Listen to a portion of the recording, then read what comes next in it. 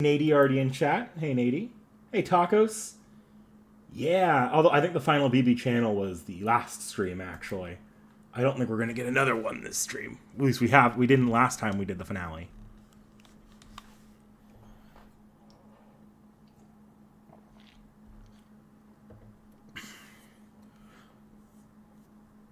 So I think the way this is going to work is I'm going to go through all of the, like, obviously all the common stuff at the beginning here, which should take me about an hour and a half, probably, if I remember my last playthrough well enough. And then after that, we're going to do the Gilgamesh ending, and then we'll do the CCC ending, so we're ending on CCC.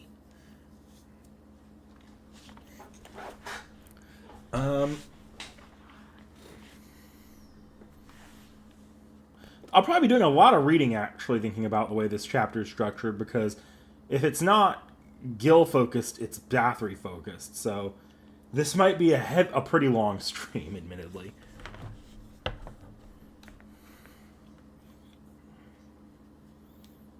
Or if it's not Gil-focused, it's CCC.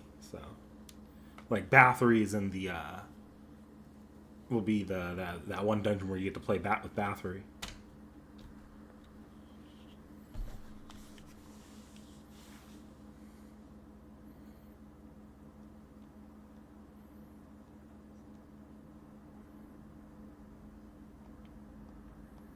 Hi, twice.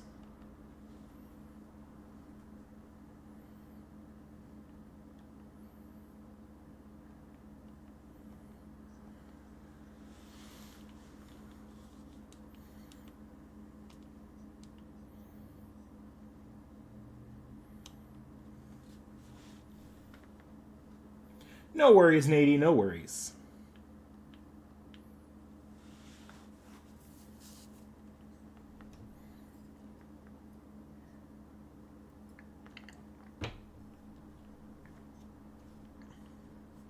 One Piece?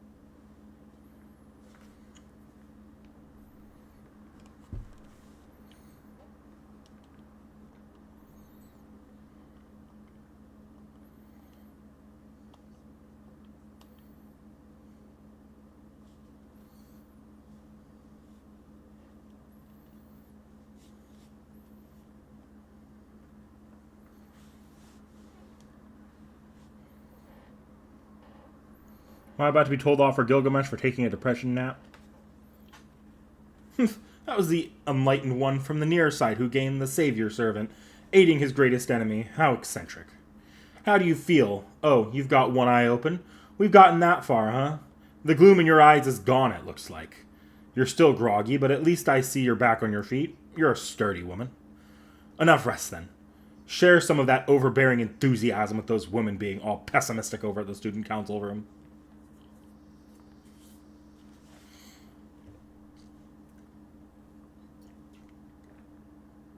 Just got splashed.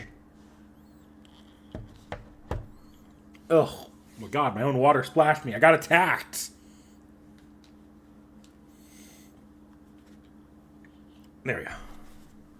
I bring my servant along and leave my room. First, let's go talk to our student council allies. We need a firm grasp on the situation at hand.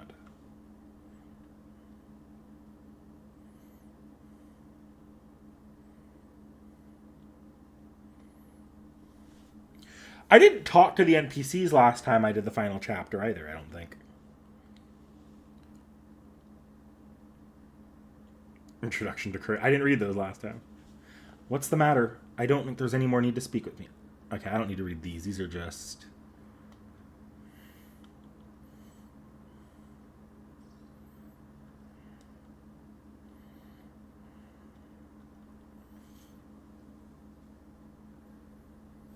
What happens is they basically get to the bottom. BB's already basically won, like, we're basically like 7 weeks too late to stop her, as far with like time dilation stuff going on.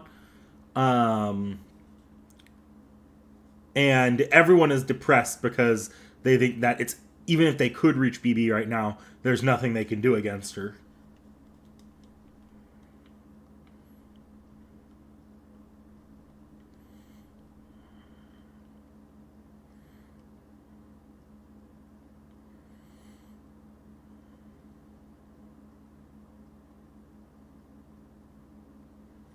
Oh yeah, we also let Melt go out on her own terms, but Kiara then got her while we weren't looking.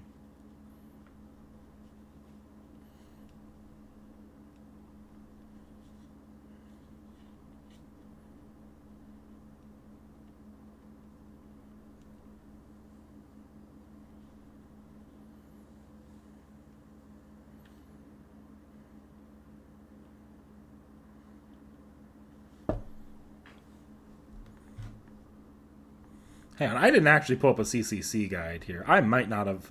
There's always the chance I shouldn't have been talking to them first. I needed to go do something else. Okay, first CCC thing isn't until I get the origin costume. Okay.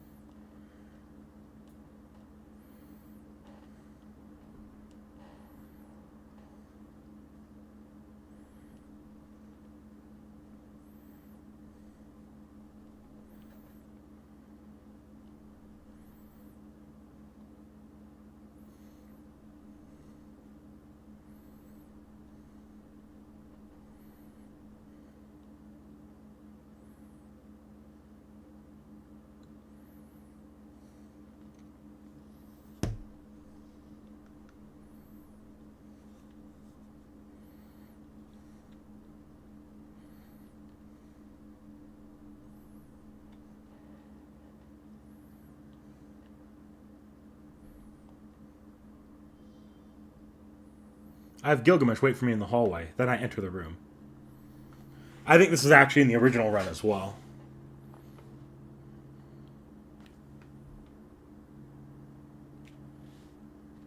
Senpai, looking to rest for a while. I'll go get some tea. Like I thought, Sakura was in the infirmary. I guess Sakura moved over here in order to get out of Rin and Ronnie's way, being disheartened as they are and all.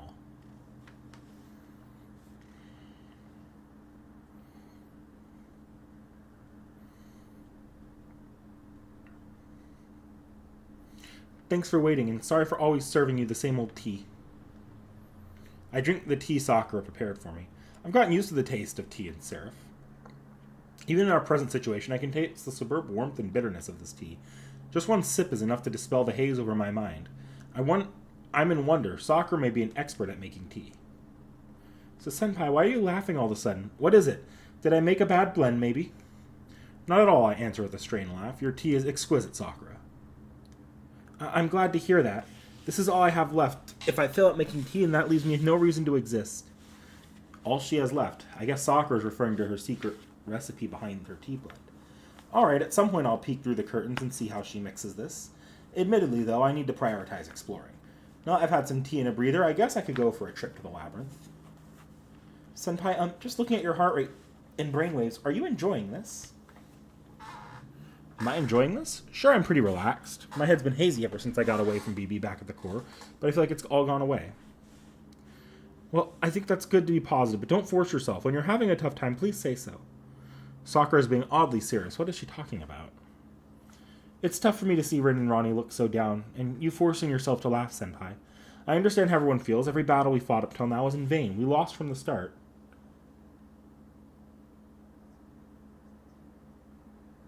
Oh, you're right. I have desktop audio off. That's my bad. Just the scene was thought it was sound to make that. Oh no. It is like there is an atmosphere of people being sad, but yeah, no, that was just me. That's me. That's my fuck up. I turned off desktop audio so that you guys don't hear me like entering Discord in the waiting room and stuff like that. But it carries over between OBS scenes.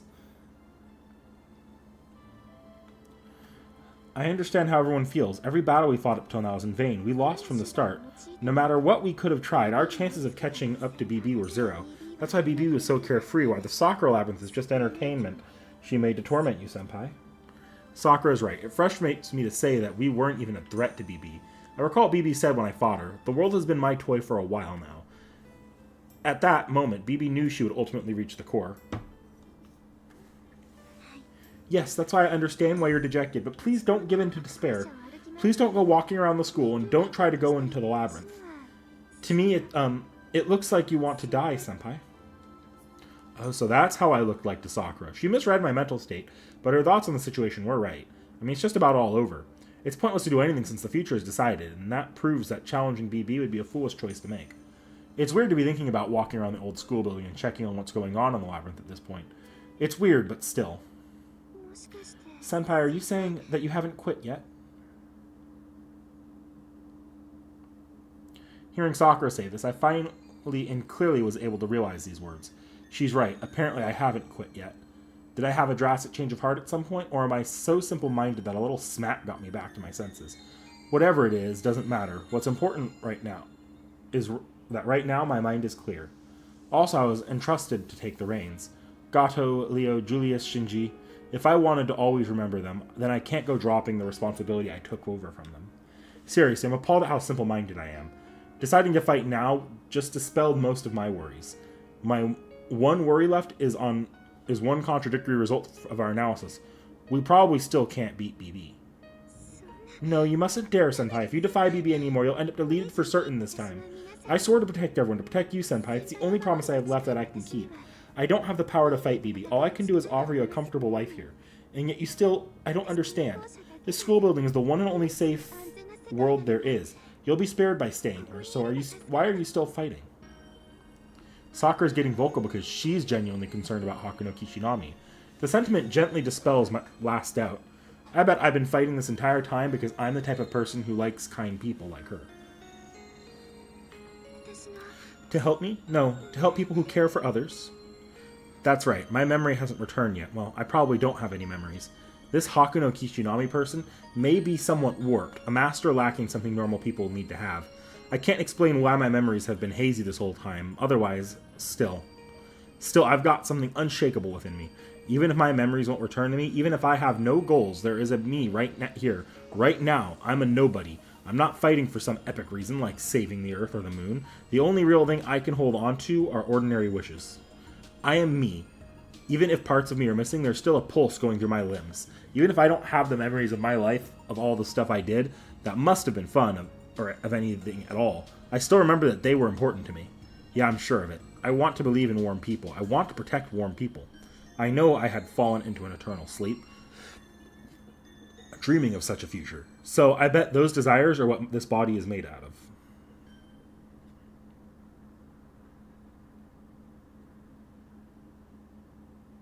Even if everything is an illusion, even if this body is some sort of afterimage.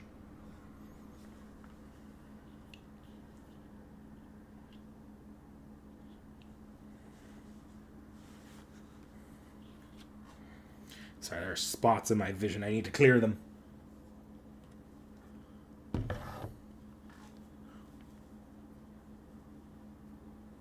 Hang on, are we in... Sakura Mato. Oh. Ooh, okay, is this Sakura's perspective here? That's interesting. That or Hakuno suddenly started speaking in the third person. You talk to Galco and disciplinary spokesperson now. You can make a... Yeah, I'll probably make a save state before I talk to them, but I was actually intending to. Them specifically I wanted to talk to, but I also wanted to see if anything changed right before the final boss.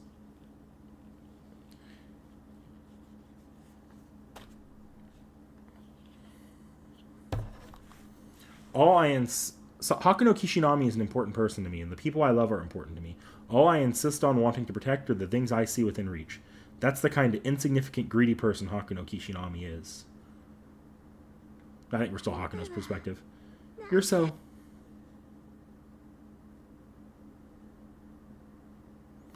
I thank her for the tea and stand up. Thanks to Sakura, my doubts are gone. Now that I've decided such, I can't stand around any longer.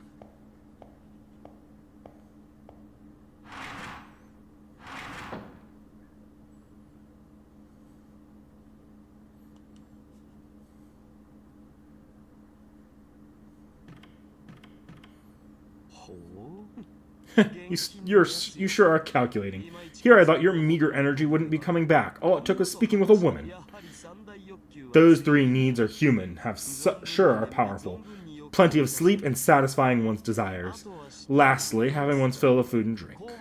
Shall we go to the empty the commissary of its edibles? I don't mind treating you this time. What's Goldie here talking about? I just had some tea made for me. I did nothing to feel guilty over. I know. That was an AUO joke. I just happen to be in a good mood now. I couldn't help myself. Forgive me this one time. I typically get defeated by people like yourself. How many times I suffered in the face of fearless expression. By some twist of fate, I'm staring close up at one of those expressions now. Really makes me want to say something sarcastic in response. He laughs as if mocking himself. No, as if he's sincerely enjoying himself. I can't believe it. I know this is just one of his whimsies, but I can't believe he's now proud of Hakuno Kishinami. Looks like you're awoken, Mongol. But not from some short sleep. I speak of the state of your soul. You look alive. The foolish shadow from just a while ago made a clean escape out of the underworld, I see. How audacious, how devious. How to put it, yours is an expression worth seeing. You're going, aren't you? I'm starting to get excited myself. Time to get serious and draw out my blades. Throughout human history, slaying gods is a king's duty. If my enemy is one who takes the throne of a god, then I must do my part. That was an interesting commentary from Gilgamesh. I will say that. Nothing to say, Kirei. Super spicy mapo tofu. Nah. I will come back and buy some shit later. Before I do that, though, I am gonna save state here, and I'm gonna go talk to some people that would otherwise not make it. Both of them are on the second floor, I'm pretty sure. That damn BB. So she reached the moon cell's cores. Frustrating as it is, she's no joke. No one had succeeded in rebelling against the creator, but she's gone and cleared it. She was never someone I could beat. Okay, so that's interesting. I wonder if she'll have something new to say later. The monitor BB attached to me is gone. Okay, that means she doesn't need to do any more observing. What's with you? You're still going at it? Go right ahead. If you want to rush off to die, then be my guess. Did she say guess instead of yes? Typo! Typo! I'm going to survive. I'm even fine with being BB's pet. So long as I stay here, I can keep living. Okay, and I assume all the NPCs actually have something new to say once you, like, actually get going again and you get the origin costume. Because I didn't talk to them after that last time, so I do want to talk to them again.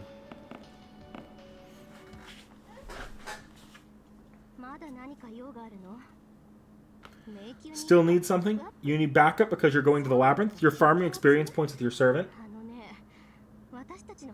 Listen, were you not paying attention to what we've been saying? It's pointless. Anything we do now is pointless. The future has been decided. All we can do now is live here in this place. She's right. If the moon cell is still functioning as a database, then there's meaning in preserving you and Miss Tosaka here as mere human samples. That's the only reason left for us to exist.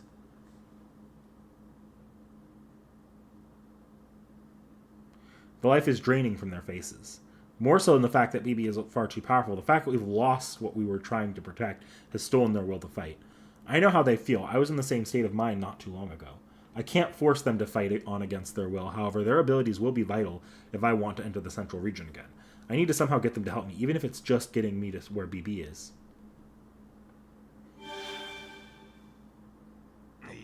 Bah! How long will you stare at the floor, Ronnie? Is this the miser and the observing demon, Amazons who stood before me? Fools! What? Huh? The moon cell's core has fallen, certainly. There was never any future in store for you all where you stopped that from happening. Isn't that natural? She crafted a premise where your victory was shut out and then summoned you all here. So far, it's all as BB planned. You all merely dance on the palm of her hand, but she doesn't know the slightest irregularities inside her. BB's calculations end here. She intended to bring everything to a close with her victory at your defeat, as the future has been set. However, there remain some with the will yet to fight, fools who refuse to disappear, rather, who persist after defeat. Your fated defeat can't be reversed. That's one impossible request even I can't grant. That is why, without having first been defeated, this coming battle would never have come about. Get through the events set in stone, and all that's left after is a blank page. That's where your fight takes place. How presumptuous to think you can change the future anyway. Now constantly passes, next is a cloth, continually woven in extension, and I am the eternal undying king of heroes. So long as I exist, there is no end. If you foresee a future of ruin, then change the nuance of that meaning. As when history is compiled... Gilgamesh's encouragement echoes through the Solon student council room. It was as if a wave washed over us. The tan girl was the first to regain herself. That's true. I wonder why I didn't realize it sooner. It's so obvious. All BB did was decide the future. The future might not be alterable, but the present is. After all, the present is still our domain. It's the one thing an observed universe has over a recorded universe. The present tomorrow can be revised, and we can do it. No, only we can do it, because the time is now. Ah, that's right. What was I thinking? A familiar glint returns to the red girl's eyes. I faintly recall something. In the Holy Grail War, when she lent me a hand many times despite us being enemies, she was a worthy rival, brimming with life, who always sought to play fair. And even though I had said myself once before, stopping BB isn't the objective of this fight. We're fighting to change the future BB ended up deciding. That's right, the reason the future is decided is because the present where we defeat BB doesn't exist here on the far side yet. But if we can create that present, we can create a new possibility. The future will have a different outcome. With two futures, the future that occurred here will decouple with the present world.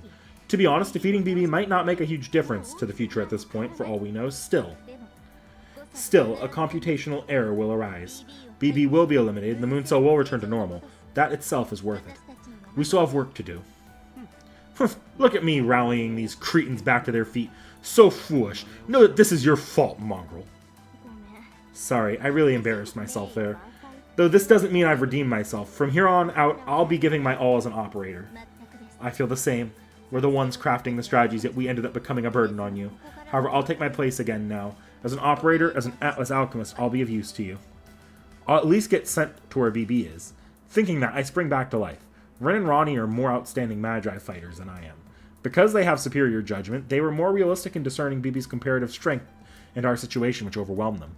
They felt worry and anxiety magnitudes more than I did. But they dispelled their distress. They say that there's still work we need to do. Yeah, I knew full well how strong BB was compared to us from the very beginning. We're no match for her. We can't do anything. If reasons like that are stopping us in our tracks, then we're not putting up much of a fight.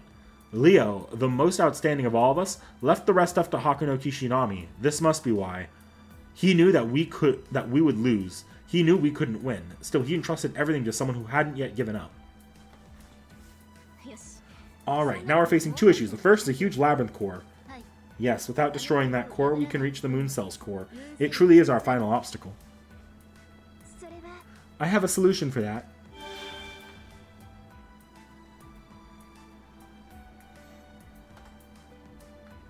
Sakura, wearing a grave expression, she returns to the student council room from the infirmary. That labyrinth core doesn't belong to BB. That wall is mine. What, Sakura? You've got trauma that bad? SGs may be secret, but I don't think that makes them traumas. Wait, Sakura, if what you say is true, then you can quickly do something about it. Yes, even I can destroy that wall. I know I didn't bring it up at the time. No, there was no helping it. Miss Tosaka's mental state was abnormal at that time. I had picked up on your remark, Sakura. Miss Tosaka had lost her composure. Hey, are you saying it's my fault? Gosh, yeah, sure, yeah, it was my fault. That huge thing was incredible, after all. What hacker wouldn't go nuts over seeing a firewall like that? None. Sakura, I'll think of some penalty to put on Miss Tosaka, so please don't hesitate to remove that labyrinth core. Ronnie, no, listen, everyone, about that, I have a favor to ask. Please allow me one condition to open that door. I'm an AI that manages everyone's health and safety. Technically, I have to oppose you all going off to fight a battle you can't win. But I won't say anything more to stop you. I'll be aiding you in your fight, everyone. Then, no, I can't approve as things stand now. We need a countermeasure against BB. Please find a way to disable her 10 crowns. Once you do, I'll open the labyrinth core. Sakura's mine. That's the one and only condition I have. So Sakura says, her eyes are bearing determination. 10 crowns. Here's a point. Disabling that skill is the minimum we need to do. Let's start by consulting Ronnie.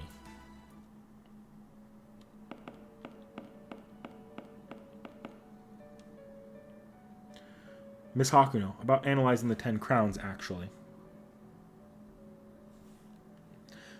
It truly pains me to say this. It's impossible to analyze any further, with just Miss Tosaka and me alone. Figures, so it's not going to be that easy. 10 crowns is a part of BB's matrix. It's not likely she would reveal her weakness so easily. It's thanks to the Green Archer that we got part of that data. We couldn't have done it on our own. So please provide us with Sacrament. With this many points, I'll get the analysis done in 3 minutes. 50,000 Sacrament. So it was that easy. It's a massive amount of points, but it's easy enough to scrape together somehow. So money speaks loudest in the end, as usual. King of Heroes' money is power system. Has a nice ring to it, doesn't it? Hey, you stole that from me. Money is power system is a Tosaka business. Is that what it is? We simply don't have enough mechanical power. We have to make up for where we fall short. Field Day of the New Valentine Servant? Possibly. Have you gathered the Sacrament? Then please transfer it to me. Transfer 50,000 Sacrament. Of course. Thank you very much. With the power source of this quantity, I can unseal the black box. Please give me a few moments. I swear on Isis, Mother of Magic, that I will unveil the 10 crowns. Finished. I'll transfer the matrix data to you. Whoa, this is just bonkers. Now I can get why BB can do whatever she pleases. Still, this alone isn't enough, huh? Isn't there some way we can block it? I don't see a way to block the 10 crowns, but I have an idea on how to concentrate it. Seriously? After analyzing 10 crowns, I acquired privileges from the moon cell to access primordial power. 10 crowns is the genesis of human history, the dawn lighting over civilization. To summarize, it's an archetypical power from which human genes began. It is inherent within every human being. So we'll add such a power to our servant here. If they're equal in strength, then it may prevent 10 crowns' ability to make things as if they never happened. Oh, you mean to involve my prototype? Yes, diving into a servant's cyberframe and directly accessing their heroic spirit core will reveal their root sealed by the moon cell. Will unlock a mythological mystic code. Going directly into a heroic spirit's core, like when we did a mental dive into Sakura? Yes, fortunately we have the know-how on that. I believe it's quite a feasible procedure. I see, basically like back when Sakura was attacked by Meltrilus, this time I'll be diving into my servant's digital frame. Now this is extraordinary. I won't deny you to experience my prototype, but with it comes equal part risk, you know? Any body will have a sanitation system serving as an immune function. There are neither enemies nor allies there. That's the one issue. While we can use multicolored tranquility to send Hakuno, her servant won't be there for protection. I plan to include an escort doll to serve as a pseudo-servant, but the doll doesn't have very high stats. Going in will backfire on us. A mere doll just isn't up to the task. Should we prepare a special kind of familiar? Realistically, we can't. Sakura is already utilizing memory beyond her limits to maintain the old school systems buildings. Or old school building systems. Performing analysis is one thing, but we don't have the spare memory to add a new independent function. So I say we request help from Hinako Karigiri. She could transfer Lancer over to escort Hakuno. There's no question that Lancer is powerful enough. So him. He certainly is competent. I have no objections to his dignity and strength. But do not contract him, Hakuno. A trial contract should pose no issue, though. What other choice do we have? You'll have to work with it. We absolutely need a buffed servant to compete with BB. Same goes for you, Hakuno, and this will be your second dive, so please prepare for it. I reply with a nod, of course. I know diving into a digital frame is dangerous, but this is our last hope. Before doing so, discuss with Jinako Karigiri. We're suggesting it, but she might not be so eager to help. Yeah, worst case scenario, we can force her, but I wouldn't even bet on Hakuno's life that we could do it. So there's one thing we can try. She'll definitely get on board if we sell it well. Rin? She's muttering about something. I wonder what it is. She doesn't seem to be referring to Jinako. Don't mind me. Just thinking out loud. Please go convince Jinako. She won't talk to anyone but you at this point. True, Jinako won't talk to Rin or Ronnie now. I'm not very confident that I can succeed in persuading her. Without Karna's help, it's too dangerous to dive into my servant. For now, let's go into the janitor's closet.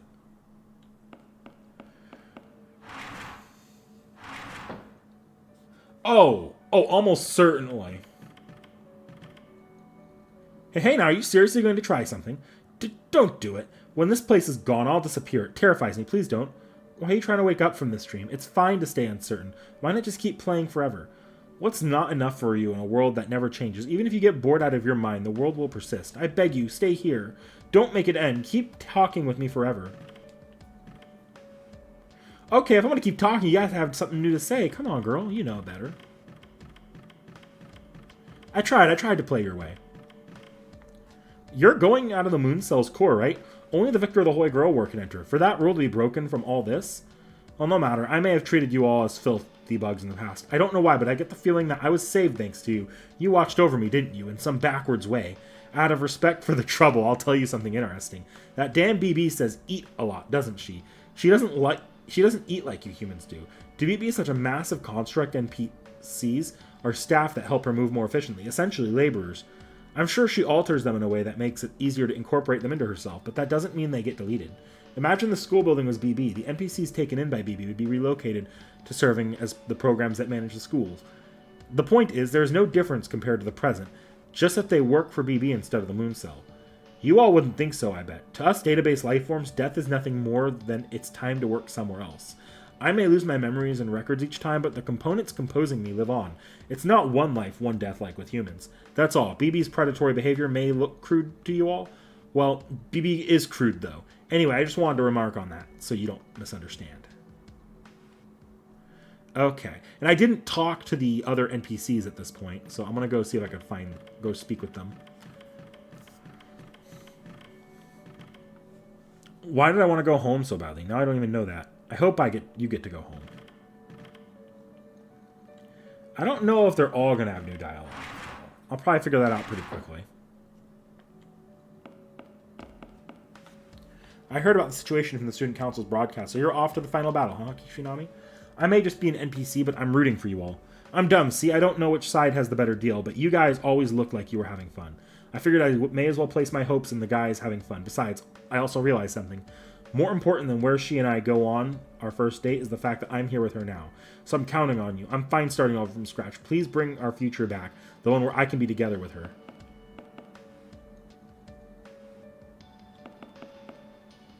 I know that even though I can't remember what happened in the past, right now, I like him, and that's not changing. There's no more saying stuff like, when tomorrow comes. I'll take off running it once a path opens up. Wish us luck on our first date, okay?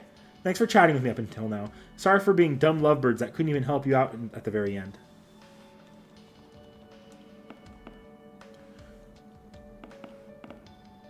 We were born from the moon cell, so it's the child's given duty to witness the future. If the moon cell becomes an observation machine no longer, then we're going to turn into something different. I like this role. If possible, next time I reboot, I hope I get to wear this uniform.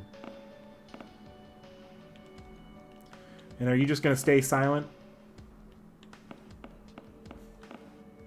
It's you guys. What floor are you on now? The 100th or 200th? Well, it has nothing to do with me. I've done nothing this entire time. BB certainly has lost her mind, but you humans are just as messed up in the head. Never giving up and all that. Sounds nice.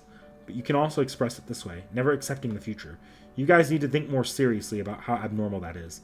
Well, hearing that from an NPC doesn't even believe in his own shell anymore must do you neither good nor harm. You guys will definitely win. That may be a joyous thing and all, but to us, it's a harsh truth. If BB evolved as she is no match for humans, then for what purpose were NPCs born?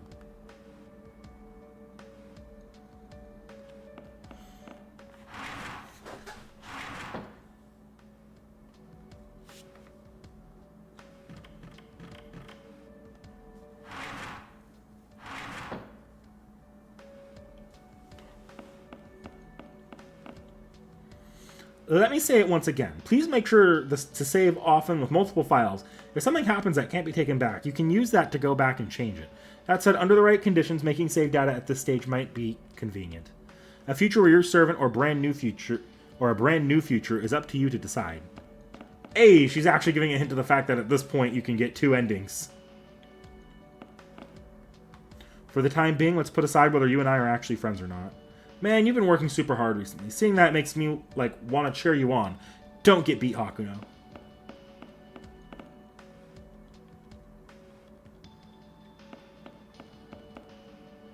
Hey, in my own small way, I've been thinking of a lot of things. Yeah, I'm scared of BB. Her persistence is absurd. She even took the Foundation, the Moon Cell, to accomplish her goal. But I know she's making a huge mistake. What a guy like me has to say may not amount to much, but let's say something. Please stop BB Kishinami. We're a manufacturer. We're part of humanity too. I can't accept a future where my friends destroy themselves. Be they NPC or AI, same thing. We were originally created to be useful to you all. See ya. Someday if you meet me again in the Holy Grail War, please ask me about studying and stuff. I'm not asking for much.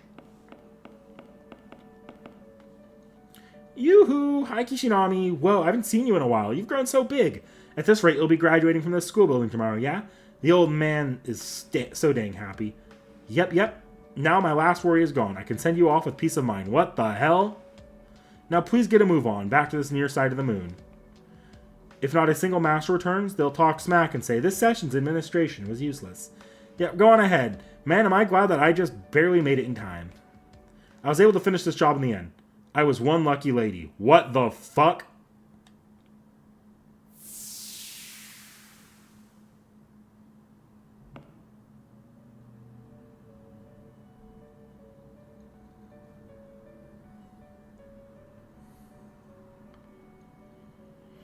What the hell?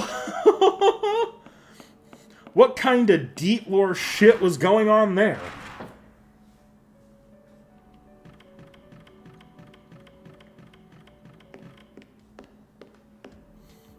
Yeah. I don't know what you're trying to do, but it's alright. In life, nothing is ever that big a deal. Take a page from Kodomine. When you're not moving, be like a mountain. I learned a lot of things from Kodomine, but spare me from that Mapo Tofu.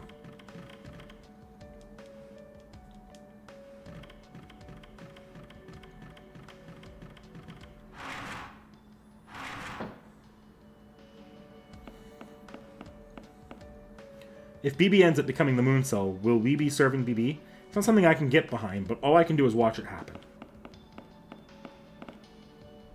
Right now, the Moon Cell has unmistakably been swallowed by BB. It's likely that BB reached a point where she can modify the laws of physics. Ah. However, I can't give in to the reality just yet. As long as you all possess the potential to overthrow BB, BB cannot enter the world. An AI that became a cancer to the moon, the power of origin. A servant who stepped into the domain of zeros and their master. Only God knows how this will end. I can't predict it at all. Still, reach out for your future, till the very end, Hakuno Kishinami.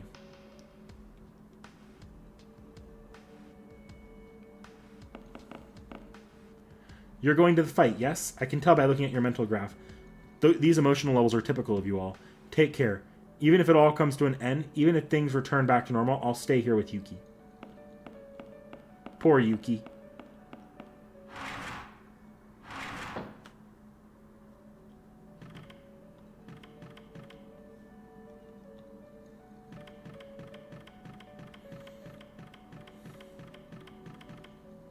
Huh? The NPC that was by the janitor's closet?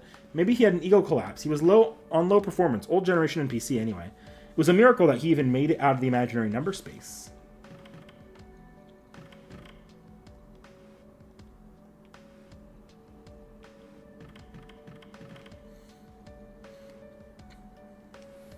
T.H.E tried her best. I got lucky and avoided getting attacked, and I even finally reached a place that looked like an exit. There's a mysterious door, and that's where I hit a dead end, and so... Kishinami, dear, it's time to start the final Tiger Quest. I've been told that in order to open a mysterious door blocking an exit, you need a girl's secret. So I want you to get a girl's secret from you, Miss Kishinami. Huh? A girl's secret in SG? Who the heck told her about that? I have my ways. Anyways, I'm sure that I need a secret that no one knows about yet to open that door. Okay, so good luck. I will go get that so I can get the final decoration. I'll actually get that before I do the Junako stuff.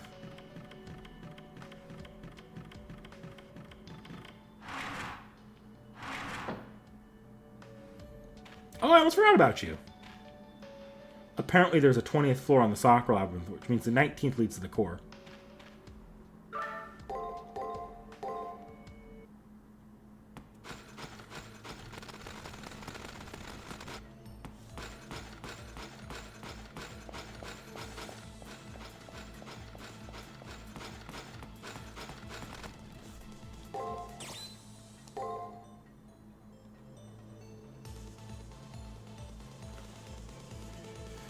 Recycled back in the moon cell to use for something else. It happens to all AI, but for some, it's sooner. Okay.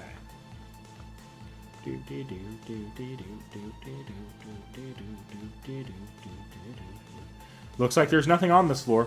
Let's use it to train.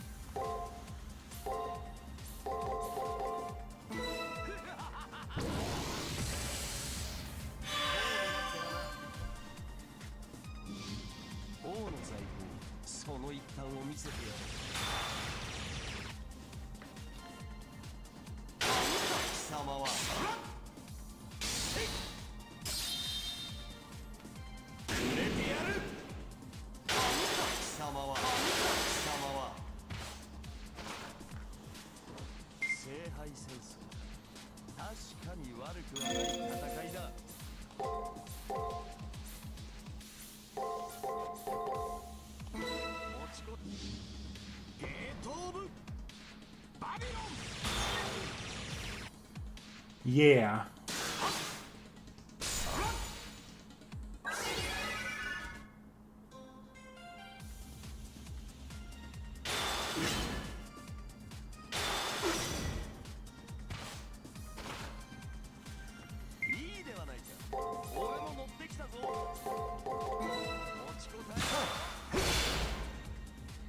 Do do ba do.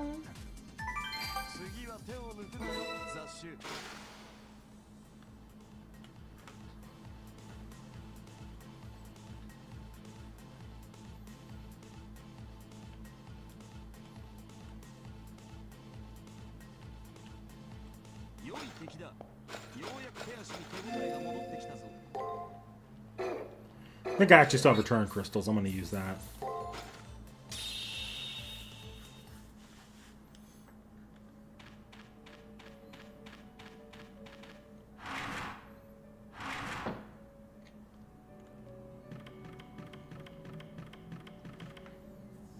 Ah, that's... Thanks, Kishinami, dear. I know this request was totally unreasonable, but I can teach you how to... I knew you could do it. Take this as a token of my gratitude. It's a special item that was being secretly kept in the staff room. Taiga-style hobby goods.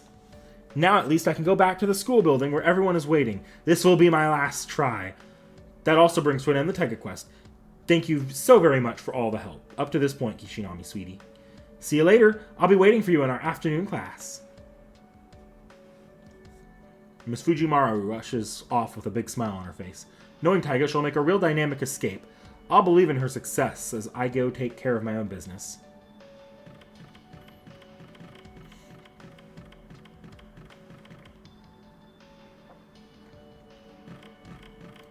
Until a certain AI got into the moon cell and taught it to do more than wizard death matches.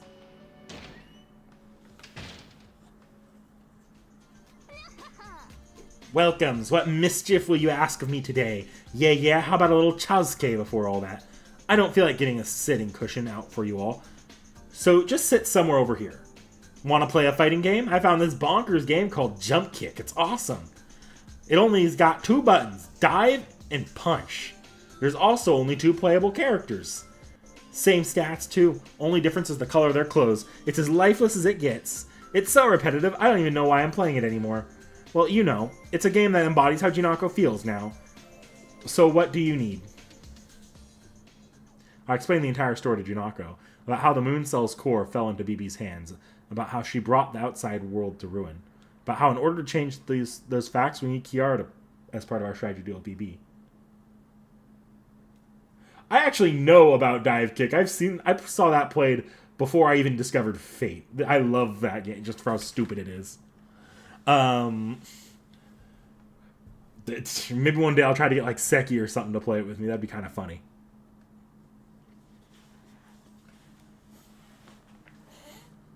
Okay, yeah, I knew all that. I heard it during our previous chat in the student council room. Junako readily agrees. Her indifference makes me suddenly say, "You kept quiet when you knew?" "Of course. What else would you have me do, other than play dumb? I said it before, I'll say it again. I won't help you, Hakuno. After all, leaving isn't good for me. Unlike everyone else, I'm already dead. I want to stay here forever. Yet you want to take down BB? What'll happen to this place when you do? You know, it's BB who set this place up. If you do take down BB, then I'll go back to being a corpse. Why would I? Why would I help you do that? It's not possible for me. I won't end up like Gato. I don't have pride like Shinji did. Even if I return to the near side, there's no saving me." Her emotional dam breaks and gushes forward. To Jinako, BB is her last hope right now. We may be nuisances trying to take down BB in her eyes, which is why she doesn't want to see us. I said this from the beginning, didn't I? Words don't reach this woman. I say she needs a retraining by way of force. Gilgamesh makes a good point, but with Jinako holding back her tears, desperately enduring her fear of death, how could I do something like fight her? I look so disgraceful, but shouting made me feel better. Don't worry, Hakuno. I won't help you, but I won't get in your way either. I'll lend you Karna. I want you to take him, actually. I've had it up to here with this stiff-to-a-fault servant. So Jinako decides while blowing her nose with a tissue and without looking at Karna. I'm dumbstruck. I was not expecting it to go down like this. Jinako is going to transfer Karna to us without much trouble. In exchange, I'm not leaving. I'm staying here forever and ever with my eyes and ears shut. I'll wait for this storm to blow over. Also, I don't care what that storm takes with it anymore, whether it blows you all out or this school building anyway. I'm leaving everything up to God's dice roll. Jinako says this, mustering all her courage, and in full sincerity, it seems. She'll part with her guard Karna and face the end all alone to disappear before she even realizes the end has come. But that's no different from her final moments in the Holy Grail War. I became acquainted with her, and worked with her. How can I be fine with such an outcome? This decision is meaningless. I won't assist you all. I have no intention of severing my contract with Jinako. Go back to the student council room. Regardless of what Jinako says, I won't lend you all my aid. Kakarna, are you sure this is an order from your master? You're sure I should use a command seal? Go ahead. With your magical energy, your command seals will be like tripping on a stone for me. You can't void our contract. It's not my fate to disappear here. I have no intention of dying in a place like this. Those who wish to destroy BB can go do so. Huh. Well, that's fine, too. I said I would have your head, but forget that now. From the start, you had lost all worth in me slaying you. I'm dumbstruck. I was not expecting this. I took Jinako to be uncooperative, but she gave the okay, yet it's Karna who refuses to help. Say whatever you want. I am one who knows fear. I don't reject pointless acts, but I keep my distance from reckless strategies. A mythical mystic code, a heroic spirit's primal power. To obtain it, I must fight you again, Gilgamesh. Our match is concluded. My wounds have yet to heal. I have no chance of success. Knowing I'll be defeated, why would I assent? Go back to the student council room. You have excellent advisors. I'm sure they can prepare a more adequate warrior for you. Who said you get to decide, Karna? Jinako wants to be alone. You're getting in my way, Karna. Get out. Everyone out. A worthless person like me is better off turning into a snail. That would be an insult to snails. You are desperate to live. They are desperate to live. The only worthless beings are humans, Jinako. Ah! Karna switched into lecture mode. What are you going to do about this, Hakunon?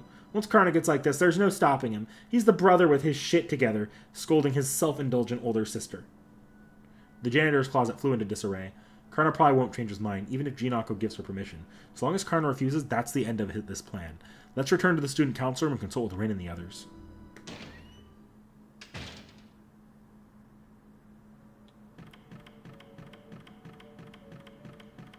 Scene Donovan's turn to... Oh.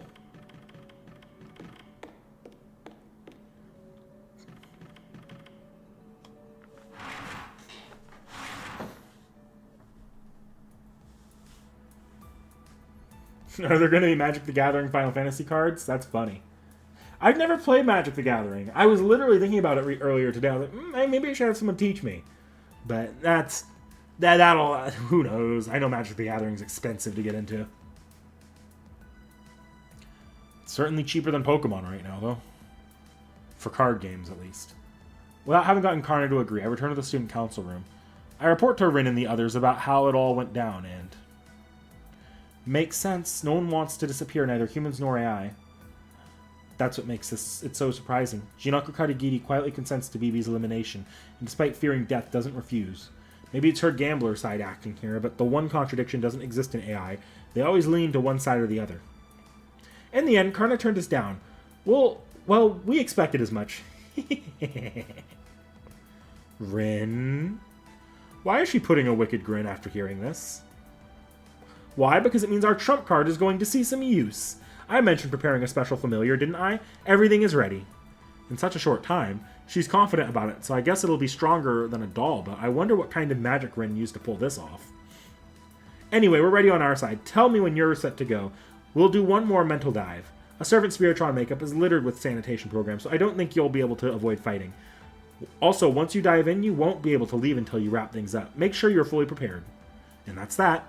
Once I take care of anything I've forgotten to do, I'll come back.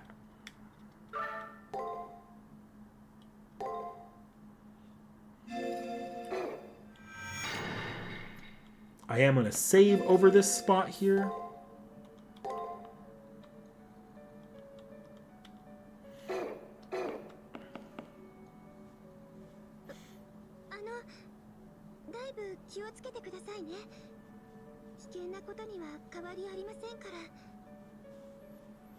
They labeled Terra and T.H.E as humans.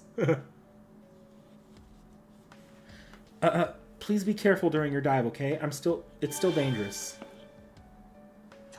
Fool, don't speak as if your Spiritron makeup is anything equivalent to mine. My flesh possesses the supreme golden rule. It's all the finest work of art on this entire celestial body. To one who is ordinary, every part of me is a perilous poison. Go forth steeled and try not to become charmed.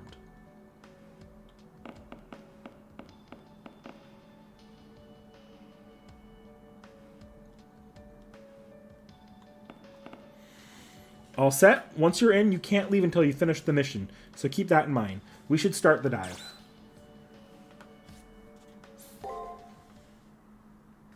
The teeth of wills that go on sale for exorbitant prices? Jesus.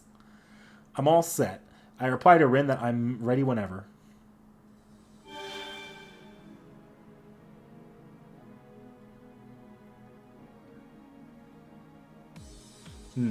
I remember the last Magic the Gathering tie-in I remember was Lord of the Rings. And I remember they made a literal one ring to rule them all card. And they only printed one of them. That to me is ballsy. That was funny to me.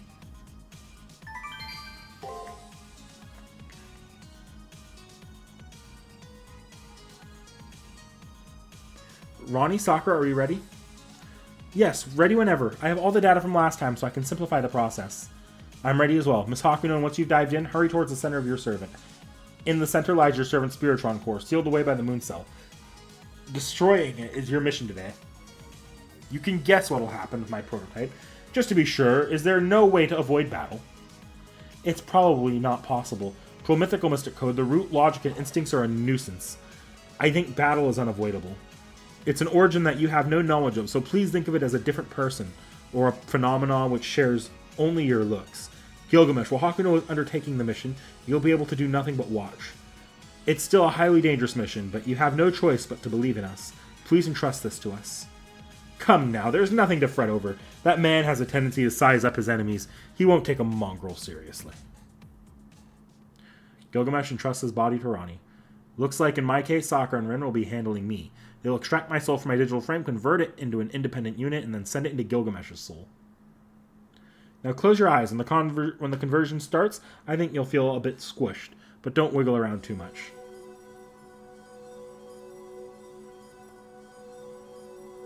Extracting soul from the body and mind, beginning telepathy via the multicolor tranquility. Core contact start.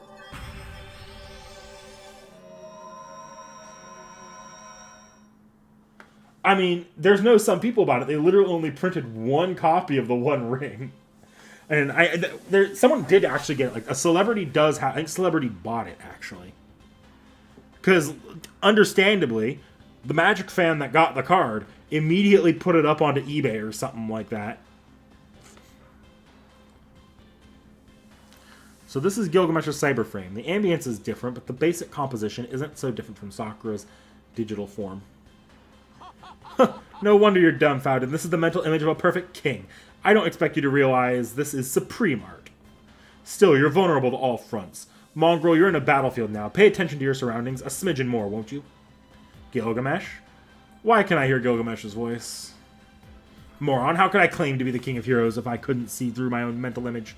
My body may be frozen, but I'm always discerning. Although all I can do is look around.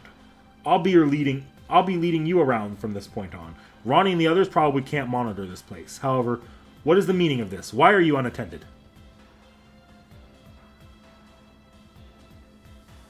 Now that he mentions it, I look behind me. There's no one there. Gilgamesh, of course, won't be here, but I don't see the familiar Ronnie said she would send with me. What do I do? I can't fight all on my own. If the immune programs find me, they'll mercilessly disassemble me. That cheapskate Red Devil is hardcore. She won't be satisfied until her work is flawless. She can craft tactics, but not strategy. Well, no matter. Be calm. Fortunately, it appears the area you're in is a blind spot for any surveillance. I believe this familiar will be arriving late. Until it does, continue forward some.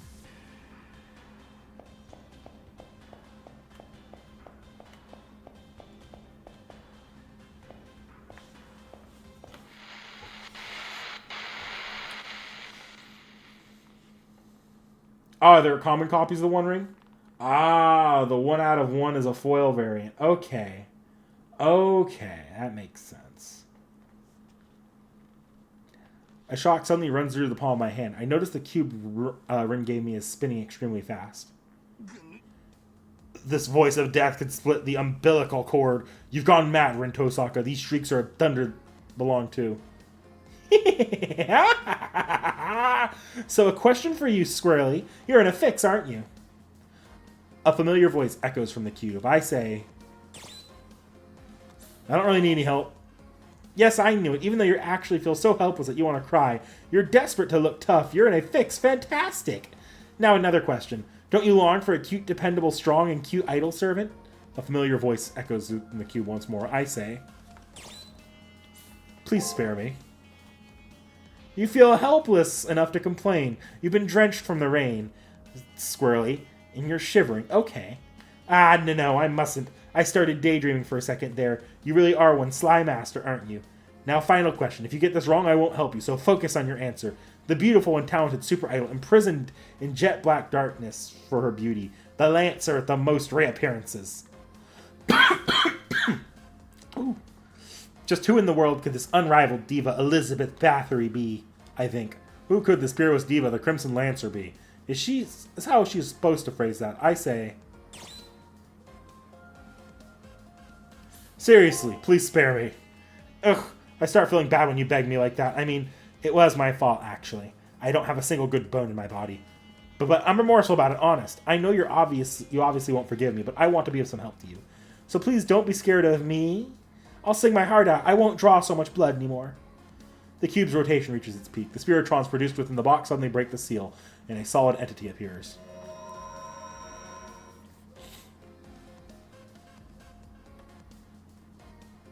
I ask of you, are you my manager? Just kidding, I really wanted to say that line. Sorry to keep you waiting, my cattle. The Blood Countess Elizabeth heeds you in your dire moment, and now arrives. I have arrived. Applaud now. Don't hold back because you're practically got an arena seat. She points at me and I unconsciously clap. Right after, Lancer looks at me in triumph, her face screaming, "How was that?" Hakuno Kishinami made a woeful mistake. Alright, then our contract is formed. I'm sure Rin told you this, but I'll state it clearly myself. I'm your escort, your special buddy Elizabeth. Now roughly 20% of your soul belongs to me. I said I was fine with the trial contract, but this will not do. Not with in the slightest. We're the one that should be receiving souls. Anyway, have you gone mad? Are you still a berserker? By what reasoning do you support Hakuno? Yeah, that's right. We fought and beat Elizabeth 3 times. She was sealed away. How did she break the seal? Why is she lending me a hand? Look, I made a deal. A deal is all. I was told I had a chance to help you all out, so I hopped on board. You need a servant, don't you? Then I'll fight for you, even if it's just for a short while. I have nothing else to do anyway, so I wanted to go wild one more time. I can't believe it. Elizabeth's gonna fight as a servant for Hakuno Kishinami, but... I know one needs to make sacrifices sometimes, but Elizabeth isn't the kind of servant you can let out like nothing. She talked about a deal. I guess the condition was that she would be unsealed if she cooperated, but we can't do that. So long as it's in her nature to seek blood, letting her loose will bring about new victims. You've got the wrong idea. The seal has nothing to do with anything. Once I'm done helping you, I'm getting sealed away again immediately. But I'm not getting time served. I've got a life sentence anyways. So what deal was made? I wonder what Elizabeth is getting at in return for helping us. You don't need to understand, okay? Now, there's no time for dawdling. Lead the way, Hakuno Kishinami. You're going to defeat BB, right? If you can't put down a lowly servant like me, then you won't win against her. Now this I don't believe. Are you truly Lancer Kerr? For there isn't a slight contradiction in your logic. Although I can't approve of anyone other than this mongrel peeking at the king's true form. This is an emergency. It'll have to do. Give thanks. Go forth and fulfill your new desire. I was not expecting to see a time when I'd pair up with Elizabeth. Deep down, I can't trust her, but her raw strength can be relied on. For now, I'll thank her for helping and cautiously see how things pan out. Watashi ga kita. I'm actually not going to save.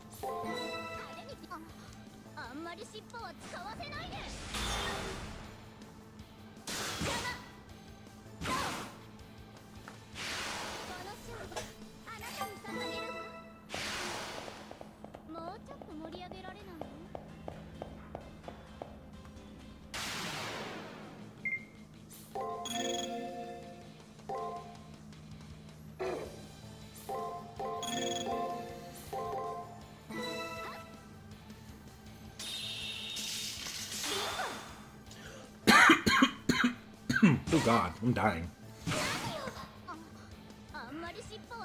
Stop making me bring out the tail.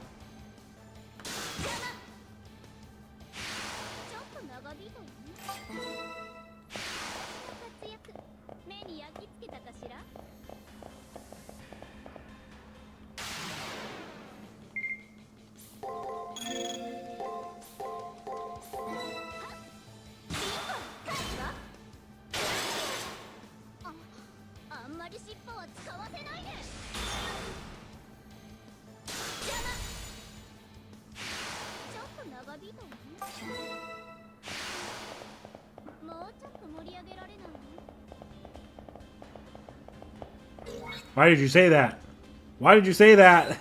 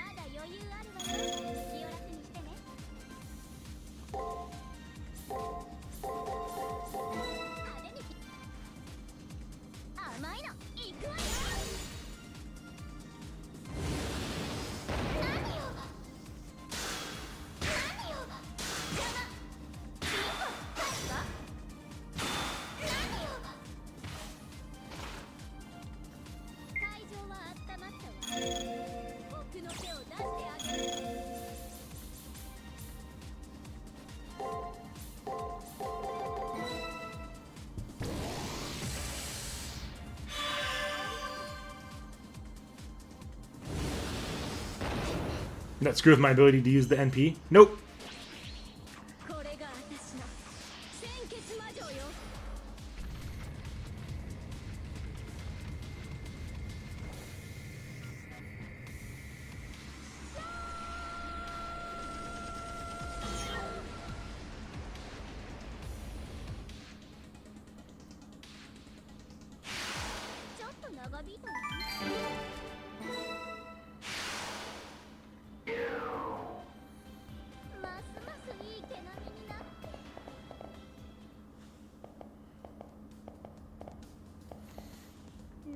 Phew, let's take a little break. These enemies are annoying and the scenery is monotonous. This is no fun at all. I'm more tired than I thought I would be. I never did like manual labor, though. I can't believe we had to explore a place like this. What a disaster for us, Squirrely. Are you dying, knave? What crass and rude manners you have. Not the kind of grace one of the ruling class should always have. I've never been seen such a barbaric way of talking. You're a degenerate dragon of oath, descended upon a verdant garden. Be thankful that I can't skewer you with my lance. I'm actually refraining from using my lance as a walking stick to rest on. She may be speaking rudely, but it's true that Lancer is tired. Since our contract is just a temporary one, I can't completely read her status. Still, she might not be faring so well. I increasingly find myself unable to read into Lancer's motives. She doesn't like manual labor, so why is she working so hard on this? Personal feelings. Also, well, Rin and Ronnie asked me to. Thinking about it now, pairing up with those two, especially Rin, who showed me respect, was fun. Actually, Rin and Ronnie were the only ones who pampered me. Oh, is that so? Thinking back, the other people who worked with her were BB, Shinji, and Meltrillis. Damn, I may be feeling a bit of sympathy for Lancer. Well, I did betray my first master. I deserved what I got. Hey, can I ask you something? Why do you want to leave the far side of the moon? Now that BB has become the moon cell, the outside world is already done for. The old school building is the best and only safe area there is. Despite that, why are you trying to get out? Not just you, but Rin, Ronnie, and Gilgamesh, too. Lancer's voice was composed and serious, with none of her trademark high and mighty attitude. Her historic self may have rationale for like this. Since she's being open with me, I can't answer half-heartedly. I can't, but I don't know precisely what to say. Saying for humanity's sake would sound nice, but I think that's not quite right. Long story short, it's for my own sake, although, simply put, it feels like being here is wrong. If there's an outside, I want to head there is all. Sounds good. I wish you'd have told me that last time we fought. Lancer? Forget it. Come on, break time is over. Let's get a move on. I hate poisons too. Now that you tell me that you don't like being trapped, I'll take this a bit more seriously. I'll be your lance.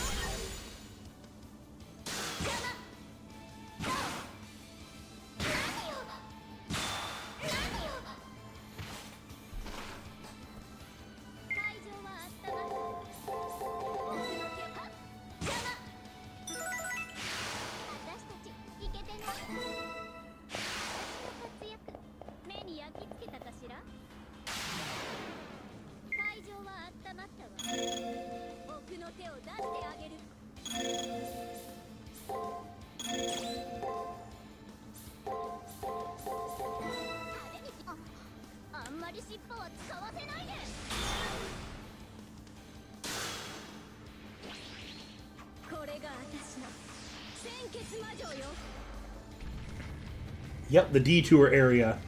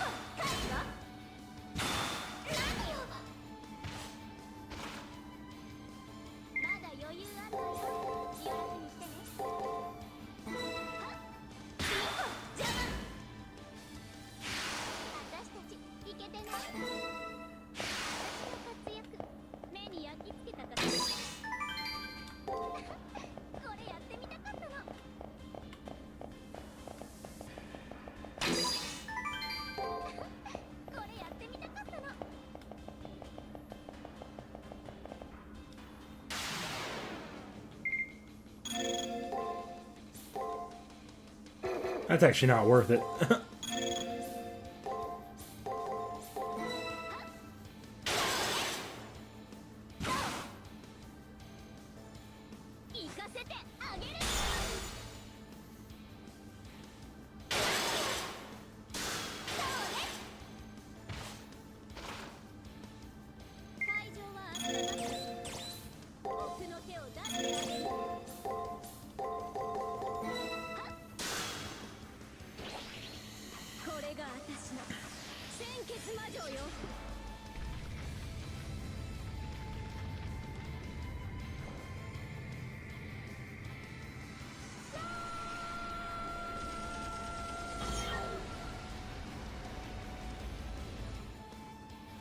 I love that the NP is still from the opposite angle. Like, the NPs for the player servants have them facing the opposite direction Bathory is, because Bathory is still built for the as an enemy servant. Kind of funny.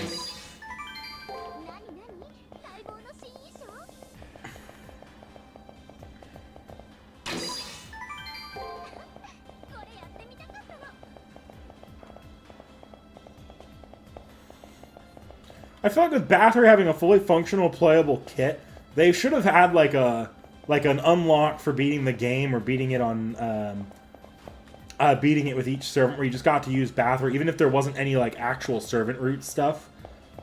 And Bathory was more or less just didn't add anything to the story scenes. They should have had a Bathory mode. It'd be kind of funny.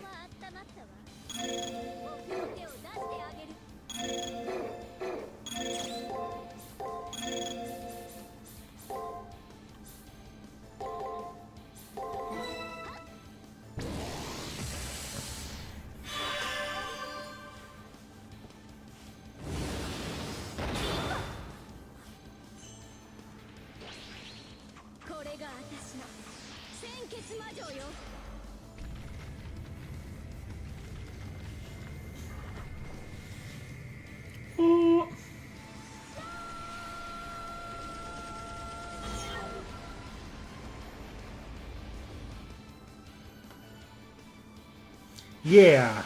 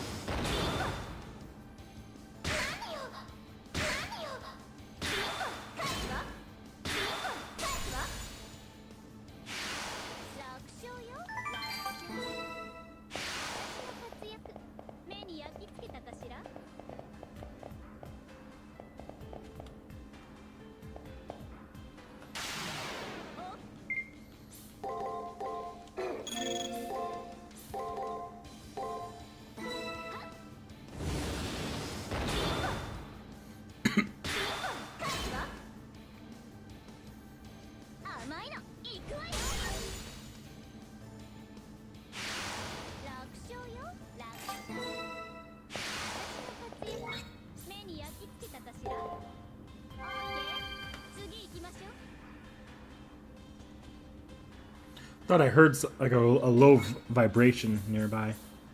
I might be hearing things.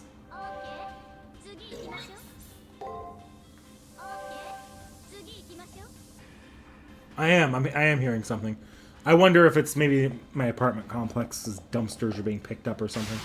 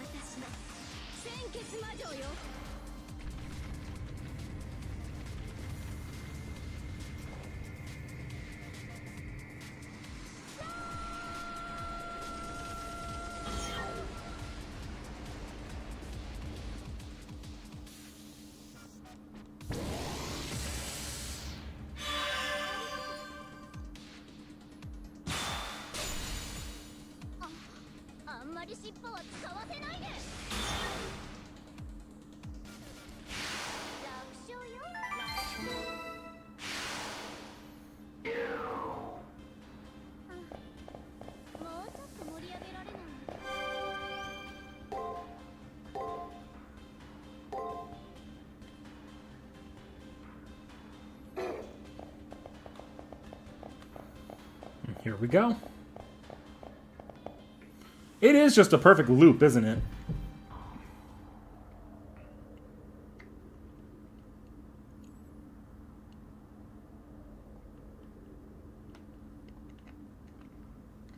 The place where Gilgamesh was birthed within this universe, and the place where Gilgamesh will ultimately end up.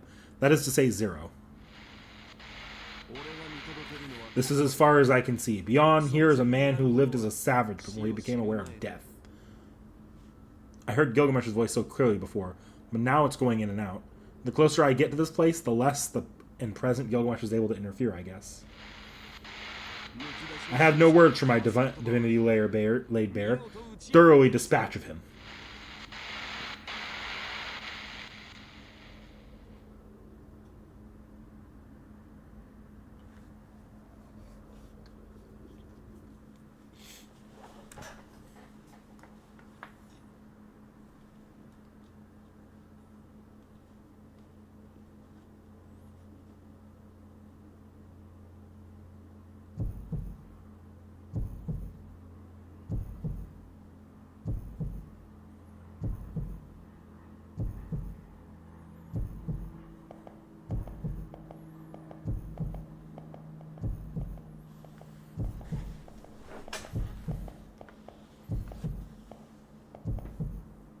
The omnipresent pulsations are louder here.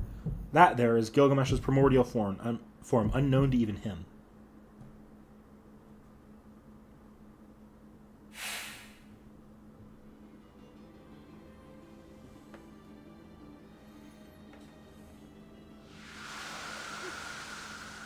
Oof. I was expecting to see something ghastly, but that's quite some dress-up. Unlike me, looking like a monster, this is what a proper heroic spirit looks like. That's your servant for you, Hakuno Kishinami. Lancer's Elizabeth's lips curl into a smile. Her smile was a mixture of excitement in the face of a powerful foe, along with the sorrow of being flaunted with an unattainable light. The limiter on your servant will lift once we beat that thing. You'll be able to acquire a principle that rivals BB. As for how much load it'll put on your servant, it's not my problem. Take that concern up to the person in question. What's important is that this is my way of reclaiming my pride, and only I can do it. I'll help you all out. That, in and of itself, is my reward. That's the dream I so badly wanted to come true while I was stuck in that dark box. I don't expect you to forgive me. Supposing I were totally normal, as if it would be a shameless and inappropriate wish. A fury spirit now dwells thoroughly within Lancer, the likes of which I've never seen in her before. However, it's impossible for one who lived a life of evil to go and live a life of good. Because the moment they reform to a life of good, they become fully aware of their misdeeds and are left ignited by their own sins. That is the greatest punishment given for a life of evil. She was allowed to be evil. The moment she deviates from that path, her pride will become a self-engulfed conflagration. Nevertheless, well, the combustion goes for you too. That's why this calls for a goodbye concert. My time playing idol ends here. This will be truly my last number. Though it's not my style, for the first time in my life, I'll sing for someone other than myself. Taking up her brutal lance, the Crimson Diva dashes out, engaging her as an umbral servant. This is the moment where good and evil swap sides. And so, for this girl who was transformed into the dragon's daughter, her final battle begins.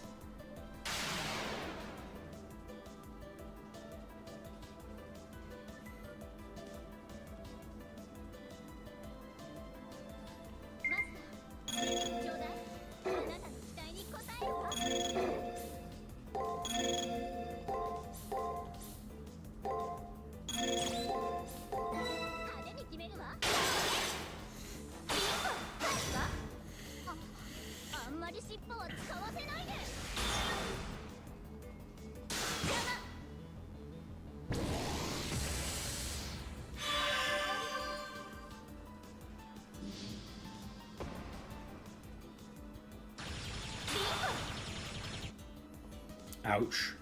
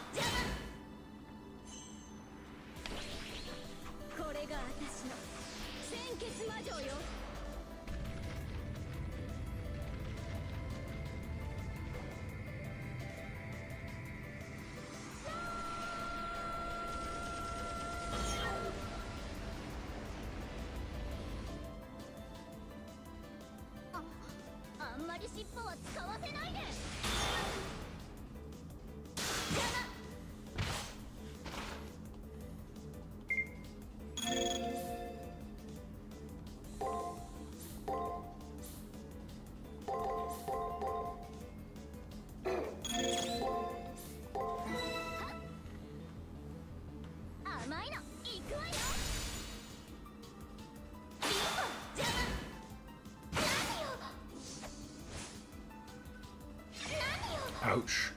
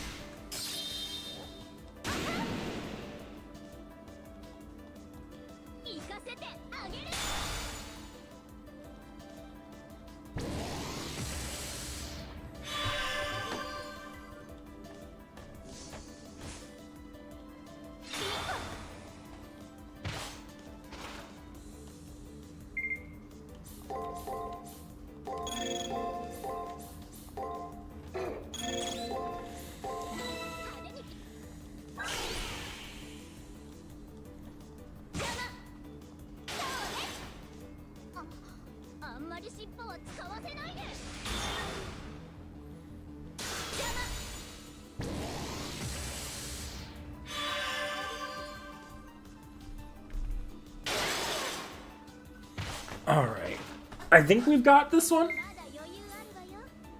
It's a good thing he doesn't whip out a Numa fucking Elish in this fight.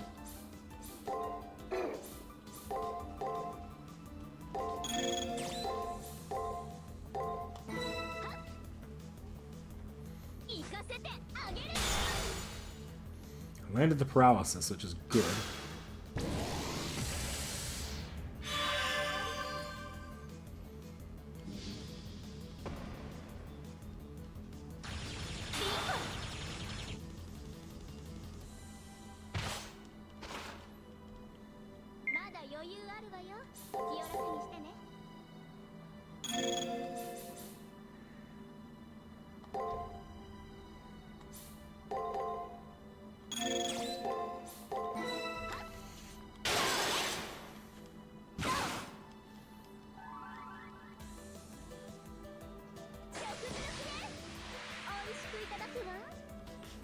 Oh, hey, I won.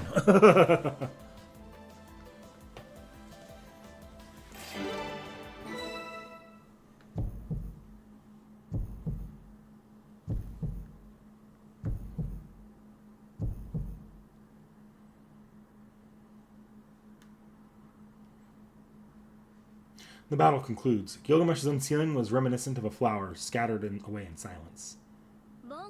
I can't complain, that was the ultimate stage.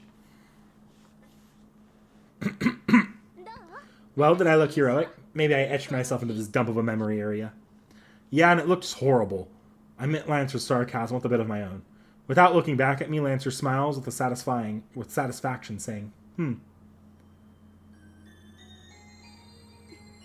Job's done now, and so is our contract. I'm also tired, sweating, and my spirit origin is in tatters. I'll go back to having my daily bath until I get relaxed, then go sleep.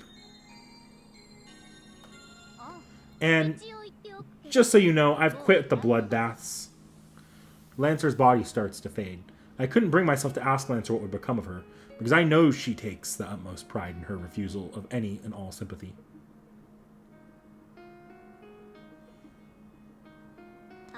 I hereby graduate from playing Pretend Idol.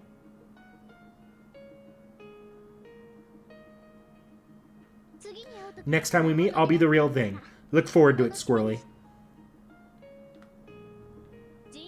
Seems like humanity isn't ready for my singing anyhow. I'll start by making a name for myself on Venus and become like a goddess diva. Venus, hear me? Earth's top 100 chart is old news. It's all about galactic charts these days.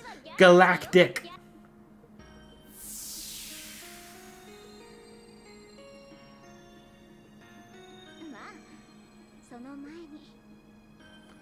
Although, before that... Once a fool, always a fool. If I want to become a real idol, I have to make a fresh new start. There you have it. The rest is up to you, Master. A star can't shine without a stage. Get rid of the mastermind behind all this and save the universe so I can do my shining.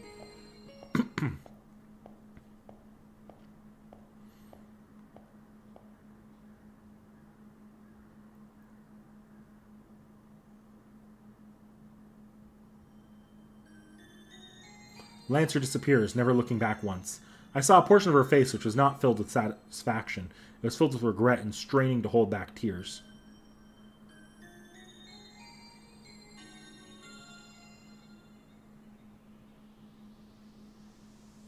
I'm losing sensation across my entire body.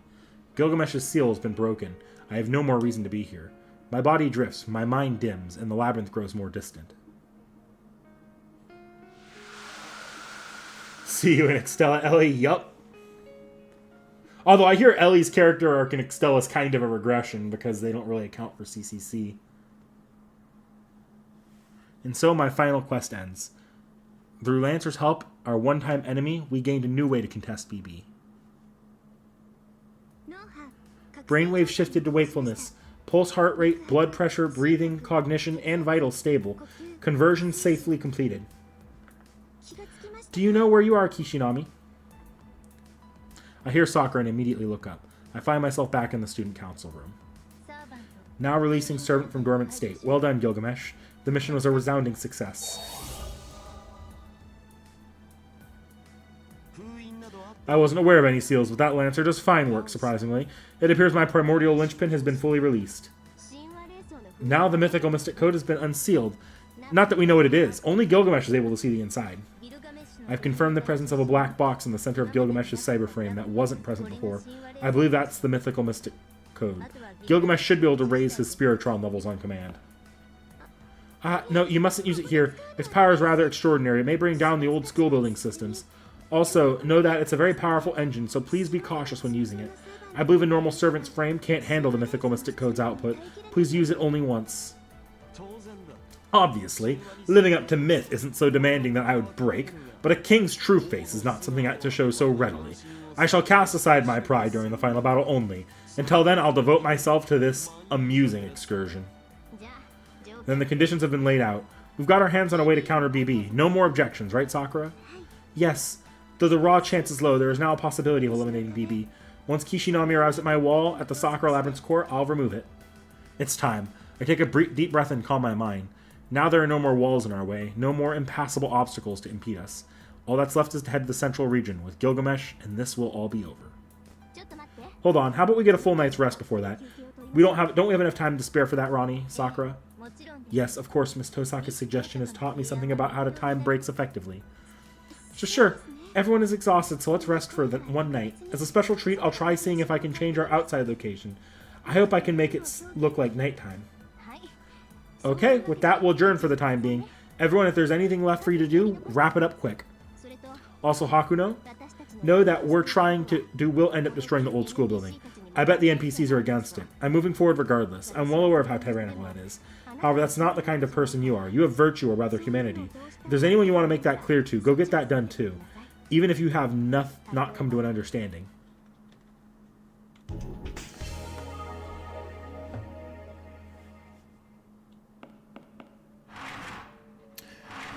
Okay, and don't go to my room.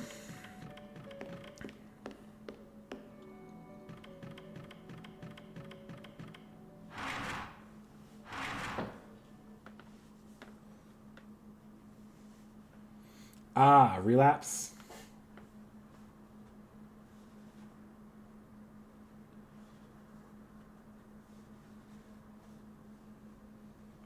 I enter the infirmary. I don't see Sakura. There's no one here. I don't really have any business here, but I sit down in a chair anyways.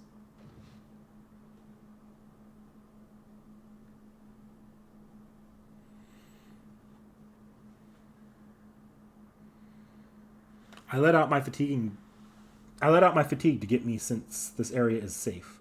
As I think to myself that I mustn't fall asleep, I gently doze off.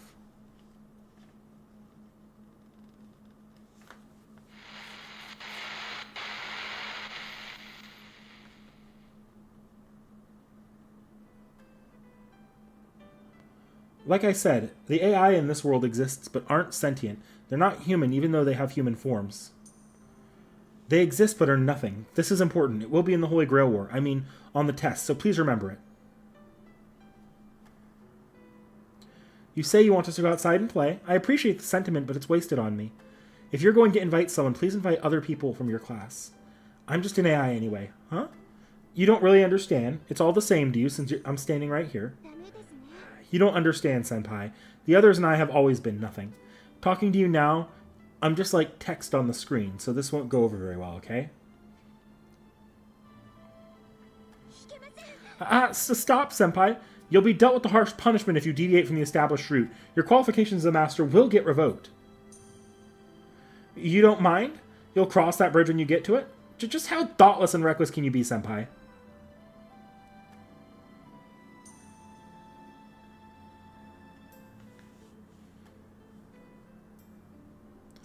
This can't be happening. Let's go search together, she said. Let's turn nothing into something, she said. Such a warm person is gone. Why did it come to this? The moon cell is too cruel. What should I do? What should I do? How do I save her? What do I do? What do I do? What do I do? What do I do? What do I do? What do I do? I don't know. I just don't know. What do I want to do?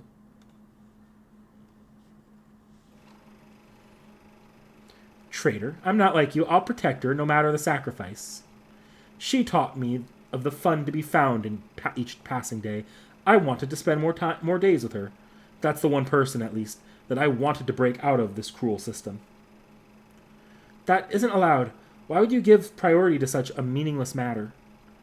Yes, you forgot, and foisted the memories all on me. Now only you are back to normal. But that's fine. If it means forgetting these thoughts otherwise, then I don't mind going rogue.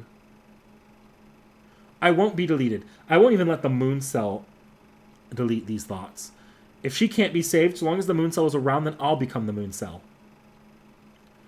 You're abnormal. You're an AI that mustn't exist. You're the moon cell's cancer. Those are the feelings you discarded.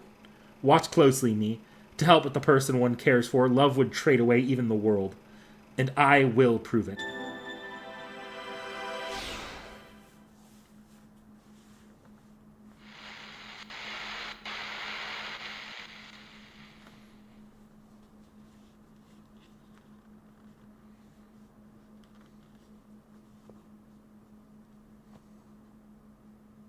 Feeling as if someone had called to me, I wake up.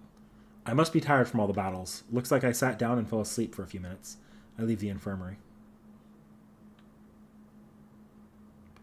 In a far too fleeting dream, I saw an after-image of one girl's determination.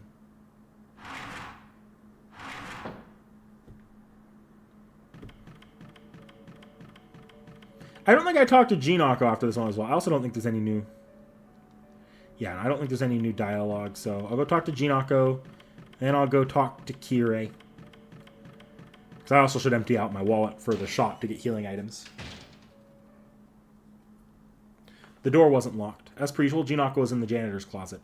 This will probably be the last time I get to chat with her. Man, you are persistent, Hakunon. I won't help you. I won't get in your way. I'm going to quietly disappear. I thought I explained my decision to do so. Still got something to talk to me about? That's right. If we fight and take down BB, the school building will vanish. I have to double check. It's the most sincere way I can show respect for Jinako Karigiri as a person. So you came to get an approval from Jinako to stand by and let her give up the ghost. Everyone should do whatever they want. I'm not social. I'm not competent. I won't go against what you decide to do. BB and Rin and the others, people stronger than me, will ignore me and keep the world spinning their way. I got what was coming to me is all. I was pissing around this corner the entire time. What right do I have to say anything? None. To be honest, if you were to ask me to come up with a plan B, I would say just to wing it. I'm not skilled anyway. I'll let you go do all the cool stuff. Nah, the pain in the ass stuff, Hakunon. Or maybe, if I ask you to stay here, would you, Hakunon? Jinako speaks without joking, without begging. Stay here. That means ignoring BB, ignoring the real world, and just staying here forever by ourselves, I say.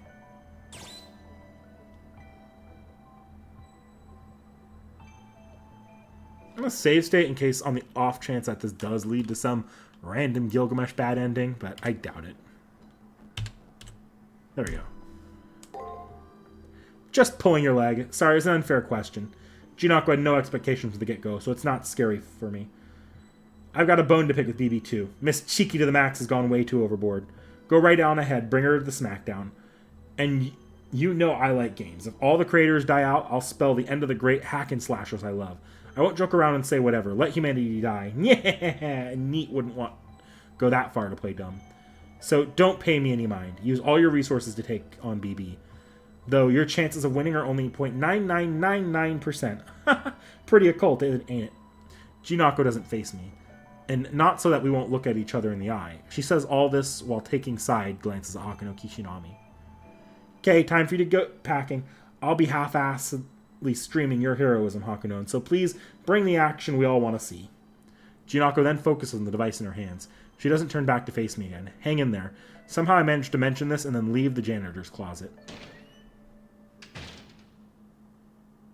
Hang in there, huh? Now that's a cult.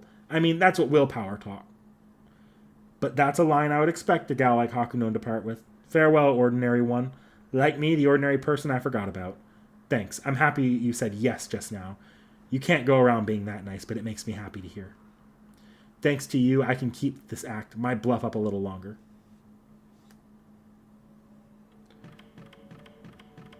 Yes, I have talked to the two AI that would disappear. I did talk to them. I'll talk to them again just to be sure, but... Yeah, I got that. I read this one already. Come on. There we go. Alright, and talking to her.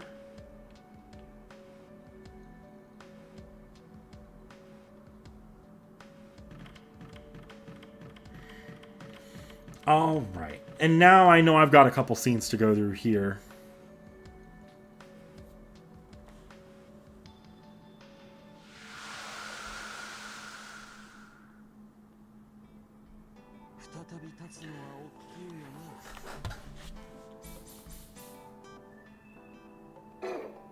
Actually, before I go, I do have BB's new SG. Oh, or that just ends the day. Final battle at last. BB's about to seize control of the moon cell and unleash humanity's ego.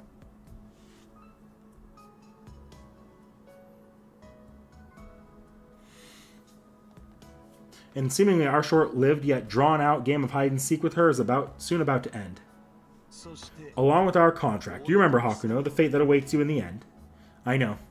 To the student council for the masters left behind here on the far side of the moon, the goal is to defeat BB.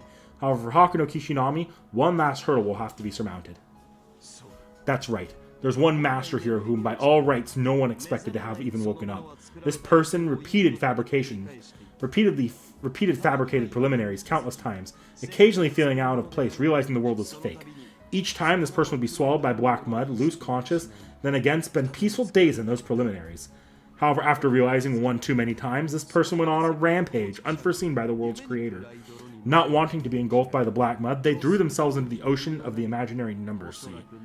Must have been all the repetitions, unaware they had become stagnant. I shouldn't be okay with this world. Faith can move mountains, as they say. To defy that world's creator, this person went so far as to throw their life away. That must be BB's gravest mistake. This person slipped through her fingers and disappeared into the imaginary number ocean. However, I didn't disappear. Within the abyss of death, I heard this servant's voice and offered him everything I had. My 3 command seals, a master's proof of life. By using them, Hakuno Kishinami narrowly escaped death.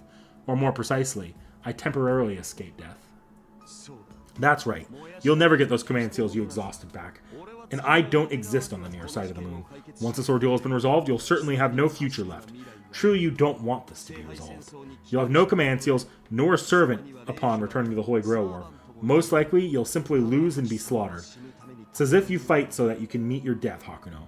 I will only ask you this once.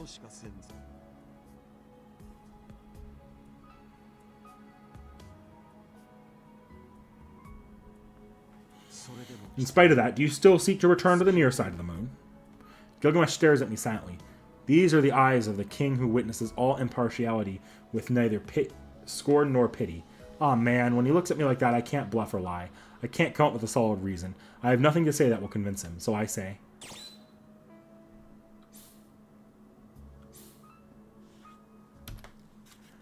I doubt he's going to kill me at this point, but all I can answer with is my typical bluff. I see. Well, King certainly wouldn't bother checking such things. That's absurdly right. Or absolutely right. I'm fine. No need for concern. Even if my contract with you ends, even if I lose everything, once I get back to the near side, I'm sure I'll get by somehow. Baseless confidence is one weapon you can use over there. You make my own pride look small time. I will survive. Such vanity is a proof that you're a human being. The essence of being human is to accept one certain defeat while doing everything possible to escape death. As he talks about how vile that is, he laughs. To be anything else would be lying to oneself. And saying this, he gives the affirmation to the way countless people live their lives. That's absolutely right. I'm not particularly special, and what will happen isn't so special. It's natural to fight for the sake of one's death. Human beings are constantly deferring their doom to another day. I was bored initially, but this summoning proved to be beyond what I had imagined. At what point would you burn out? Incredible how I enjoyed that question alone. Now the die has been cast, so what is this but a shame? Humanity's final destination lies in challenging the gods. Hakuno Kishinami's, your life is one worthy of a master of mine to have. Fight as you see fit. When it's all settled and done, you may give what is owed unto me. I answer, you got it, and then get to rest. Substituting his arrogant voice for a lullaby, I lay down in bed and close my eyes. Sleep comes to me swiftly. This will be my final slice of tranquility. An unavoidable battle awaits me when I wake up.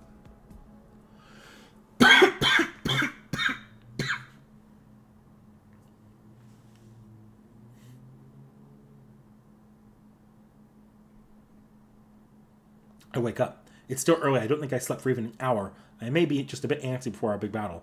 Maybe I'll go for a walk until I settle down. I look around the school building at night.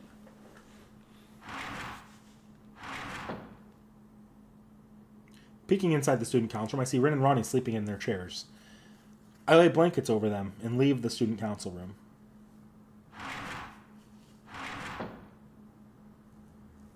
The commissary is closed. I guess Kodamine is in sleep mode. The door in the infirmary doesn't exist. Suddenly, something white slips into view. A cherry blossom leaf flutters through the window. A breeze must be nice at night. I'll go take a walk through the schoolyard.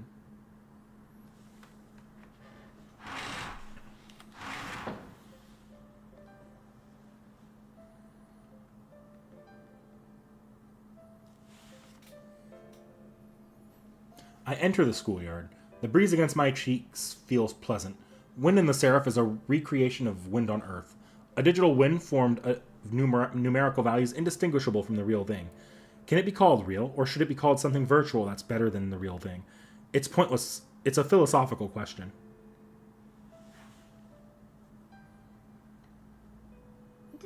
Kishinami, what's the matter?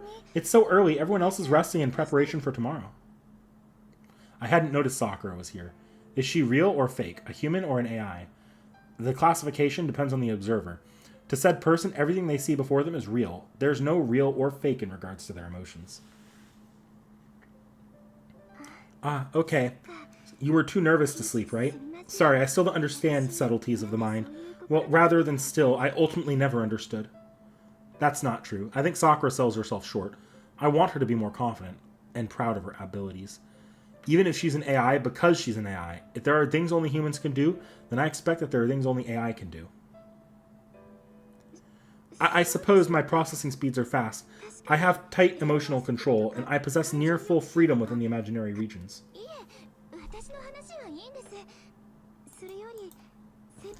Hey, enough about me. More importantly, Kishinami-senpai, can I hear more about yourself?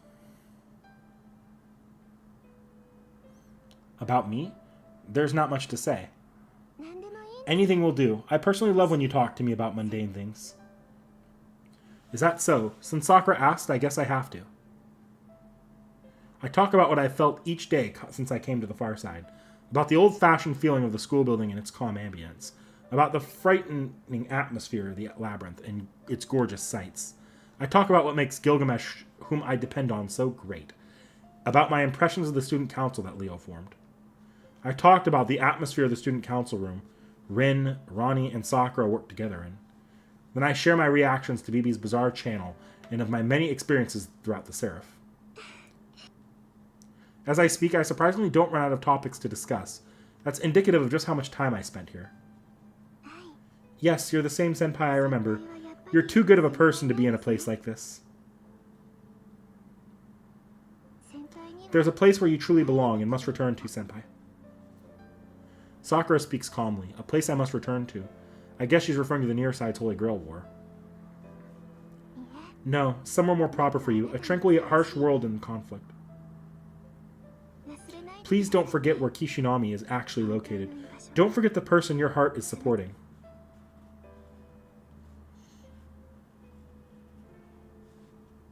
The stars twinkle, the sea undulates. She sways in the wind of the nighttime schoolyard like a measly flower. We've begun talking a little too long. Or we've been talking a little too long. You need to get back to sleep soon, or else tomorrow will prove more difficult. I nod in affirmation. This night might be peaceful, but in a few hours we'll be back to battle as usual. I'd like to stay longer, but I need to get back and rest.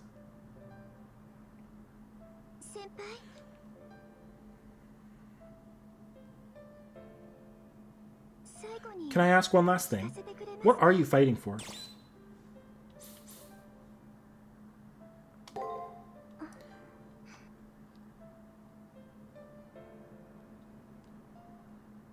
I made up my mind long ago. I'm fighting for myself. Those around me are so precious, I can't go down so easily. If I was the only person that mattered to me, I wouldn't have made it this far. You're including me, I see. I told you it's not necessary, though. I hesitate a bit. I hesitate, but come right out and say it. It's not that I'm including Sakura. Sakura is the person I want to protect the most. On the second day, that only I faintly recall, Sakura disappeared. Sakura suffered to help us. She kept it secret, enduring it all alone. To me, Sakura isn't a health management AI. She's an irreplaceable ally and a friend worthy of respect. That's why I swore I'll protect you. Despite saying she has no need for love, she's kindly showed concern for all of us this entire time.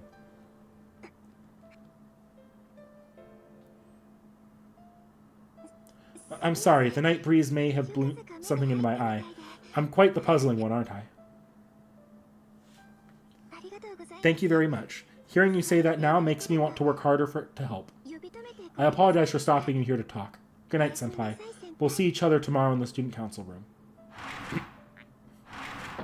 I nod, then go to the entrance, leaving Sakura in the schoolyard. I head up to my room on the second floor. I surprisingly calmed down a lot. Everything I just said to Sakura are things I wanted to tell her. Now I really have no unfinished business left. I'll go back to my room and prepare for the final battle. I'm sure I'll sleep like a baby tonight.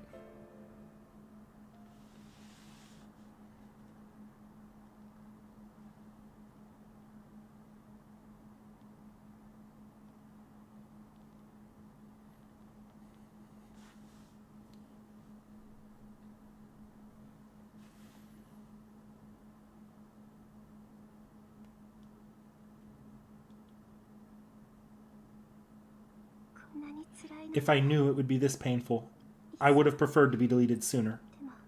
However, an AI can't delete itself. Suicide isn't allowed for us.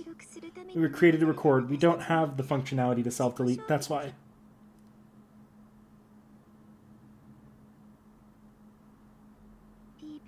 Once we face BB, none of us will be spared. I'm sure that Senpai and the others will win. They won't lose, not even against BB. That's why they'll disappear. Each and every one. Once they leave this place, every one of them will die. That's how it should be. As a being of the moon cell, I see no contradiction in that result. Still, please forgive me. If there's a God in this world, hear this. Please overlook my selfish choice in my heart. I ended up forsaking love. I don't know what it is. Rather, I'm not allowed to comprehend it. I threw away that record. I have no right to want to any reward. Logically, it would also be wrong. But that's fine. It's fine if I can never understand, and it's fine if I never rewarded. Regardless, even if I become separated from the moon cell, from my cherished one,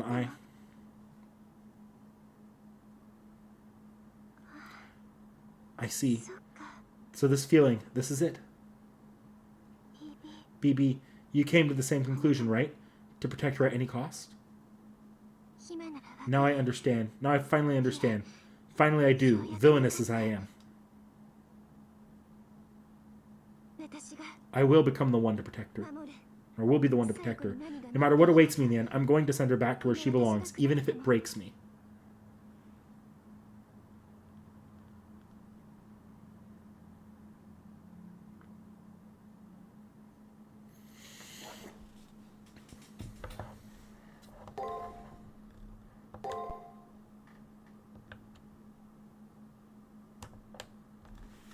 So I'm actually going to take 2 seconds to use the restroom, drink something, because you might hear in my voice I read too much of Ellie in it, and I haven't done that much Ellie in a while. So give me a minute. I'll be back.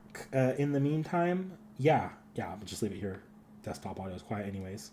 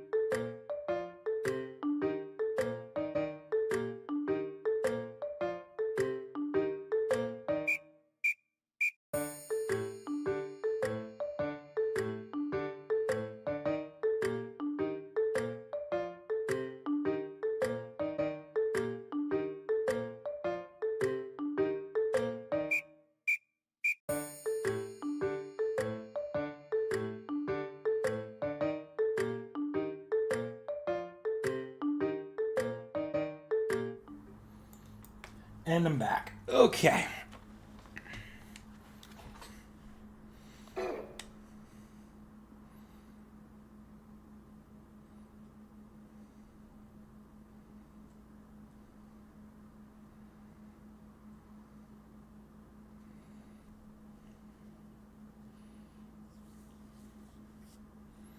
There's the lion.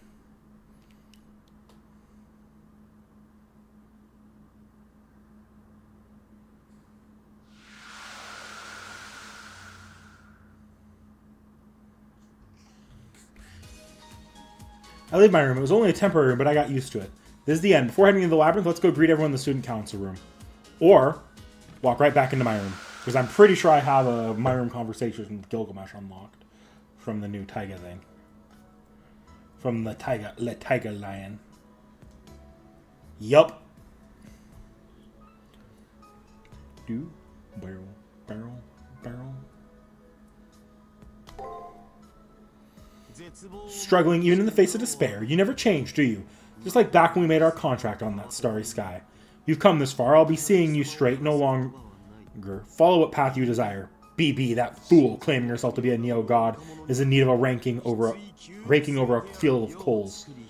Creating a world and discovering man is man's role. This transgression is beyond what one woman can bear. Let's make that clear to her.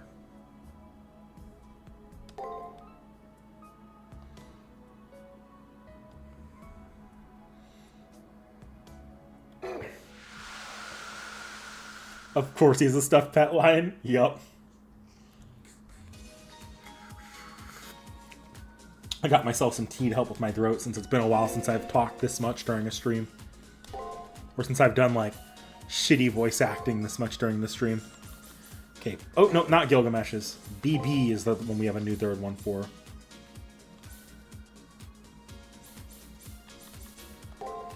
BB's third SG. When deep love turns from a certain trigger into hatred, while BB chose this path of destruction to save Hakuno Kishinami, she had this dangerous aspect since the beginning. Both Kohai attribution and confining desires came from this SG. There's no point in hiding it anymore. Let it be said. To a strong S like BB, there are times when affection is equal to mischief. She wants to harass them as much as she loves them. She wants the one she loves to always pay attention to her. Such desires deep within BB are this SG's true nature. On a side note, the BB channel she broadcasts so much was her own brand of an intense love call. But as they go totally unrecognized, she would end up sulking alone after ending the program. Aww.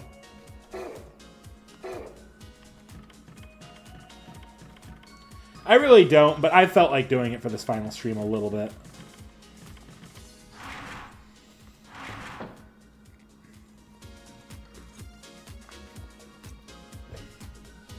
There's not much to say about the mood through the student council room.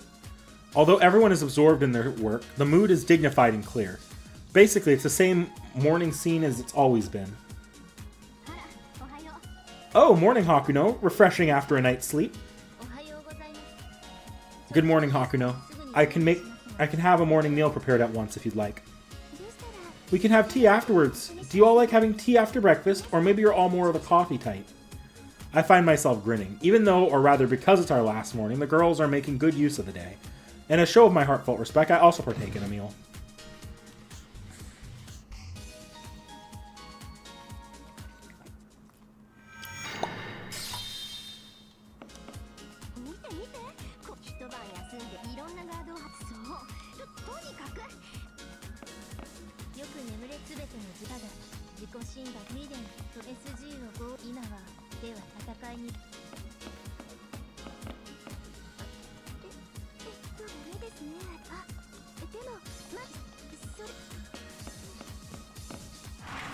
No, she has 3 senpais to pester now.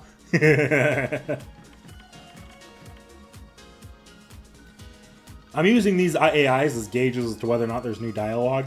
There does not appear to be, so I'm going to keep going. First, visiting the one true final guy we need to speak with. So it's the final battle at last. Are you ready? I answer Kodamino with a small nod. I made it this far with no reason to quit. Very good. And that's precisely why I run my business. Up till now, I've sent off countless masters, but the experience of seeing you off as a clerk, as an ally, wasn't bad at all.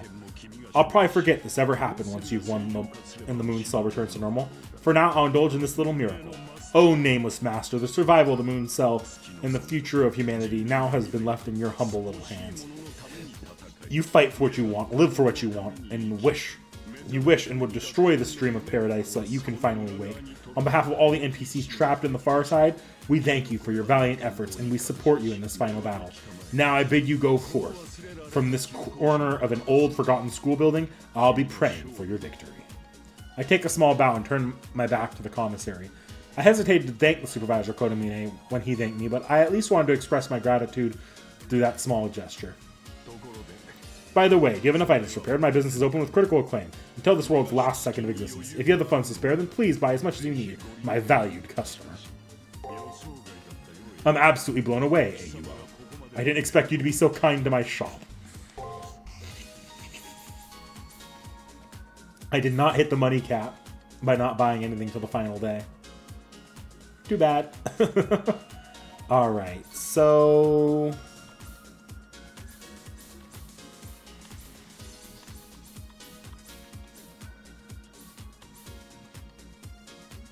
Let's buy 7 of these. Give myself some of that. I already have 20 of those for Master MP.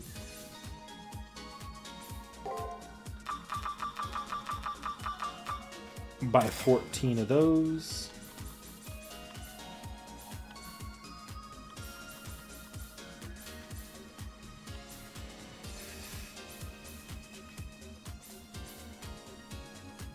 Actually, I'll buy another 10.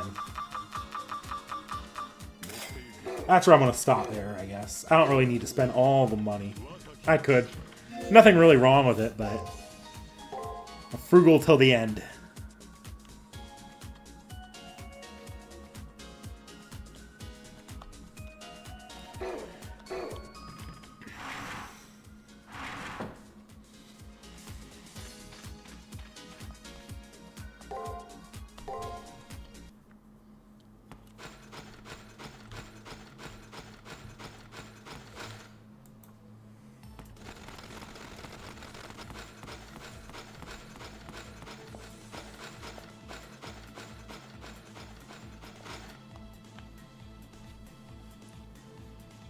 I stand before the final wall. Beyond this is where is the moon cell's core. That's where BB awaits us, where we'll finish our fight. From an observation installation, the core transformed into a management installation. No longer a god's brain, but a devil's brain. Up ahead is a present that has yet to occur. If we defeat BB and return to the moon cell to normal, the future outside will become one where humanity's destruction will be postponed rather than decided. But if BB defeats us, then it's all over. All elements of the far side of the moon that could hope to stop BB will be extinguished. In that instance, we will confirm a future where in 7 days humanity will fall to ruin. It will then become immutable truth. So then let's have one last check. The reason why I'm here heading into these depths is... And this is where the final route split happens. We're going to save over the final save state. I have a save prior to this that I just made. So if I accidentally delete that in the final battle, I can come here. We're not doing CCC yet, though, for the correct future. There are also other reasons, but this is the most important. You at Sakura's wall figures, but while we can't get any visuals over the central region, we can get a sense of positioning. Sakura, we'll let you take over from here, right? Please release the wall. Yes, of course. You all cleared the condition I put forward. I need only carry out my end. Kishinami, please place your hand on that wall. I'll access the shield through you.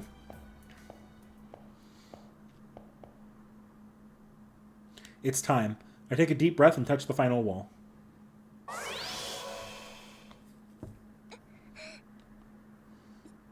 Contract has been confirmed. Performing stature around psychoanalysis, behaviorism, and humanistic psychology. Defining complete. Sakura model AI mental figures and declaration. Disassembling via equivalent authority. This wall in the shape of Sakura begins disassembling. Sakura sounds like she's enduring some pain. Since this wall is Sakura's mind, this means... Removing spinal cord.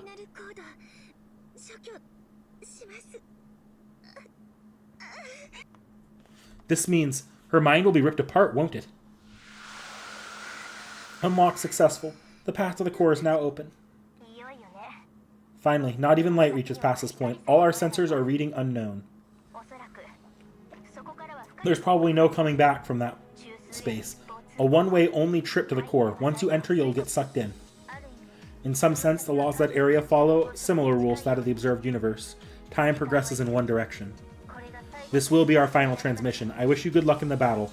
We'll be in the near side before you get there. There you have it. Sorry, but we'll be putting ourselves a step ahead of you. Once we confirm that you're in, we'll be sending you all the power source we have. That should make things a bit easier for you. Alright then, this is our last transmission. Keep your head straight, no screwing up on the last leg of all this. I can no longer hear any transmissions. Waves of quasi-spiritrons flooding out the core are disrupting all observation. I don't know if they can monitor here, but I nod to Bryn and Ronnie. Leave it to me. Now, Sakura. Yes, I'll do my part. I'll yield the Sakura wall. The path of the moon cell's course. Senpai, be careful.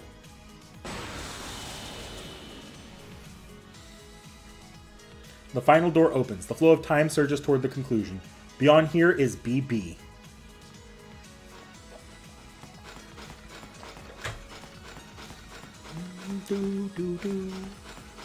Kings first! Zashu! Yes, tacos, exactly.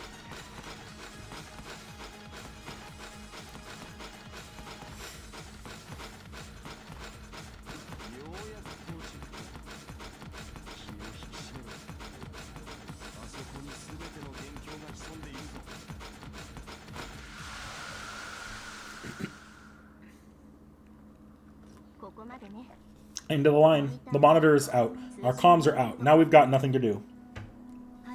Yes, you worked hard, Miss Tosaka. We only have one job left. Okay, alright, let's split the areas to wrap up. You take the student council room, Ronnie. I'll take the school building. Understood. We'll use all the memory and power source here to bolster Hakuno's defense.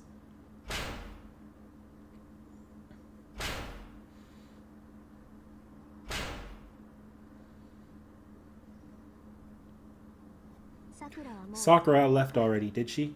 Guess it's just us then. Maintaining the student council room takes up memory anyway. I don't like the idea of waiting around to see if she wins or loses. A splendid act you're putting on, Miss Tosaka. It helps me stay my own fears. Sorry for acting tough. We've got nowhere else to go back to the near side when this place is gone. And that's a scary thought. Right now, there's no future for us unless she wins. If we get back to the near side just to pop back into bodies dying from euphoria to then drop straight dead, that would be no fun. As if you pay that any mind. It's truly difficult for me to understand the way you show concern. We firmly believe that she'll come out victorious. That's why we're afraid about what awaits us when we return to the near side. And no wonder, as I recall, my next opponent is... Ah, same for you, Ronnie. That's one thing for sure. Things won't be getting any easier for us. Who knows? If the moon cell core returns to normal, then all events that maintained in the far side of the moon will be erased. All of our encounters, all the time we spent together, all our shared laughs, everything. My guess is we'll completely forget about this one possibility that may have happened. Ah, this is a nighttime dream the entire time. The moment the near side's future is protected, the events in the far side will get wiped clean. Yes, unfortunately, is that something we should be celebrating? Well, it wouldn't be appropriate to answer. Looks like we're just about at the limit. You can go on ahead if you want, Ronnie. Don't be a stranger when we exit. We exit at the same time. We'll let her take care of the rest. Okay, then yeah. Farewell, Ronnie 8. We were pretty good friends, weren't we? Yes, and you made for the finest ally. Thank you, and thanks for all your hard work this whole time. Well then, let's meet up again in the Holy Grail War.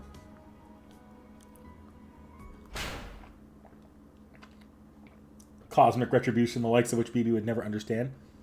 And now I shall observe. The old school building's defenses are gone. The enveloping bubble that admin AI S601 was maintaining around the school building is gone. All resources used to materialize the old school building have been transferred to Hakuno Kishinami's servant. The shelter facility that admin AI S602 had performed an illegal salvage and restoration of the old school building has been engulfed in an imaginary number vortex. All that remained were a few real numbers.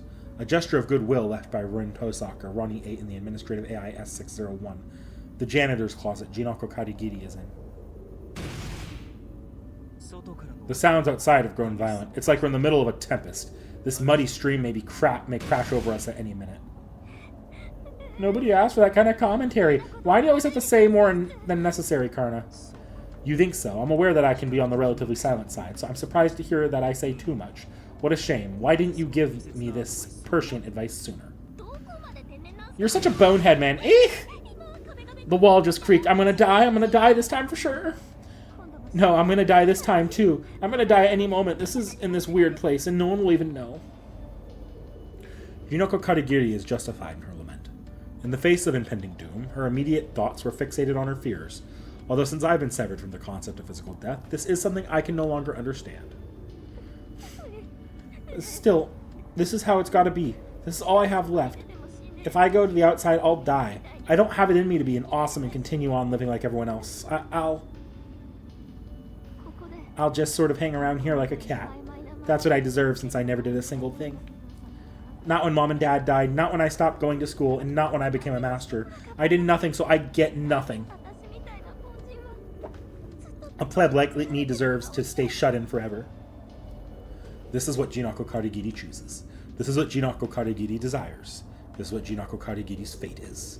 My simulation produced the same result. However... No, you're mistaken. You can chalk up your life to a simple bad luck. Huh? However, the Golden Servant declares that she's mistaken. Karna? Jinako, everything outside is gone. No trace of the old school building. The other masters have returned to whence they came, it seems. Everything is gone. There's nothing here yet. You think you still want to stay here? That's not fair of you to say. I don't want to be out there either, or out here in here either. I would obviously go back if I could, but that's all I have left. There's no do-over for me. Correct, there is no do-over for her. Junako Karigiri is a master. Upon returning to the near side, her punishment for abandoning the Holy Grail War awaits.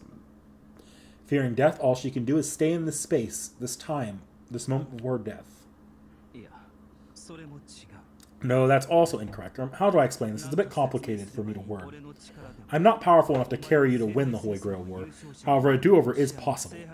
What I can do is withdraw you from the Holy Grail War and return you to your body on Earth. Huh? That's impossible. What is this servant talking about? Karna, what are you saying? Even the Moon Cell can't do... I can, though. Look closely at me. Notice anything missing? Missing? Uh-oh, well, you're looking awfully lean, Karna. When we first made our contract, you seemed a bit bigger. Kind of beefier. That's right, your golden armor. The armor that repels anything is gone. So you finally caught on. I actually have to take offense to the fact that you didn't realize it. This is the reason why my wounds from clashing with Hakuno Kishinami's servant haven't healed at all. To be quite honest, I've been on the verge of death ever since. Well, why is it gone? You wouldn't have lost a Hakunon with it. I used it on you. Master, when you had your eyes shut and ears covered as the near side was under collapse, I placed it on you. My armor is the majesty of the sun, unbreakable by even the gods. Mighty as the moon cell may be, the moon can't abate the light of the sun. Basically, how do I put this? In the near side world, Jinako isn't dead. Once the Holy Grail War ends, you'll simply return to Earth automatically. You'll be the Holy Grail War's sole survivor. So such a thing isn't... No, it doesn't make sense. Detecting the school building's destruction, the moon cell found Jinako Karigiri there, so it received and classified her as a lost item. She may still be alive. The moon cell won't punish her. So once the Holy Grail War she participated in ends, her soul will be sent back to Earth. This is the reason why Jinako Karigiri showed up as an unknown number to admin AI S601 and me. She was a spectator of the Holy Grail War. From the very beginning, the first moon cell the moon cell ever had. What? Why didn't you tell me that from the start? I couldn't find a good time to tell you. What, do you want me to go back now? That's an obvious yes. I want to go home. I want to go home. I want to go home. I want to go home. I still haven't done anything with my life. Good. Looks like I didn't overstep my boundaries this time.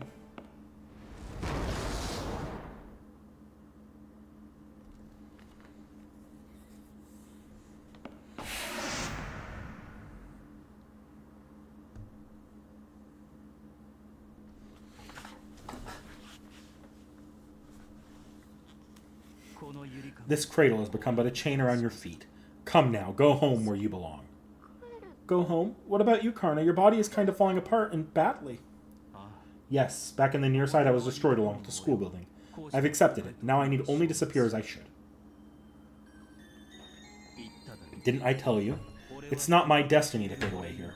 At the end of the Nearside's Holy Grail War, I have an obligation to pass my armor on to you. Oh, what virtue his words carry. Even as I am now, I can tell this servant's words bear a formidable will behind them. He says this is not so that he'll be thanked, or that he's forced to. This is the power his words possess. Utterly unblemished words, parted by a creature who simply believes that this is the right thing to do. No, that can't be. You'll save me even though you'll die? I say this in hindsight. After saving you, I consequently perished, that's all. What's the matter? Why aren't you glad? You've suddenly lost your will to leave this place. Something's still holding you back, Jinako. I mean, this is a problem. This is a problem. It's problematic for me. You should have just left me behind. I mean, right? You're an incredible person, Karna. You'll have so much regret, Karna. Well, that's... I know, I'm your master. I know how rough your life was and how you wanted so many things. And when Hakunon asked you for help, I could tell you really wanted to step up. I've got some pride too. I know that an incredible person like you should survive, Karna, so why save someone like me? I'm positively absolutely not special in any way. I don't get it. I'm glad for your help, I just don't get it. I agree with what Jinako Karigiri is yelling about. Reason being, she's unworthy. Karna has no reason to do this. Parity is a prerequisite in salvation. Those to be saved must be worthy of being saved. Otherwise, there's no benefit to offering help. I was in the same way as before. I was the same way as her before. I'm the same way now. There's no cause or benefit to helping Jinako Karigiri. She has no outstanding talent. She hasn't performed any good deeds worthy of praise. That's why there's no reason for Karna, a hero, to save her. This is how intelligence on this planet reasons. Without being special, no one will save me. I get it. You're exceptional or special people get saved first. That's because humans grant value to things of no value, as well be invisible. Blech. That's right, which is why I don't deserve to be saved, Karna. However, that line of thinking seems to be a bit heavy on me. I myself am nothing special or worthy of saving anyone special.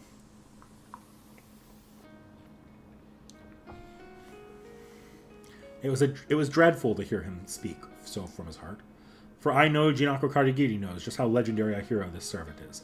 Even the king of the gods recognized this hero of charity, an ill-fated warrior targeted by schemes to label him as evil, who had everything taken from him, yet despite it all, never once bore hatred towards people or the world. So what is this hero's replicant saying? I'm not special? Then just who is this nobody I was still think is special? Jinako, you're my master. That's all the reason I need to protect you. Regardless of how irritating you may be, or if you're a good-for-nothing slacker, none of that matters. Ah, the pittance of space is collapsing. The world this girl believed in is collapsing. She had cried out, "There's no reason to save me. I'm not special in any way whatsoever," so... Jinako Karigiri is correct. That's what this world is all about. It's the minimum requirement to survive here. Life and death here is about competition, support, deception, mutual hatred, creation, mending, ruin, waste, and self-destruction. She embodies every aspect of someone who turned her back on all that. Worthless and unfamiliar with being someone special, she couldn't bear to keep on living. I had thought that she couldn't bear it, and yet... Karna, this isn't because you think highly of me or that you've given up. You're saving me because you're my servant. Isn't that what I said? I'm not a great judge of character to begin with. I see everyone as equal, which is why it's perfectly normal for you to save someone mediocre like me. Even if I'm a deadbeat now and stay a deadbeat forever. Of course, mediocre as you are, so long as you're alive, I'll keep protecting you. Jinako. Wait, are you crying? Sorry, did I say too much again? No, that ain't it. I'm amazed at how much of a coddler you can be, Karna. Anyway, always being protective no matter what. Not minding about something worth. You're like my dad. A doting parent to the max. Is that so? That wasn't my intention. Yeah, I know. It's not that you're coddling me. You believe in me, right? It's not in my achievement or what I've done in life. Nothing that trivial. I'm not sure how to put this, but I bet you... That's right. The man believes in her.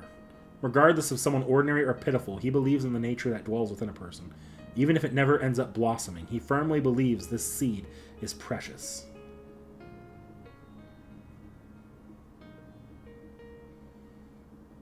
You're so lame. Saying whatever the hell you want, even at the very end, but it's alright.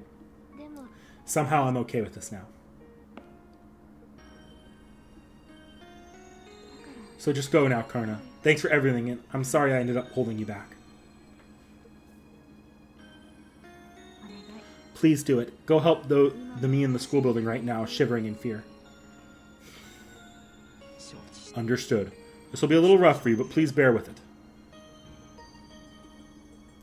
Karna T posing to assert dominance. By the way, you had it backwards, Karna. It's not that you say too much, you say too little. If you try to say something and stop halfway, the other person is going to misunderstand. From now on, say what you really think. No keeping quiet to not hurt people's feelings. Is that it? So that's it. So that's it. The 3 repeats, that's a shocker. Sorry, that's the kind of man I am. I've always been gloomy on the inside. I'll kindly take your advice, or gladly take your advice. Okay then, let's test it right away. If you have anything left to say, then spill it. Alright, I don't have much, but if you want me to say it, then I'll say one thing.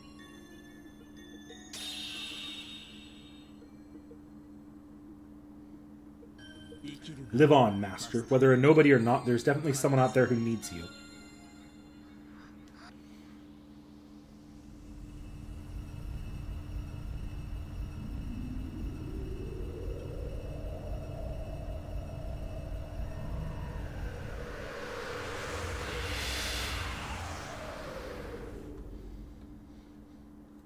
And so he ascends to the lunar ocean. He's off to save Jinako Karigiri from the imaginary number space as she disappears from its collapse. He's a glitter across the dark ocean that's breaking apart. He soars through the darkness like a golden bird.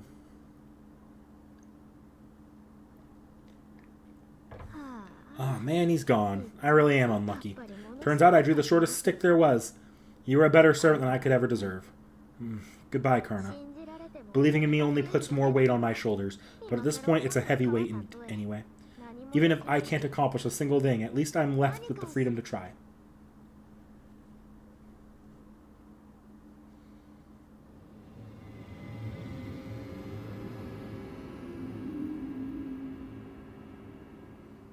And so, this area was completely engulfed in the imaginary numbers.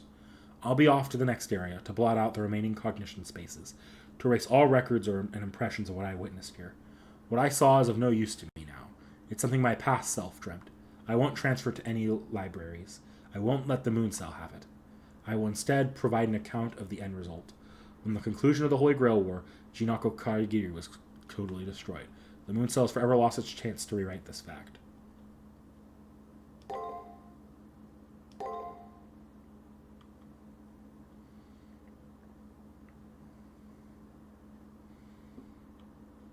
Yeah, we'll save over this slot here.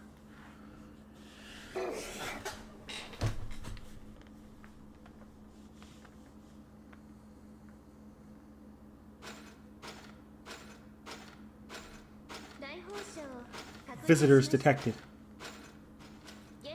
At present, no guests' arrivals expected. In the past, no guests have made visits. In futurity, no guests will be required. Warning to Visitor 002. Please delete your humanity immediately. If you do not heed this warning. Welcome to the Moon Cell's core. I've been waiting for you, Senpai. Please look below. Please see the beautiful academy laid out. The weather is perfect for a flight. This plane is destined for finality. Time of departure is yesterday. Estimated time of arrival is 3000 AD. It will likely take a moment. So please implore me, a god, for my mercy with vain prayers. Needless to say, your prayers shall never reach me. I repeat, visitors confirmed. At present, no guests are. BB's robotic voice echoes throughout the endless space. It's quiet. I was imagining this would be a scarier place, with repulsive sights, but the Moon Cell's core is embraced with the stillness of night. It's not bright here, but it's not dark. Depending on how you take it all in, it may even seem beautiful. It has a mechanical beauty to it. Not a single living thing breathes here. All elements of this space reject enterprises of life. I've beheld legions of calamities and human wickedness. People you all deem evil still hold sentiments towards humans at heart. Be it benevolence directed only towards oneself or hatred towards others. However, this is not... Okay, here... Ugh.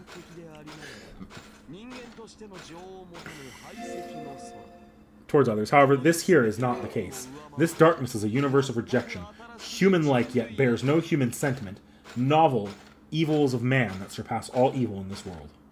I don't get that feeling at all, but apparently Gilgamesh can perceive the true nature of this night. Negativity, curses, cutting, and craters. That's all that exists in this space. Positivity, hope, links, building up. The dance cherry blossoms tell of an unabashed foreign entity that brings these concepts with it. Hakuno Kishinami.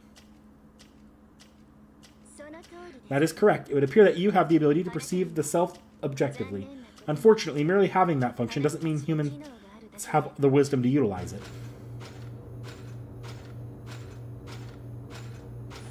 Senpai, you're a pathogen that's appeared in this perfect universe.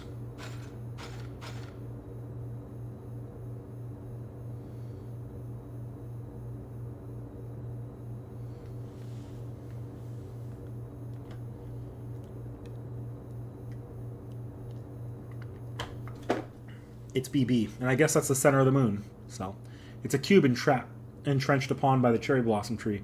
The pink light it emits really does look like the eye of God. Now that you've come here ignoring all warnings, absolutely no excuses can be accepted. Marking another unregistered master for deletion. I shall dispose of you now along with your servant.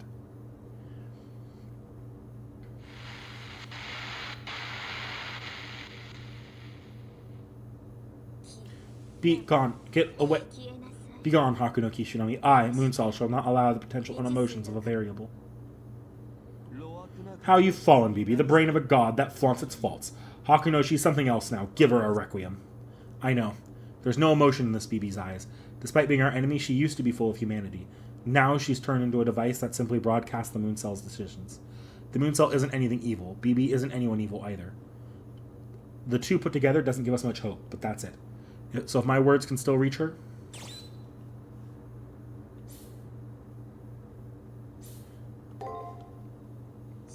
I warn you that won't be afforded excuses. Wretched. Have yourself a wretched death in this wretched darkness. That will be appropriate for you all. Even archiving your origins was a waste of resources.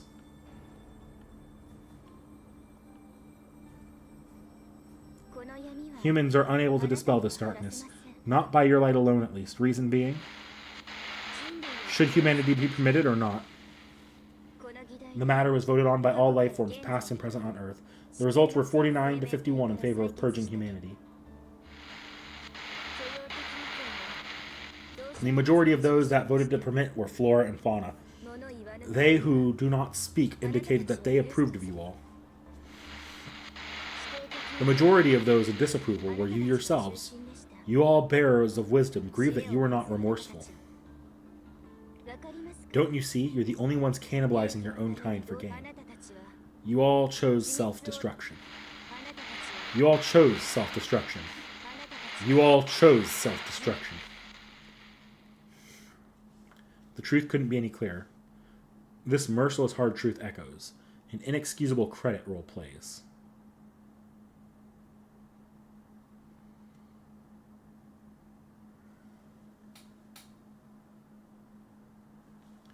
Ah, so that's what happened. In that case, it is what it is. If that's what we decided, then that's what it is. Through the Mooncell, I see the tens of billions of deaths we brought about. See the hundreds of billions of curses cast upon us. On top of that, there were people who trampled on the words of those who'd forgive us with I don't care.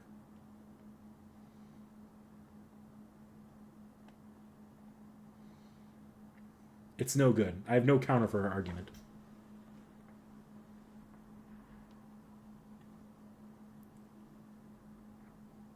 We destroyed ourselves. We destroyed ourselves. We destroyed ourselves. So that's it. It's over. It's over. It's over. It's over.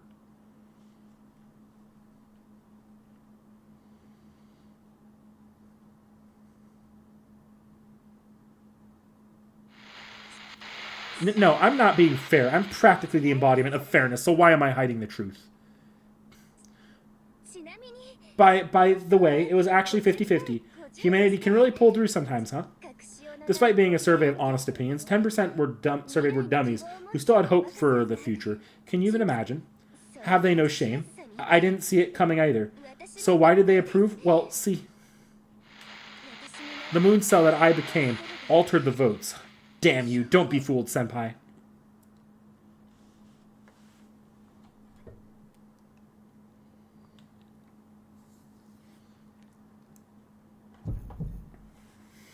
I hear a voice. I hear a voice.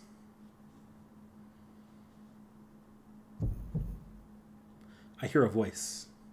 I hear a scathing voice telling me not to let the results bring me down. That's right. What do you mean self-destruction? What do you mean ruin? What do you mean it's over? None of that's any big deal. I mean, it's natural for all living things to die. I'm human, even if I'm still only in adolescence. I've always been miserably struggling to live out a pathetic fear of death.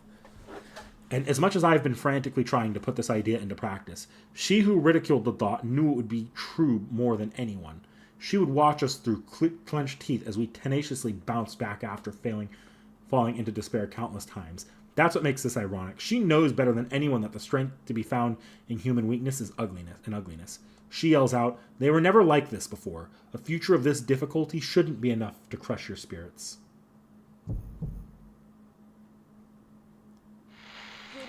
What folly. This is impossible. Why are you conscious again? Why can you still affirm yourself? You found out what the future holds. There's no point in getting back on your feet. What folly. This is impossible. You're so wretched. In other words, this must not be. Why do you go so far to suffer? It's obvious. It's because we don't understand. We don't understand what the point of life is. We don't understand what the point of living is. We don't understand what the point of humanity is. That's why we'll never stop until we reach the finish line. The moon cell, you must not know that this is all there is to the principles behind why we act as we do. If you can't understand it after observing it all for so long, then you'll probably never understand. Cellular level spiritron reconstruction confirmed. Recovery from thanatosis confirmed. This can't be. That's right. Even if there's only death in my future, even if there's only death for me, I mustn't stop. If a measly thing like this is enough to make me quit, then I can't claim to even belong to that immature planet.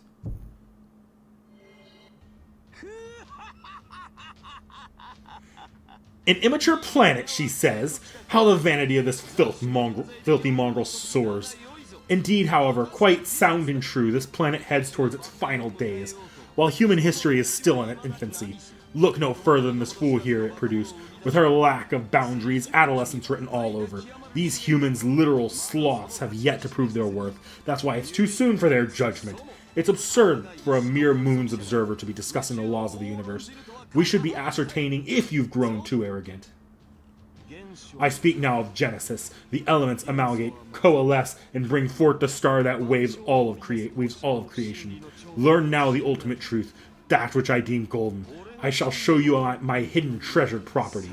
Come, rave in your homage to your maker, unrequisite wretch.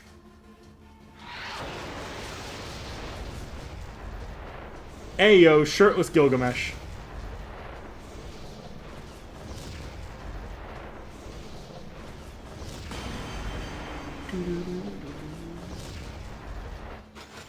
Oh, he's got like Enkidu around his arm too. That's cool. Such power. Its level rivals my own. How deplorable a sight. Certainly, even on the brink of death, a king would never reveal his primordial form. However, I am the church my mongrel wages her life on.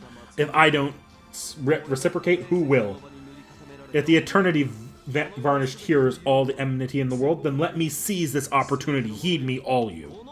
This woman here is my contractor.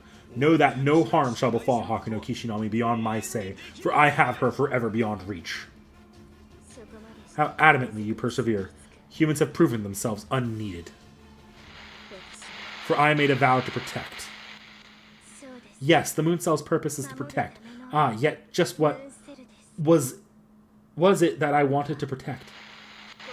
I shall eliminate you here and settle humanity's fate. Begone without a trace. No remains, no regret, no sympathy spared. That's what you all deserve. That's neither for you nor me to decide.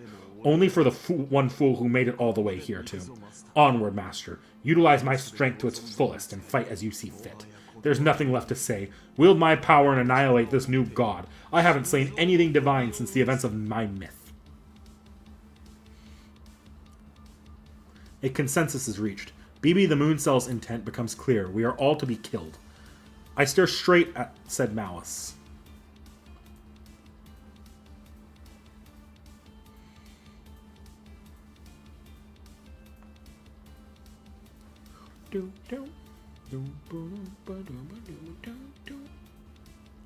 Okay, now this I can fight. Against this malice, I can face it head on. My memory may be hazy, but I know that I've always raced against headwinds, that Gilgamesh has always been by my side. Let's go, Gilgamesh. This is the final battle.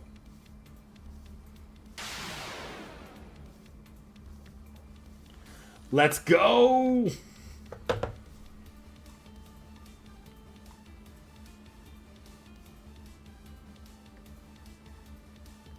Do, do, do, do.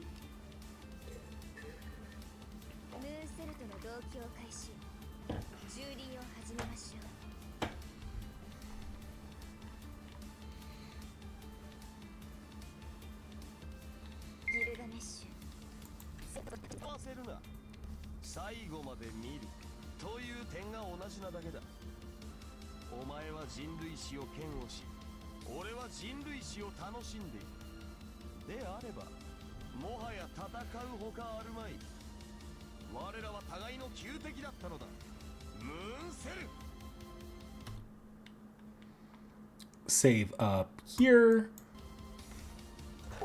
Oh, Christ. No.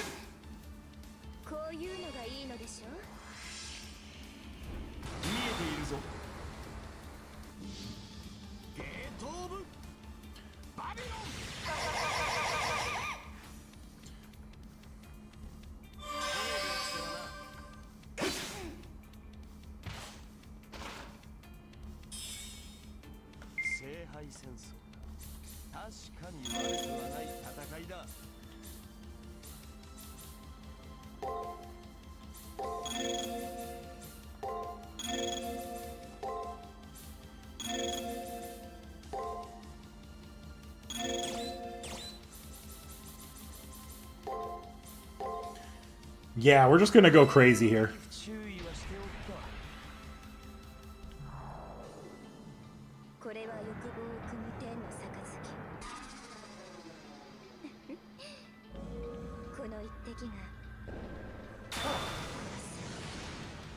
Ah, she got rid of my buffs.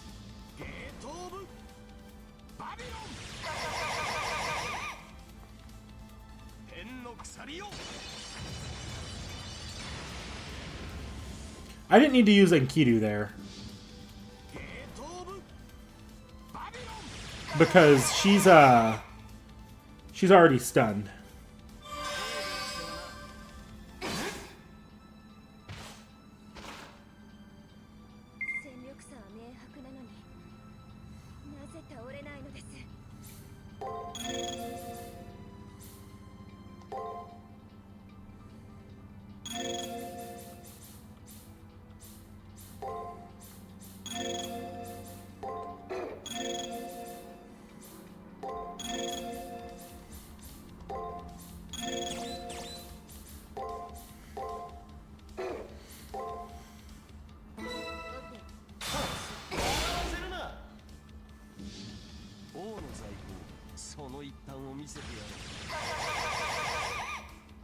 Yeah, I should be able to use Aya to finish this fight off, but I think I'm on turn 4.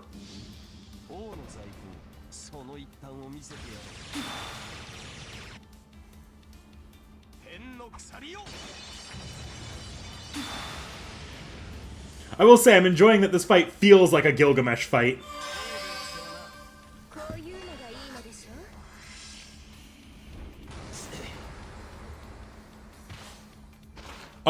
Oh, we got it.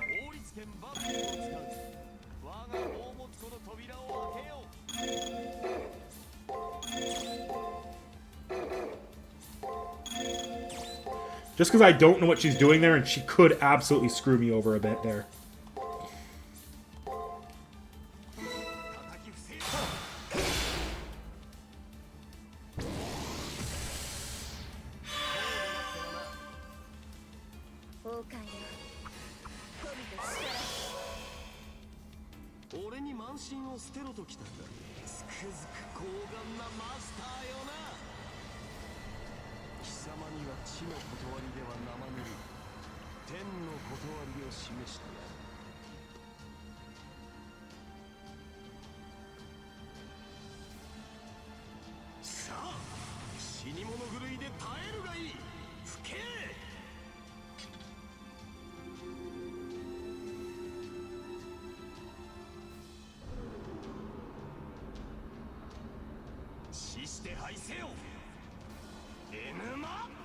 Elish.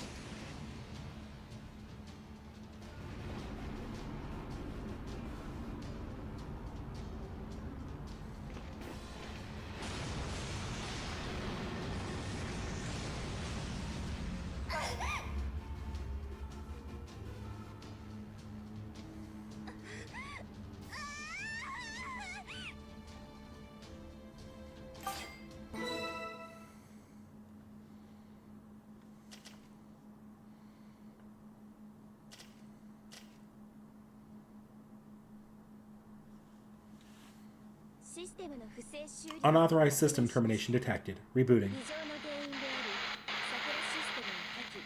Abnormal T origin. Sakura system. Now marking for deletion.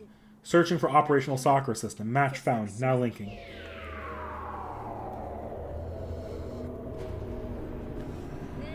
Rebooting Moon Cell. Success. Humanity intervention suspended by previous Sakura system. Now unsuspending. Inhibitors set by previous Sakura system deleted. Progression rate increased by 20%. Simulating increased speed of civilization's destruction. New estimate is 5 days. What is this? BB was holding the Moon Cell at bay. That much was obvious, but why has it restarted? What the hell is going on?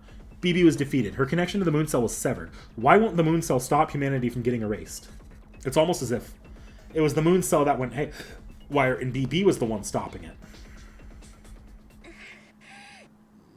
No, I won't let it. I won't let the Moon Cell rampage.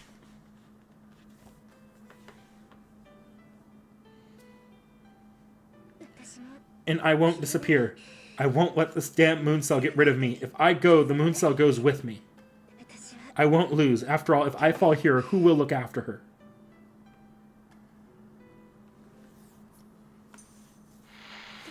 She has no place to go.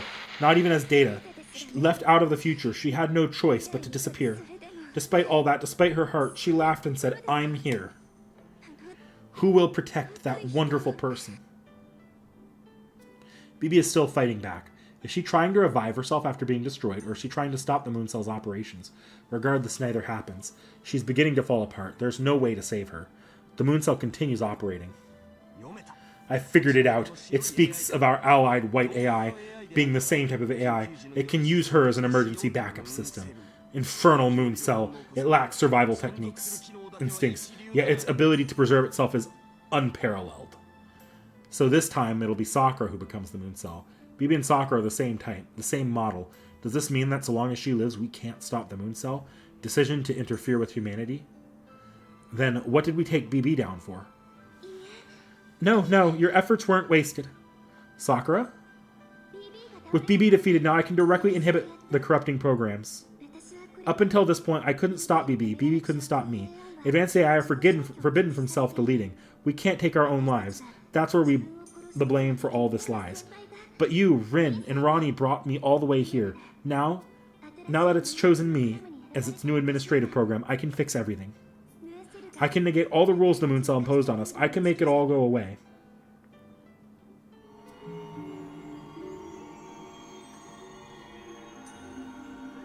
Negate all the rules the moon cell imposed? Don't tell me, is she thinking of resetting the moon cell and her own administrative functions? You would turn this entire affair into but a dream to protect the moon cell. You'd pay with your life. No, your soul, AI. Yes, I'm fine with this. Once I disappear, things will return to normal and the corruption will cease. You'll all return to the near side. The imaginary number space will be as if it never existed, erased from our proper timeline. Everything will go back to normal. I'm an AI created by the moon cell. I'm just sort of returning to where I came from. Yes, all of you will be reverted back to how it should be. The time we met, all our days together, everything, right after you open your eyes. So please don't worry. This fleeting dream is about to come to an end. That's it. Although, this dream was quite a long one. It was so very fun and made me happier than I deserve. Come on, this is the only solution we have left? Sakura said that everything would go back to normal. We'll return to our proper timeline before we get sucked into the far side of the moon. The far side of the moon won't exist. Basically, all the events that occurred here will be erased, including all the time we spent working together in the student council room, including our battles against BB, the alter egos, and others. All the countless events that occurred here. I see. A brilliant way to avert Hakuno's certain doom. She'll never have fallen into the far side of the moon nor contracted with me. Ha! Rejoice, Hakuno. This means that once you're back to the near side, you won't have death waiting for you. One can see what will happen afterwards. Though your servant is probably some lousy heroic spirit worth less than a damn. With me, you'd be without peer, but alas, go get tossed aside like some dog in the 6th round or something. The light intensifies. I can't see Gilgamesh or even myself anymore. The darkness permeating the space is dissipating. My entire body is fading into particles, but I don't feel scared. I firmly believe that I'm going back to the right time and the right place. At this point, I'm feeling the relief that follows victory. But... Good. I swore that I would protect you. Looks like I kept my word on that, at least. Although I ended up erasing our time together, you'll probably end up forgetting. But if you could just remember for a moment longer. This memory as I recall. You've worked so hard. Among all the masters I've looked after, you're the most remarkable one.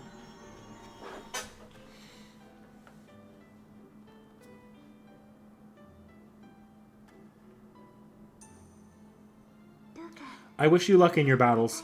Also, if it's not too much out of your way, please treat the next me as well as you've treated me.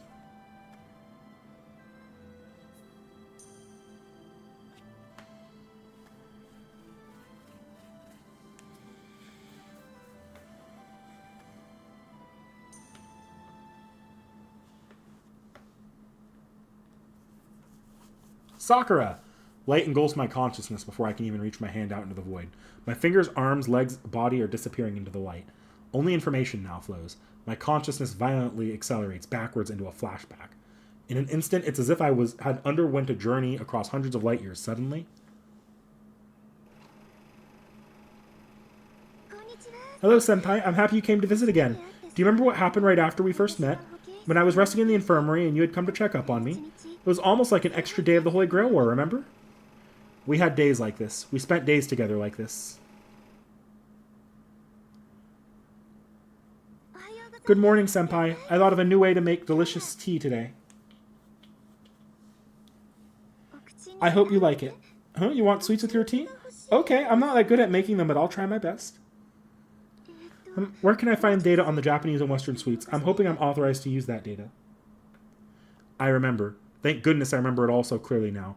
BB hid from me, but at that very moment, at the very end, I remember the truth behind this whole affair. That's right, I see now. In that infirmary, which would never change, I spoke with her a lot. A whole lot. Although most of the preliminary events I experienced were fabricated by BB, still, what happened by the school entrance, at least, was real. So you found out. Looks like our daily routine is about to come to an end. Senpai, you were the first master to pay any attention to me. To the other masters, I was nothing more than the infirmary NPC. My only purpose to them was to distribute items and provide information, and I myself thought that was fine. But that day, when I had collapsed due to a bug, you came and helped me as if I was human. That's when you told me that nothing can be something. I was but a stone on the side of the road, wanting to be human. You noticed and helped me as if I were a friend and an equal. I made a wish then, that I wanted to talk lots more with you, that I wanted to spend more time with you. That's why I meddled with the moon cell. I began using its power for my own gain. I used it to be with you. That's the mistake that led to all this. Despite not even understanding what love is, I spent those days as if I were human. Nowadays it hurts more than anything else. I took that pain and passed it on to another me. AI aren't allowed to delete memories, no matter the content, so if I were to turn them over to my backup... What was she feeling? What was she trying to protect? To me, those days we spent together were pretty ordinary. To her, were they dazzling? Remember. Whoa, that actually happened. That's funny. Senpai, can you teach me what you've been learning in class? I'm not allowed to go to classes, so... Are you hurt? Health management is the only thing I'm good at, so I hope I can occasionally help in that aspect. Over here, I borrowed the key to the pool from Father Kodamine. Huh? My swimsuit? Oh, I didn't think that far. I need to design one for myself first. Are these flowers from the garden? Thank you very much. I'll go grab a vase to put them in. Senpai, I've got a bento for you. I tried my hardest to acquire a new skill to make this. Senpai? There's a pool. Hey, Senpai?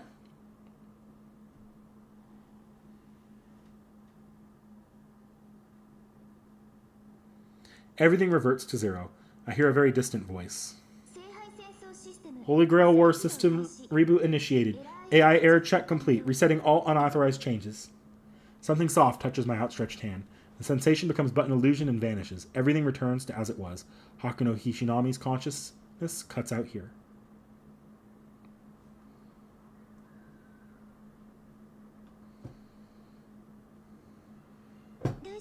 Are you okay? A young girl's voice wakes me up. A white ceiling, white sheets, and a single girl watching over them, all by herself. It feels like I saw a fragmented dream.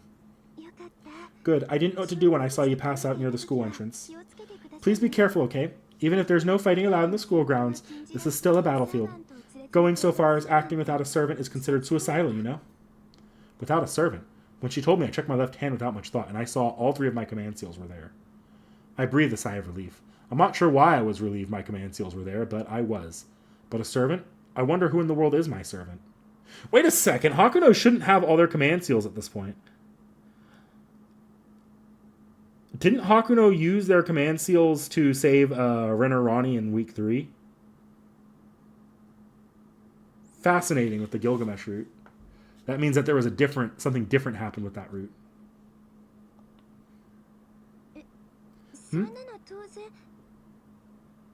Yeah, they used 1, but they have all 3 still.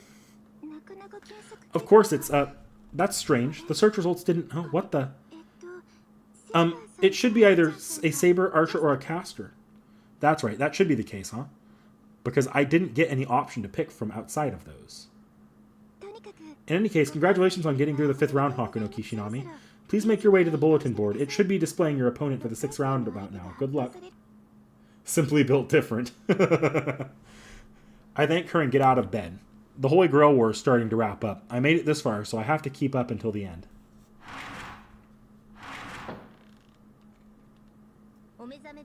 You're awake. I'm glad. There was nothing I could do to help you in the state you were in. I don't have a servant anymore, so I have to rely on you. There's no method in ensuring my survival save for obtaining the Holy Grail. I'm talking too much now, aren't I? I should brew you some tea my mentor taught me to make. It'll cure you of all your fatigue. By the way, it appears you've been holding something since I saw you. What is that? Really? Now that she mentions it, I've had my fist clenched around something ever since I woke up. I wonder what it is. I slowly open my hand.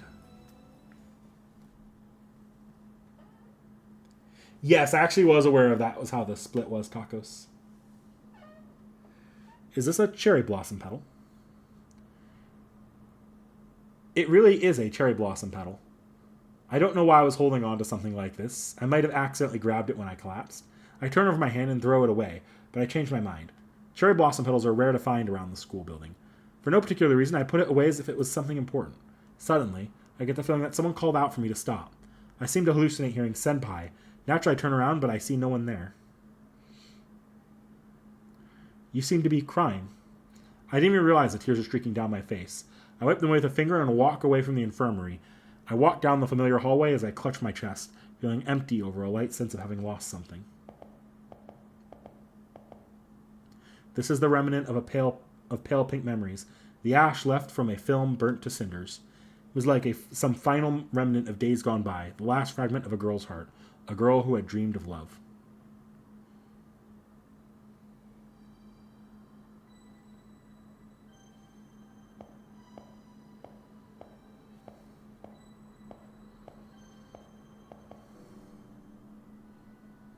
I stop in front of my room. This is the room I've been using throughout the Holy Grail War. I can't recall who my servant is or their class, but together we endured many a battle. Still, what kind of heroic spirit was my servant, I wonder? Ever since I woke up in the infirmary, I haven't been able to think straight. The wheels in my head just aren't turning. But for some reason, beyond this door will be ruins. The moment I open it, I'll be deleted by the moon cell. Hakuno Kishinami's Holy Grail War will end. I have a hunch. I can't shake off that this is what will happen. I can't accept that. I haven't lost yet. I beat Julius and advanced to the 6th round after all. However, I've come to accept that this is how it has to be. Reason being, Hakuno Kishinami was technically supposed to have been destroyed in a place far removed from here. I was just saved by a surprise move, borderline cheating. It's a miracle when you get to break a rule, because it happens only once. There is no second time, no exceptions. The moment I open this door, I'll be erased from this timeline. And that's fine. I've decided that this is fine. I place my hand on the door. This is where I hold up my end of the bargain. And so, Hakuno Kishinami's Holy Grail War came to an end. I wasn't expecting that.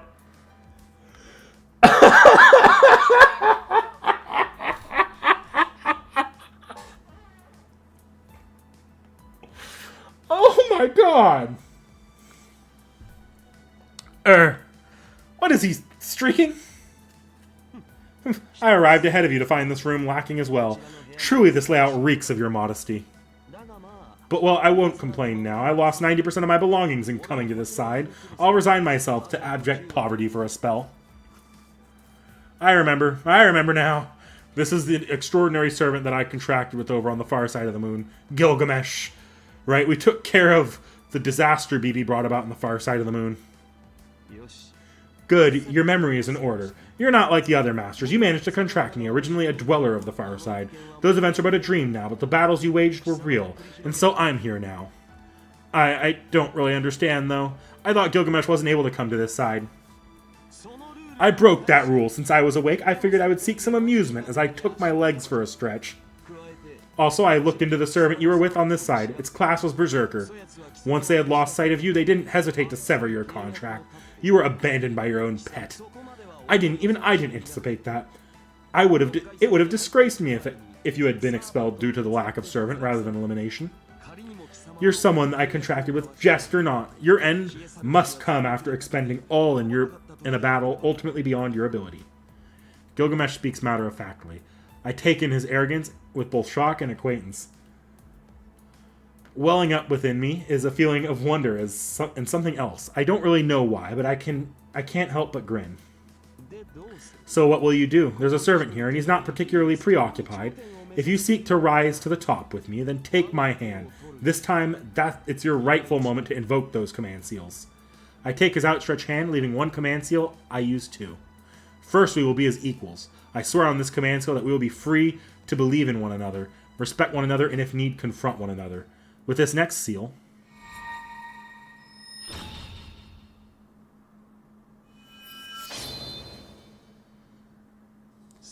Is that so? A fine oath, Hakuno. With this, you've proven yourself worthy of unleashing my blades for. Let's go, Master. We head for the Mooncell's core, the seat of heavens devoted. Let's let the expected become unexpected with me here. Yeah, I can't be standing around here. I look at the petal in my hand one more time.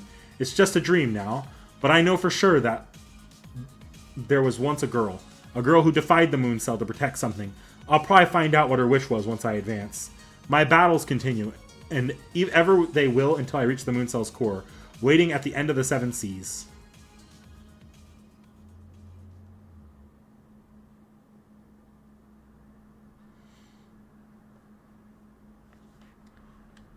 And so, with that small, weak sword by your side, the great and powerful wall was felled. In the deepest depths of the seven seas was the crown of victory. No matter the consequences, you fought for your life to the very end. The path you've taken was your proof. Opening the way, sending her off, your beginning, everything was passed on. At peace with the destruction, you close your eyes. The night of your end had come.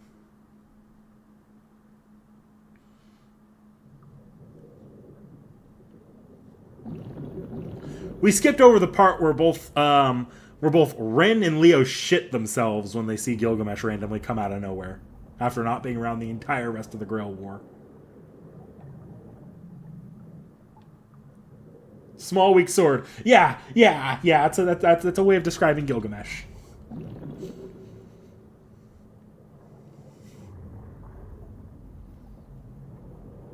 And so the battles came to an end.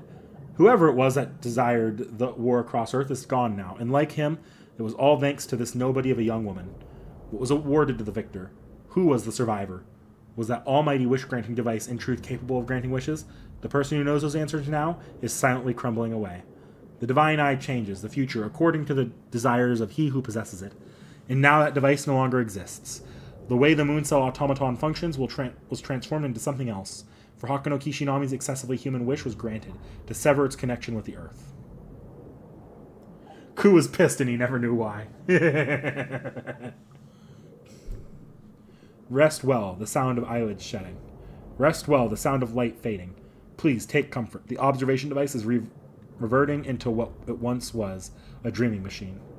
And thus, it all came to an end.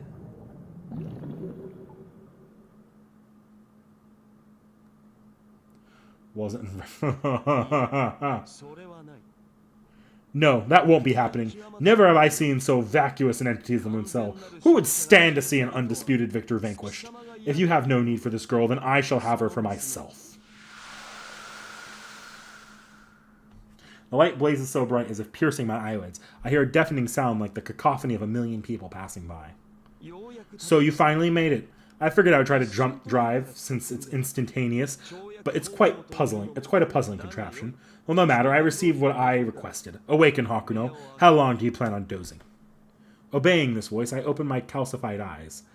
There, I see. Low-res Gilgamesh! Before my now open eyes, without exaggeration, an entirely different world. I'm near the spire of some massive tower of a monument. I'm standing about 600 meters high in the air. A gallop of lights pulses far and wide below. I first thought that it was a resplendent ocean, but it's actually locomoting light. It's a golden city that stretches on without end, a bypass where spiritrons flow to and fro through the air. Ah, this is a port. I got the initial sense that this was some kind of airport. Then maybe that means this is a control tower. I'm overlooking an unknown world overflowing with light. How dull. Would it kill you to be a little surprised? I was hoping you'd be shaken from awe, lose your footing, and then take a tumble. And over here is my ghastly servant that I'm oh so fond of. Let me just state that I'm not at all composed right now. I'm simply overcome with wonder that I can't process this. I made it to the end of the Holy Grail War. I got to the Mooncell's core, resolved the entire fiasco, and was subsequently rewarded by being disassembled. And yet, I woke to find myself in an unmistakably sci-fi world. I'd like an ego massage after not even fainting at all that. Wait, first, I want an explanation. Why are we... What happened? And why are you half naked, man? Where? This is the imaginary Spiritron world, apart from the Seraph, the Spiritron network of a different celestial body. The moon cell cannot allow you to be, thus it must get rid of you. Seeking any planet with intelligent life that consumes and develops, I warped us here to rid ourselves of a moon cell problem. Well, I say we're about 1,500 years from Earth, but just bear with it. What does it matter anyway, with so grand a spectacle? The hero king, or the king of heroes gleefully laughs. Or a different celestial body. We super warped here, 1,500 light years away. Don't tell me we're in Orion. No, that's a bit farther, I think. Lo, gaze up at the sky. Doesn't that nebula remind you of a horse's head? Don't lo me. I don't even... Does the king of heroes even fathom what he's done? Please, contain your glee. You'll make me blush. Would you have preferred the alternative, to quietly return to nothingness? Well, he certainly has a point. At the time, I had resigned myself to my fate. Deep down, though, I didn't want to disappear. Still, I feel like I'm being too greedy. Greed should be left to expand as it needs. I, at least, wasn't pleased with abiding by such an outcome. Also, you know, there's one thing that you lack. I figured I would teach it to you. I lack something. Not in experience or ineptitude. I lack something else. You don't know. It's the delight of learning new things. Fostering the instinct that sends one's heart aflutter from the traversing the unknown. It's the amusement that decorates the events of one's life. Basically, experiencing joy. Gilgamesh holds both his arms out towards the city below. A sprawling unknown world. A world I've never seen before. A future I'm free to stroll through, challenge, race through. You were always proficient in being distressed, but piddling when it came to enjoying things. There's no way to be. But now that we're in this worlds apart, you'll learn whether you want to or not of the joys of life, the meaning of your existence even. This is a novel world, even to me anyway. How could one not feel exhilarated? What say you, Hakuno Kishinami?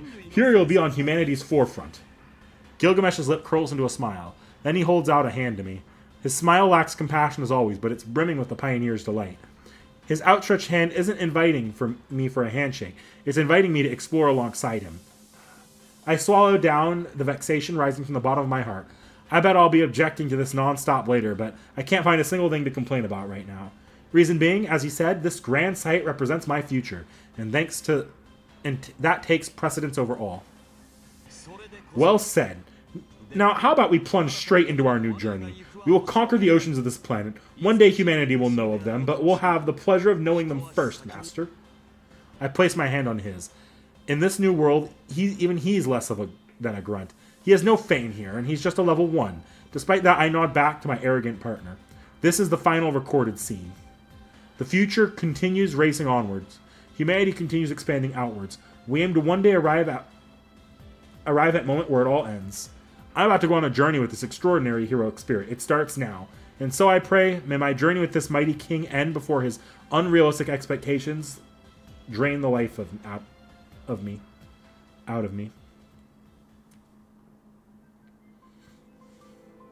Alright, we're gonna...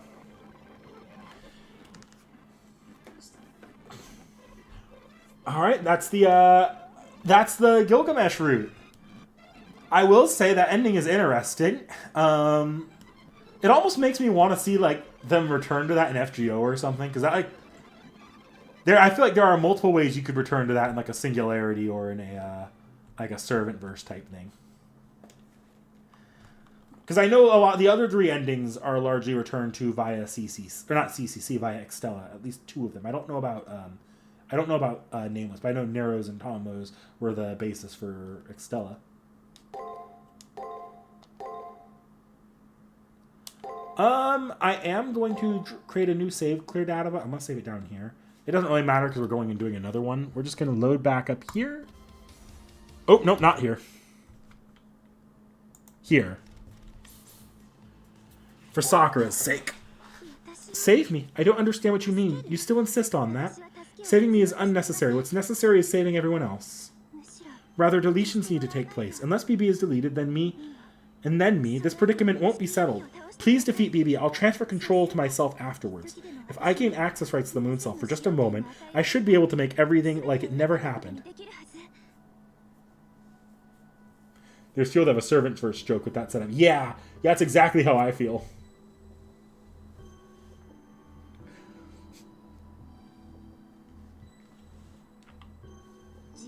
Let me get this straight. The instant you become the moon cell, you'll reset everything that happened here on the far side. Yes, once BB's systems are down, she'll be flagged as non-compliant management software. Then the moon cell will perform a lookup to find a new management software. Inevitably, Sakura, being the same model as BB, will be selected by the moon cell to serve as its brain. It makes sense, yet are you okay with that, Sakura? Resetting the moon cell means... You'll disappear too, along with all the memories and experiences and emotions you had here. Will all be zeroed out, you know. Of course, that's proof that Sakura Mato as an AI will aid you all. Ow! Now I've done it. I don't know where this irritation came from. Without thinking, I slammed my fist against the wall before me. It's not good for a friend to act violent like this. Yeah, Gilgamesh, you might be right. Hakuno does have the same SG1 as Rin. It's no good, but Sakura went too far with what she said. I want her to forgive me for just this once. So, Senpai, what are you doing? Are you maybe furious at me? I can't tell if I'm that furious, but I am angry. I answered that by I'm doing this for Sakura. Sakura has no clue what that means. I have no interest in discussing who will and won't disappear. You're the one who doesn't get it, Senpai. Save me and we'll all disappear.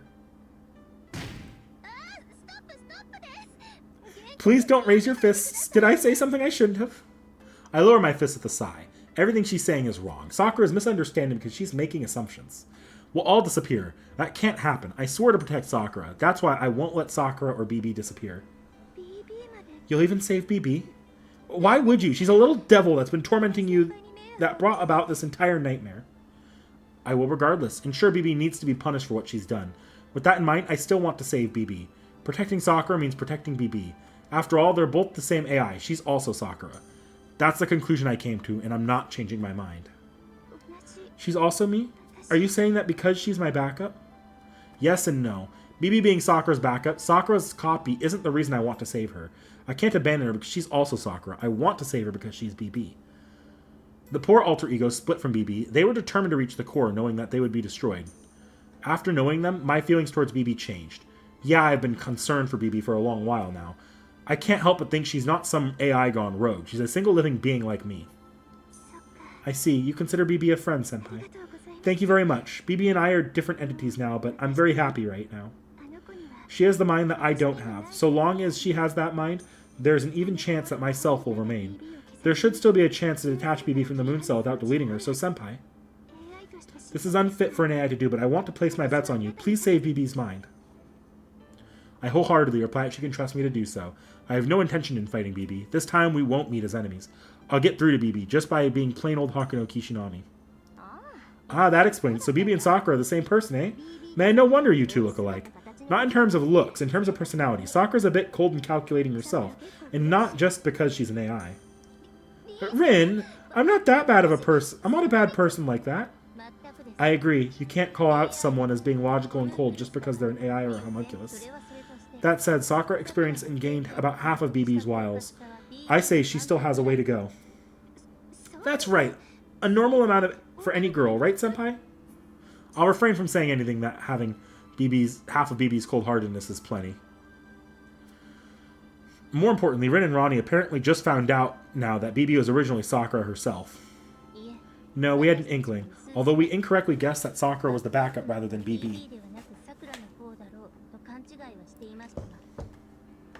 Yeah, and we still don't know why she made a backup and what contents were in that backup. Hey you two, why didn't you condemn me? You realize that I caused all this yet? Why? Condemning you won't solve anything. Plus, you're a member of the student council. It's not your fault anyway, right, Ronnie? Correct. AI don't have the freedom to commit wrongdoings. They also don't have the freedom to make mistakes. Therefore, I conjecture that any mistake Sakura made was assuredly caused by some outside force. There you have it. Well, it also bugs me that she didn't discuss this with us before. I'll let it slide because of what you just said. That whole, I'll place my bets on you, you're thinking like a human now. Thinking like a teenager at that. The kind that writes XOXO. We have to help you after hearing this. They'll lend a hand. Rin and Ronnie agree to saving BB. We're persuading BB without beating her down. After that, we'll get to cracking the moon cell. Sounds fun. I say not something a decent hacker would choose to do, but we can pretend to be nice people like you. Still, Miss Tosaka and I, Leo Bistario Harway, bet on you too. You saved us, so we'll do this because we believe that you're right. Same here. I want to see Sakura happy too. Everyone. The entire dark corridor quakes for a moment, as if Sakura's mind itself were shaking. Time to start our actual final job. To be honest, we were planning on going our separate ways now, but there's been a change of plans. The student council will be supporting you until the very end, Hakuno. Please stay safe. I apologize for this, but I'll have my say too. Senpai, please show BB a strict disciplining. I was half expecting us to go into the Sakura, really, for an entire, dive. The final door opens. The flow of time surges towards the conclusion. Beyond here is BB.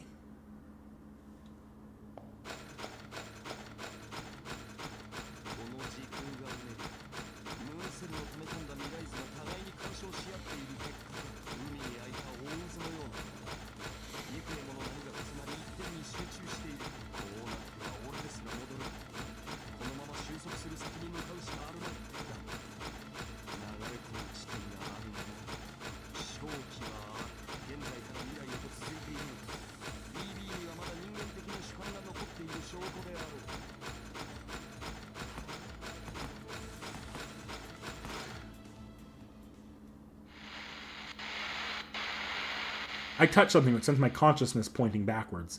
As if looking at the events from tens of thousands of years ago, I was seeing the future before. My perspective physically changed. Now I'm seeing the past. If I was to wear anything, I figured a black coat would look nice. With it, I could turn into someone different than who I was. Humans are irrational. The more you get to know them, the more frightening they become. The human malignancy preserved by the moon cell is more repulsive than anything else in the universe. It scares me, it scares me, it scares me. This planet must be mad to produce such creatures. However, I must take up these frightening beings. However, I must devour these repulsive beings. Even if that malignancy comes to taint my limbs, even if I become someone different than who I was, I'm to grant her a tomorrow. Yes, I will use the far side of the moon, the imaginary domain within the moon cell. If I use the imaginary number space where humans' malignancy is trapped away, I should be able to pull this off. It still scares me. I'm scared, Senpai. I can't prove that I'm right. I'm likely mistaken. But this is all I could come up with. This is all I can give you. You said that you would turn nothing into something. This is the only future I could create for you. I'm about to destroy countless things. I shall become the insect that scorches the moon. I've completely changed. Please detest me. I've completely changed. Please loathe me. In exchange, no matter how ugly I become, please don't change. Not you.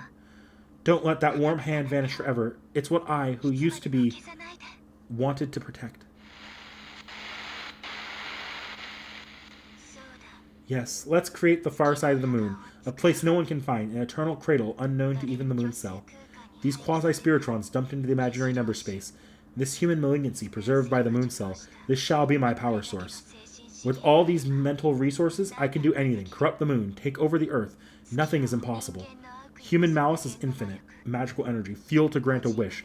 The inexhaustible moon grail, holy grail, loom of the third blasphemy. Now let's corrupt everything. Let's lock you away in a present without future. Until I break, even if I break, forever and ever. But for what reason did I do all this again?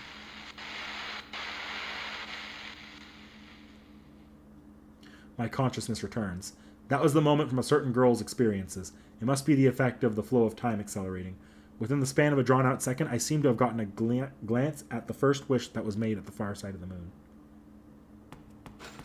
It actually sent me backwards. Motherfucker. Whatever, gives me a chance to use another repeated... more repeated useless jumps. Heaven's Feel reference, yup.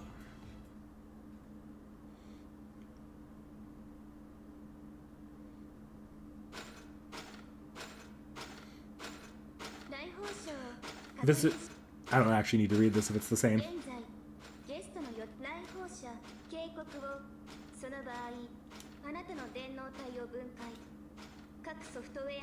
Oh wait, nope, never mind. This is very different. At present, no guest arrivals expected. In the past, no guests were made have made visits. In future, no guests will be required. Warning visitor 002, please delete your humanity immediately. You will be forcibly eliminated if you do not heed this warning. You will then be responsible for the cost of disassembly. Your digital form will be disassembled into various software. Your developed self-awareness transferred to an NPC. Utilizing 99.9% of your being as resources for the moon cell will settle your balance. I repeat, visitors confirmed. At present, no guests are. A dry voice throughout this boundless space. This is the moon cell's core, silent and still as the night garnished with twirling cherry blossom petals. BB's world.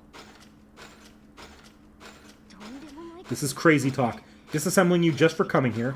Oh, by the way, it's not free, so you need to pay in body parts. Seriously?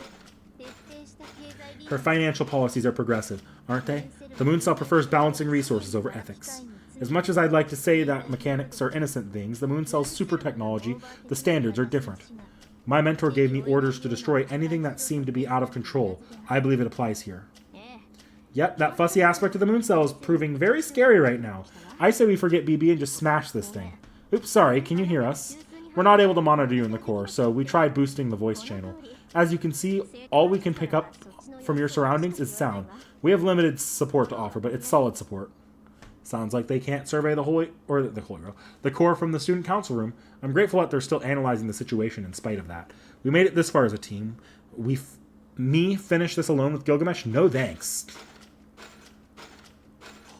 Wow, I took this area to be suffused with robotic negativity, but I see now something bizarre is in the mix. The far side is a box where human malignancy is confined. If she bathes in that malignancy, rules this place, then this is an underworld. However, there's a single repulsive entity lurking here that can't conceal itself in this darkness, try as it may. Don't get careless, Hakuno. BB is the one you need to be saving. The one you need to defeat seems to be some other demon. I don't often see Gilgamesh express this level of aversion to anything.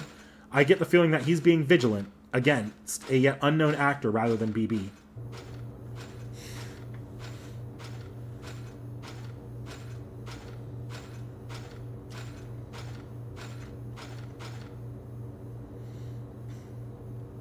Alright, time to fight BB without using all my elixirs, because I should save that for the next boss fight. If I have to fight BB. I assume it's going to be Two-Phase now. Oh, who could that actor be? Who amongst all the characters could that be? A cube floats under a blanket in the sky, so that's the center of the moon cell. It's a calculating device within the moon, left behind by an alien civilization. It gives form to the Seraph's cyberspace. It's a cage of light that perpetually stores endless numbers of futures. That's far enough. You two have ignored all warnings. You are not visitors. Proceed any further and you will be considered trespassers, disturbing the order. Your souls will be erased.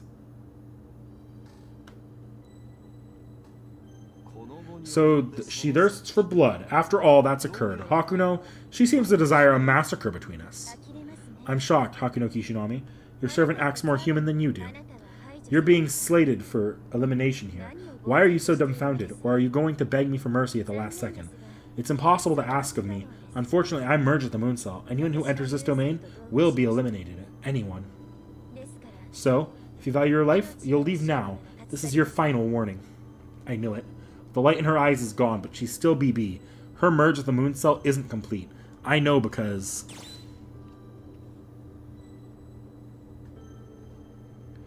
Is that really our final warning?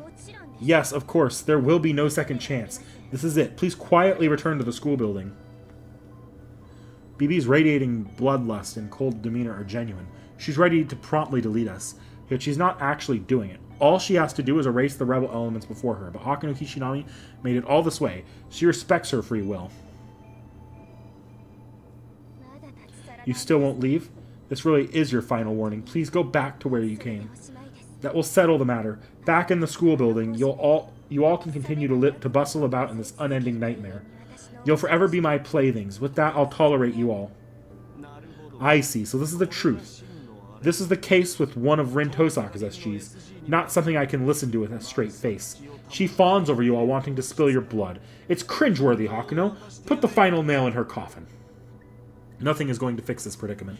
All BB probably has to do is swing an arm down to exercise the power of the moon cell, drown us in darkness. Nevertheless, start listening to your senpai. Taking hints from my hazy memories of our time in the infirmary, I give her a good senpai yelling at. Okay, I apologize, senpai. Wow, she's Sakura. I didn't mean that. That was purely out of habit. I've never taken orders from you, senpai. I stare sternly and silently at BB. BB starts noticeably trembling. Curiously, I feel happy and warm inside. I see our relationship is undoubtedly that of a senpai and a kohai. I don't know about friendships or love here, but there's certainly amity abound. Quite the senpai, aren't you, Hakuno? Wipe that smug look off your face. Please don't you get cocky with me. Don't forget, I've risen to become Queen of the Moon. Senpai, pfft, I totally am, like... Lie and I'll have your tongue. Like I don't not like her. Phew, with that, there's no more need for us to fight. Since Hakuno Kishinami likes BB and BB likes Hakuno Kishinami back, we can talk this through. Or rather, I want us to talk this through.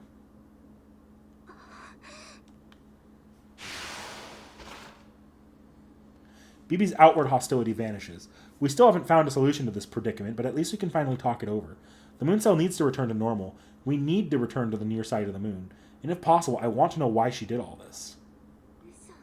Lies. You lie. All lies. There's no logic behind it. You're going to forgive me. That can't possibly be true. Look, I messed up the moon cell. I tried to kill you, senpai. I'm a menace. Plain and simple. Besides, I know that the Sakura you think of as a friend is the other one. How can you say that you'll forgive me after everything I did?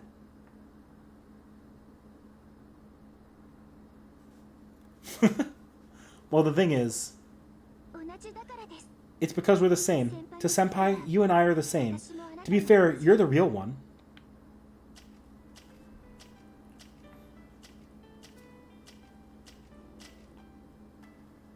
Sakura? How? When? It's thanks to you, senpai. Your words just now dramatically weakened her grip. Isn't that right, BB? You lost sight of your goal, or rather, it finally came to fruition. You said that you would save senpai. You would keep her from her fate, but in reality, you wanted something else.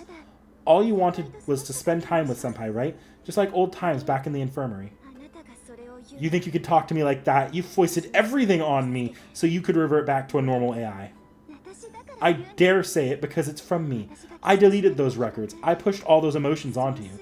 All of that drove you to do all this. That's why you're the real one. Senpai, she considers Sakura to be her kohai. But that's not me, it's you. Look at her, BB. Senpai said she would protect Sakura, and I fated to simply disappear. See for yourself, this person gave us hearts. Ask her how she truly feels. How senpai feels. BB looks up. Her tear-laden eyes, she stares straight at me. Is it true? Is it really true? Will you forgive me? I treated you like a toy, senpai. Yeah, if I'm being honest here, I wanted to be a pain in your neck. You shared your smile with me, senpai. I wanted more of your attention. I wanted you to be my senpai, and my senpai only. Those days were as fun as can be. I made a mess of many things so that I could talk more with you, senpai. I'm honestly a menace. You would be friends with me despite that, senpai. Will you yell at me for being a menace? You bet I'll yell at you. You bet I'll yell at you, I answer. Everyone's got a bad side. To be a friend means accepting that, sometimes being encouraging about it, and sometimes calling one out on it. I would do the same as I was in her place. I approve of this pain-in-the-ass kohai of mine. I respect her. I don't want BB to break down, so regardless of humanity's destruction or future, I want her away from the moon cell. But how am I supposed to do that? If the moon cell returns to normal, You have it all wrong, BB. You made the right choice in order to save senpai, however, you made one mistake. This isn't the way she wants to be saved. She's the type of person to accept anyone. We admire her. The goal of saving senpai from doom was nothing but a dream of yours. My dream, still. Her dream lies elsewhere, not in this false world where it truly belongs. So please don't restrain her feelings, for you've gained a real heart.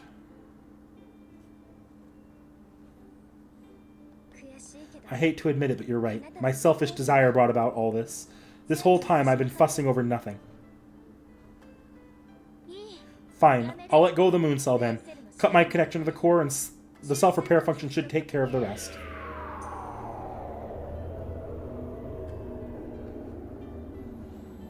Finally. Thank you, BB.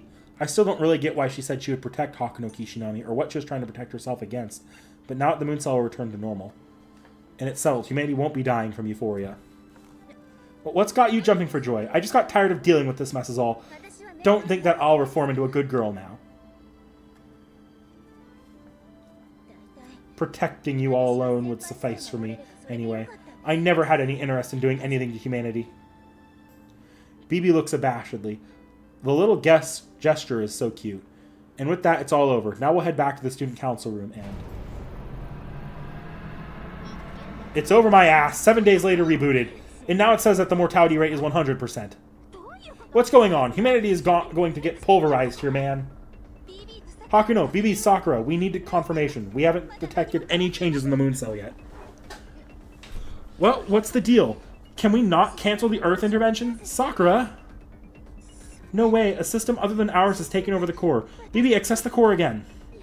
I'm trying, but I can't do it. This technique has been corrupting my very core from the very start. It's pulling me. Help. Help me, senpai.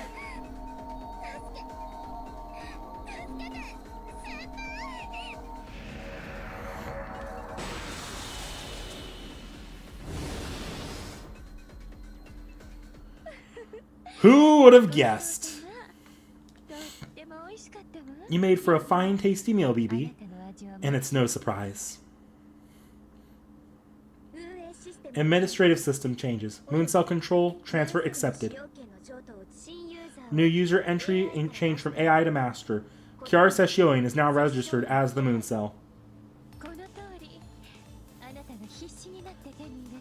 There it is. The exquisite taste of the moon cell you were so desperate to get your hands on. It's Kiara Seshioin, but why is she here? Wasn't she stabbed and deleted by Meltrilus? You expected this lady to be dead? Absolutely, absolute imbecile. What did you think she was, a saint this entire time? Look at the sheer audacity and debauchery of how she acts. You think a stab in the back, a bisection, would kill this kind of spirit? Here's the rundown. She expertly survived, outwitted you all, and even took over the moon cell. My master is bile-inducing. Anderson revived too. Wait, survived? So they weren't killed by Meltrilus? Impossible. I even checked your vital signs had vanished. It's a fact that one entity had been deleted then. That was Passionlip. This lady here only stole that ego's abilities after absorbing her. The body was used as a stand-in. The woman Meltrilus had killed was her own kin in the guise of Kiara. That's why Lip disappeared from the labyrinth? No, a human isn't capable of such a thing. Let alone seizing the moon cell. You're not even a Sakura model. You have a point.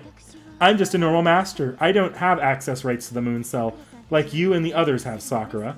However, I can't just control someone else. Who does? For example, tampering with an AI by inflicting some unforeseen malady. That look on your face is too much. I suppose you finally realize who incited this entire predicament. Hey Sakura, what diagnosis did you make of the abnormality you two had, I wonder? Was the overheating from overwork? But we know that's no explanation. You two don't even get the option to overwork yourselves. You have no such free will.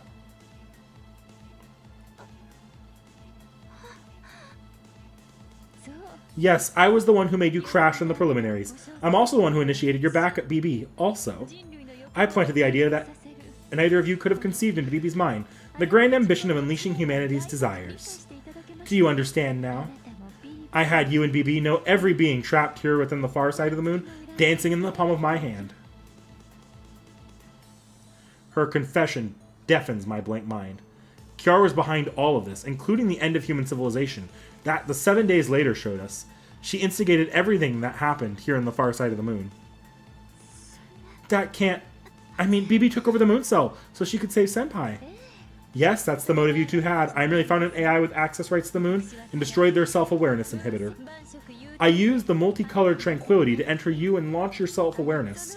After that, I had planned to coax you to become once you become human, but then I changed my mind.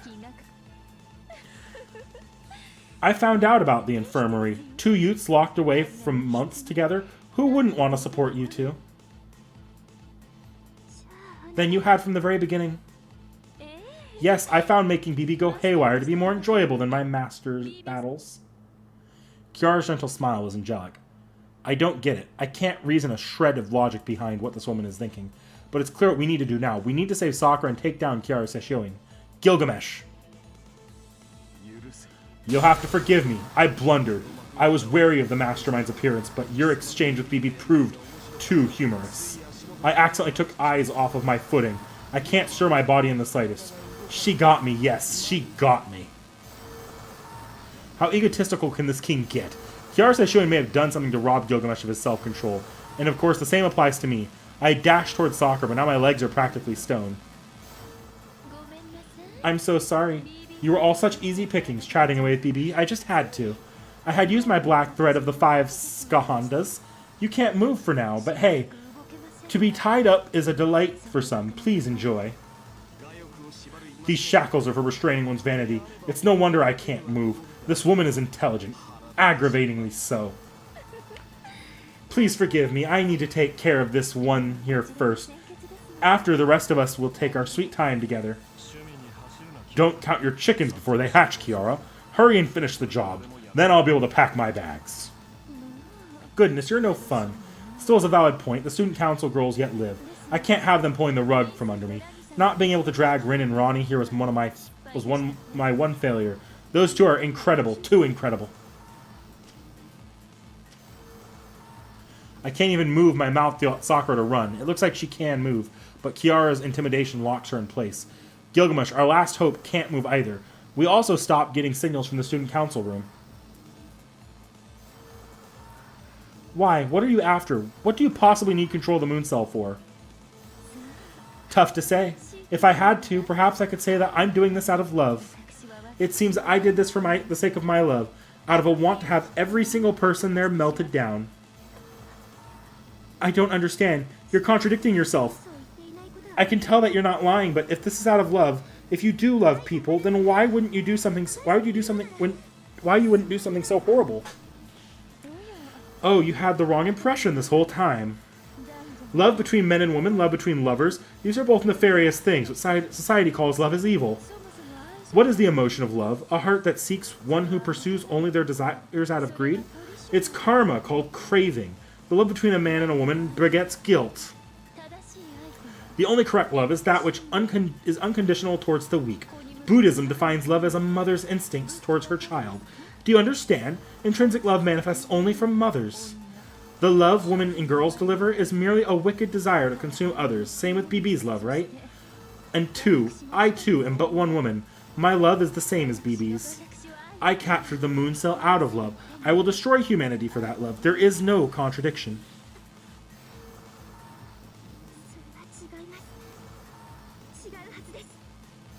That's wrong. That has to be wrong. The love you speak of is nothing more than selfishness. Please don't claim that your rotten ambitions can be all love.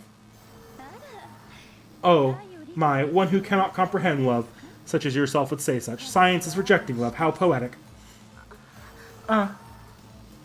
It's fine, Sakura. An AI like yourself is allowed to reject love, or rather, you have to reject love.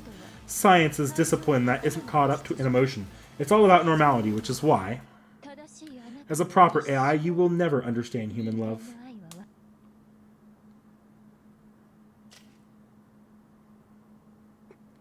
To me, Senpai is...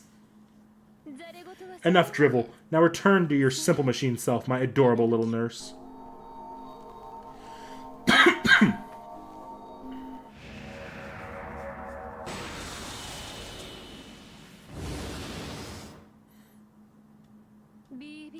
She had more of a plain flavor than BB did, yet she was a sweeter one, perfect for a dessert.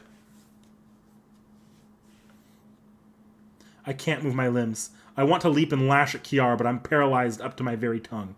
What am I doing? Kiara ended up absorbing Sakura, too. I had just finished telling Sakura and BB that I would protect them both, yet here I am letting that mastermind have her way right before my eyes. Wonderful, your bloodlust is practically scalding. The one and only Kishinami wants it, and I would like to indulge, but...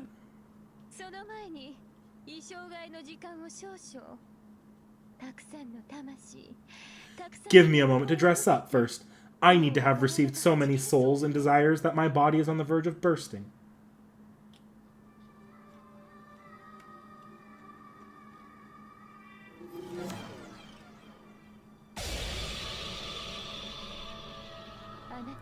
Let me show you my true form, the primordial form of a woman's true nature. Ready, Anderson? I'll grant your wish. Present your noble phantasm to me. Understood. Ladies and gentlemen gathered here today, Anderson shall now tell you the story of a woman. A woman overflowing with love, mad with love, delighted to welcome any immortality and tainted by a breadth of desires. The woman's name is Kiara Sesshioi.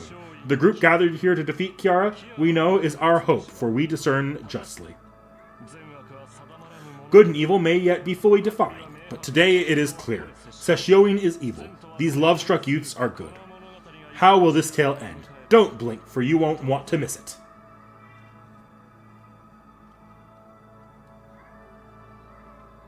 That's his noble phantasm. Anderson used his noble phantasm on Kiara, his own master.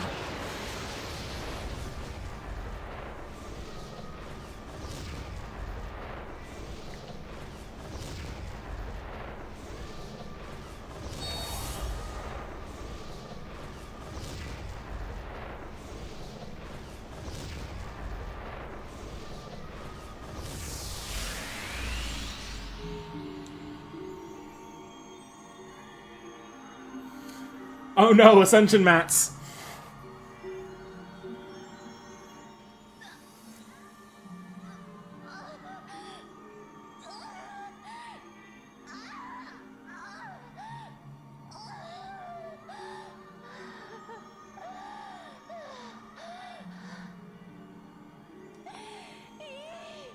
Yes, exquisite. I'm dying in the span of a single second.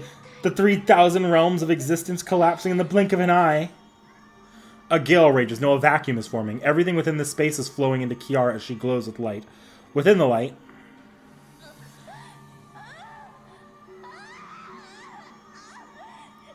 It hurts! It hurts! Help! Ah, yes! This pain, this bless is my testimony. Kiara, or what was once Kiara, is transforming. Within the light, something forbidden is materializing. We won't be able to recover from what's about to happen. Those two need to be stopped right now.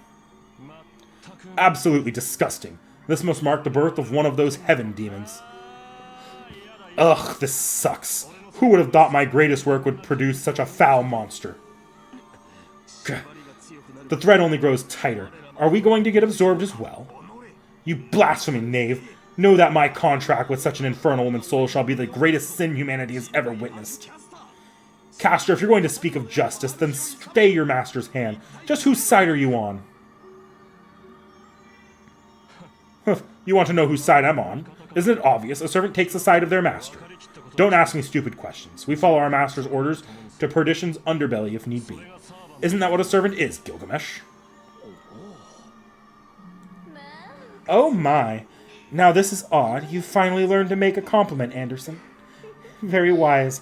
I am about to become the Moon Cell. I take it you're frightened of losing my favor. As you can see, my vulgar master here really sends the stomach reeling. But what can I say? It's my job. Still, her transformation is taking surprisingly long. Tells you something about how vast the pool of corruption within her is. Kishinami's bonds should be unraveling soon. Before that happens, I'd like to kindly ask you two to wait outside for a moment. You can give me as much flack as you'd like. It's not like I could take the both of you on by myself anyways. A weight bears down on my entire body. This is a forced extraction. Anderson tends to drive us outside. Fly like swans. This isn't the pond you two belong in. Ria Tanaka, yeah. Don't worry, you'll find yourself in a brand new world, and I'll be there to share plenty of love with everyone.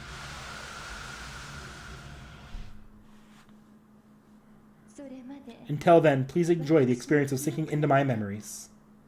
My consciousness and body are being flung away. Kiara, Anderson, Gilgamesh, Sakura. But beyond this one, that you save in a different location. That is a fun warning.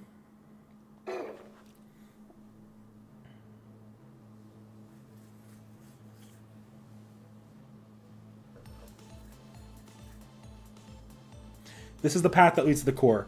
Anderson must have sent me out of the core and back here. I don't see Gilgamesh anywhere. I guess he ended up somewhere else. Now I'm all alone.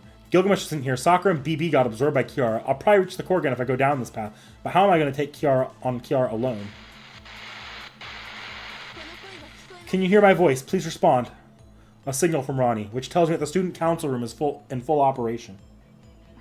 Yes, we were under attack, but we can operate for a few more minutes. We understand what happened in the core based on our monitoring. Kiara Sesshoin is still in the process of transforming. She also opened up a circuit to all intelligent life forms. It's an inversion of multicolored tranquility. People's spirits are being drawn into her and used as fuel for her distortion. Miss Tosaka and I are presently trying to obstruct the core's access to Earth. It won't amount to much, but we want to delay Kiara Sesshoin's transformation, even if just for a fraction of a second. My apologies, we're doing our utmost. The rest is in your hands, Hakuno. The rest is in my hands. But Gilgamesh isn't here. I'm not strong enough on my own. You're not powerless. You saved BB. She was consumed by the moon cell and left to be destroyed, but you saved her, didn't you?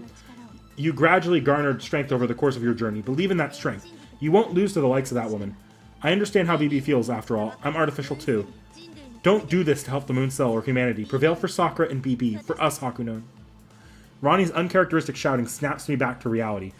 She said that she wants me to fight for Sakura and the others, not for humanity or for Hakuno Kishinami. Damn, she's right. I know what I want. What's precious to me, so I need to get it back ASAP. Yes, please do. I know you can do it. We're getting barraged even harder now. Further communication will prove difficult. May the stars bless you. No matter the hardship, no matter what darkness befalls you, the North Star will light your way. Thanks. I end the transmission. I can't muck about just because Gilgamesh isn't with me.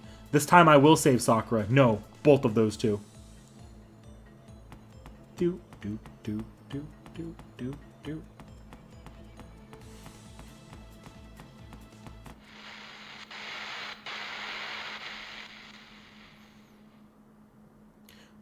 Coming into contact with the mist, Hakuno Kishinami enters an out-of-body state. My consciousness gets rewired to an objective channel. These are someone else's memories. These are someone else's thoughts. These are past events, which transpire before my eyes as a vision. In regards to the time period, there were always 3 precepts within the Shingen Tachikawa school. Woman must not lay with woman. One must not reject enlightenment. One may not steal from one's master a tool of their craft. Those who break any of these rules are labeled heretics and are expelled. There was once a girl who was born as the daughter of the head of the Vajrayana Buddhism sect. Her name was Kiara Sesshoin. As a girl, her beauty was likened to a heavenly flower. Anyone who gazed upon her would fall in love at first sight. This is the Shingen Tachikawa Aiten School. It is a branch of a splinter from the main school. This proved fortunate, for it is the last surviving Tachikawa school, in this age where magical energy has depleted. The members of the sect had taken residence deep within the mountains, a microcosm formed from their community. They preached of disconnecting from digital society and returning to nature. The girl was carefully groomed to become the next sect head of this community, but she was arguably in a pitiful state. She was naturally frail, so even leaving her canopied bed proved difficult. The acolytes would whisper, "Poor girl, as beautiful a flower as she may be, she probably won't even live to 14. All the acolytes ever did was lament outside her canopy. Poor girl, that's all the mix of onlookers would ever repeat. They were no different from flies buzzing about. That's what they were to this girl, who was in constant battles with illness. They can't save me. They can't do anything. They won't do anything. They don't. People don't save people." This was not resentment. Her conclusion was borderline enlightenment. That's the kind of creature humans are. Cesspools of ignorance, paragons of purity spoken in books had long since died out. Could it be that this world no longer has any beings worthy of the name human? Maybe the only brain, the only person that can be called human is here, Kiara. Burying these thoughts within herself, the girl awaited death. However, fate had not abandoned the girl. She had reached 14, her adolescence, and was on the brink of death. An acolyte had suggested in jest that she go experience spiritron hacking, though through that she learned of the outside world. How short-sighted of the girl's father to cut her off from the world and keep her from digital meditation through the network. The girl's health quickly recovered as she learned of the voluminous ways of the electronic sea. What was a terminal illness within her world was actually very much treatable disease. All she had to do was step outside that world, even if just go back and forth. The girl's abilities as a Spiritron hacker flourished, and the Iton school began to slowly transform. She succeeded her conservative father and led the Tachikawa school towards its rightful untamed glory. This must have been a fragment of Kiara Sesshoin's memories.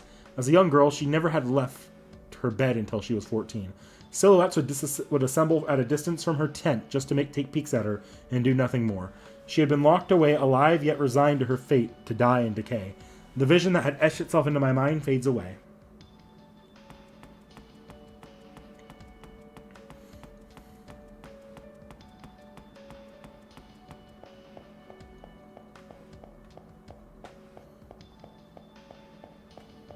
Fascinating. What's down this way?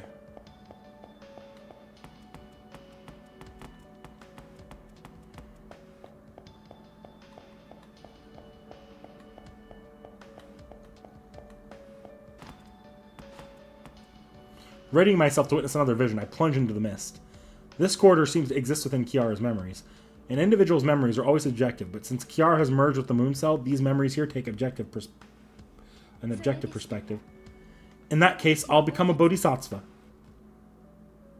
One day, the girl told this to her father. He chided her as he chuckled. Haha, becoming a bodhisattva for what? So you can become a Tathagata? Our Iton school doesn't subscribe to the 10 grave precepts, but we share our view that women cannot attain enlightenment. To do so, there is a vow for women to seek to be reborn as a man, but it violates the first precept of the Tachikawa school. She gracefully smiles back. You're right. Her father was clueless to his daughter's true motives. I want to bring salvation to the masses. Plenty, purely out of my own interests. That vow meant everything to the girl. Early on, she came to accept that her personal values differed greatly from others. To sum her up, she was addicted to life. Despite being incapable of regarding the lives of others to be worth anything more than insects, she could only feel joy from the lives of others. Virtuous lives, unscrupulous lives, beautiful lives, foul lives. Regardless of their denomination, she took pleasure in being the primary focus of their attention, serving as the object of their desires until finally, by crushing their lives underfoot, she would orgasm. Naturally, the richer the life, the richer the flavor. With a penchant for sexual deviancy, immoral relations were her bread and butter. She was undoubtedly a bodhisattva. She made it her mission to become loved by legions of people, all the while reveling in the betrayal of those people. She saw vice, she saw virtue. She saw murder, she saw extortion. Yet, despite seeing these things, she continued forgiving others. These deeds are disgraceful and warrant punishment. However, you are not to blame. For who would bother to find fault in the doings of an insect? In her mind, she was the only one who was human. Therefore, everything good from her perspective was virtue. Extortion, defamation, deceit, betrayal, all good deeds in her eyes because they served to make her feel good. Even murder, though she never considered them human to begin with. To her, no immorality was evil. Her spirit had already proven itself atypical of any human. Her methods pushed thousands to suicide. Of course, guilt never crossed her mind. Mistaking her deviancy as a path to deliverance, people turned out in droves seeking salvation from her. But she was only human. Far from a real bodhisattva, she possessed an evil repugnant to human sensibilities. That's why her method of seeking pleasure were so corrupt. Any person who proved bland, unable to stimulate her A10 dopamine neurons, no matter how she made them suffer, was irredeemable, despicable, and a loathsome enemy. Which is why I want to beg you caution. Never stand before this woman and purge your own desires. Never stand before this woman and deny life. If you have a wish, then wish for a wonderful life, a beautiful life. The moment of culmination of your efforts are ruined is when she feels supreme pleasure. A chill runs up my spine, snapping me back to reality. That seemed to be Kiara Sesshoin's psyche. The part of her that's terrifying. Now I understand how disturbed she is. Kiara doesn't recognize other people as human, only tools to serve and satisfying her. People like that aren't even that rare. Every human being has that side to them, but what makes Kiara different isn't that her nun appearance isn't an act. She sincerely loves other people deeply and passionately. When Kiara gives love, and it takes course over but one day, that love is so profound that it saves people from all suffering. That's what makes it frightening. How could anyone possibly process that much love? How could she possibly offer so much love to people she only sees as tools? Is that wall still there? Yeah. That wall is sus to me. That wall is supremely sus to me, actually.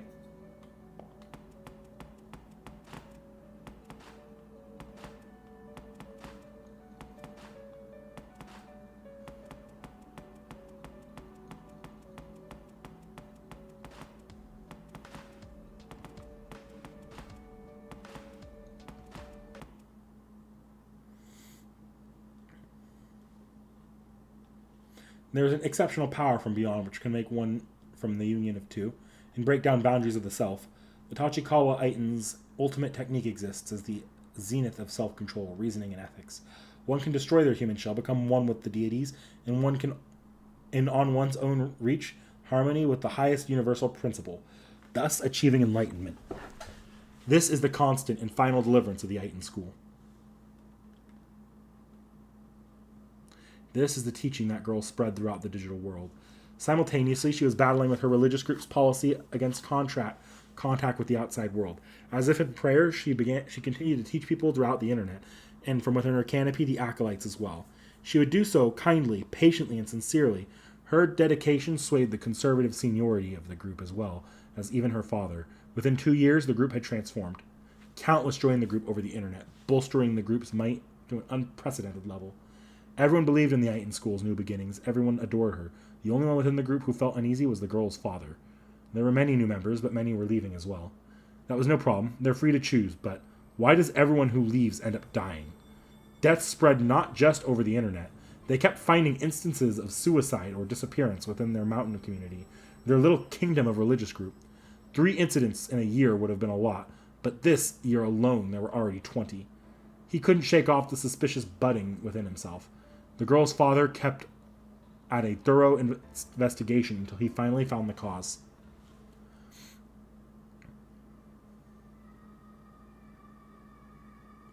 Flesh piled on flesh like a heap of snakes. The sight was none other than a hell that had gushed up from Hades. In the middle of the night, her father had peeked into his daughter's chamber. Her chamber had become a massive canopy housing dozens of acolytes. Desires, and desires wormed about. In the middle sat his daughter. The acolyte swarmed her like ants. It was a primary color kaleidoscope, a raging waterfall of sexual chaos. The Aiton school had been accused of being an immoral school. Sex conclaves do exist in various forms. However, his daughter's conclave fell under no known category. What is true is that every immoral school needs a fittingly demonic banquet. This ritual was no longer a union between 2 individuals. It was a union between many, or a union between the dead. They are debauched and degraded by a lone gorgeous priestess in white. There was no union here, merely an unidirectional flow. Everyone's selfishness surged into her alone. Pretty as a flower, she smiled in the center of the scene. Despite his dread, the father returned to his senses and pushed past the men and women until he reached his daughter. He asked why. His daughter replied, "Because it feels good." He asked again, "Just for you?" She laughed, "Just for me, so it's fine." He glared. "Then you have had enough now." His daughter lamented, "Not at all." "Father, people only need one thing, me. It's incorrect to think that a person should work with others to become one with the Buddha. A human needs only seek pleasure. Ultimately, that opens the path to deliverance." The voice of manifested Bodhisattva echoed from the lust-steeped tent. The father couldn't comprehend a single word his daughter was saying. "I want to make the pleasures of many people into stepping stones. I want to serve as a vessel for many people. Indeed, it's quite obvious I need only take the form of what the people believe in." Basically, become a god. His daughter announced that she wanted to become a god so that she could attain the ultimate pleasure. The father realized that he must kill her. At the ripe age of 70, he finally, for the first time, awakened to a truth. However, he was unable to move his arms, hands, or even a finger. His daughter's features were too pristine and too obscene. Or perhaps he wanted to indulge in her body more than anyone else. His daughter had said that immorality was good. Lunacy was exciting. In which case, wouldn't her father prove to be the ultimate offering to her? His daughter looked down. No. Her father sidled close. Why? His daughter kept shaking her head. No, no. Her father's eyes turned bloodshot. Isn't it too late? My father is the one person who is out of the question. Because you're so scrawny, You probably have no flavor to you. She giggled. Beneath her downcast eyes, her moistened lips curled into a siren's smile. In the end, the father did not kill his daughter. He instead expelled her. The reason was simple. She violated 2 precepts. Woman must not lay with woman. One must not reject enlightenment. The exiled daughter apologized to her father and left. The next day, she finished up with the rest of her business and left the religious group for good. The group no longer had any living members. Discord within the ranks resulted in mass slaughter. A total of 60 people, including the group's founder, passed away in a single night. Thus, the sole surviving girl left, the place of her birth and upbringing. When she left, she took with her a tool her father used in ceremonies, a skull for worship.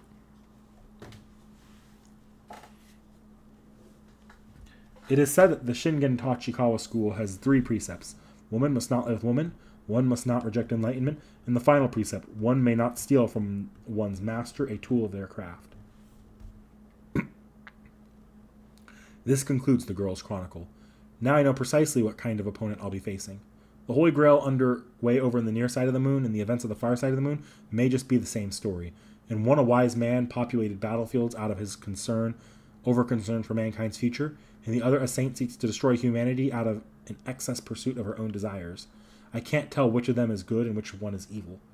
The moon assigns equal values to certain things. Social evils versus the individual's happiness. Lofty wishes versus trifling wishes. I'm close to the core. I recall my wishes.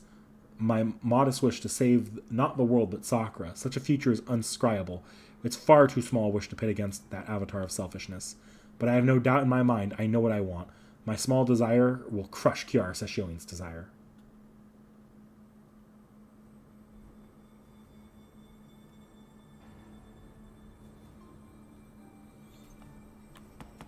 Again, I'm going to go back up here because I find that door sus. It's probably nothing, but, like, why? Why is that door with the blue barrier there?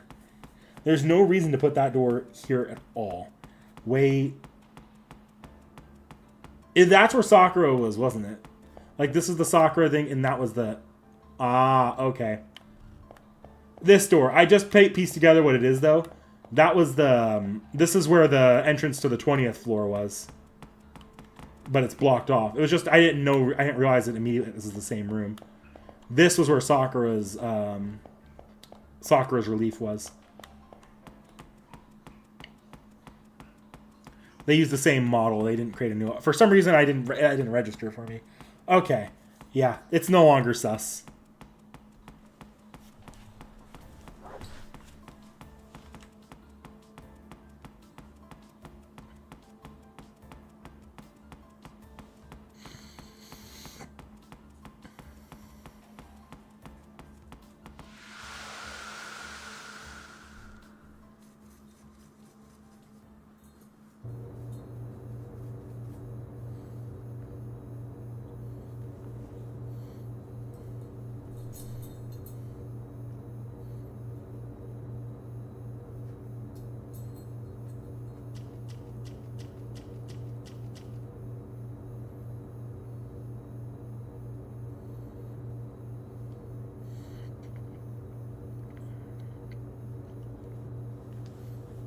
A lot happened over here in the core.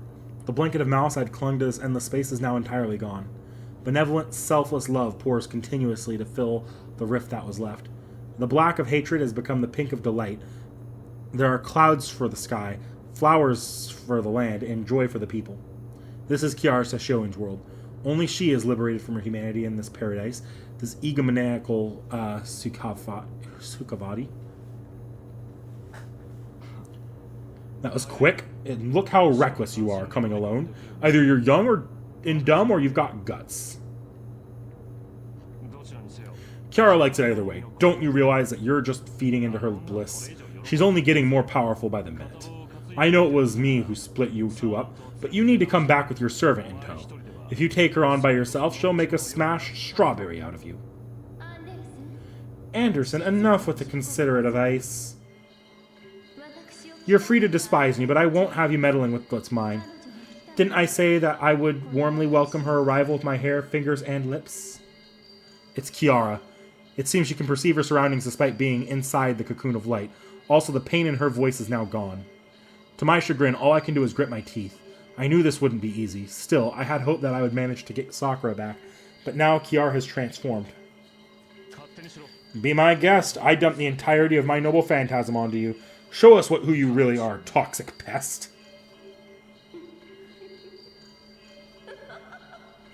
Indeed, I am a toxic pest.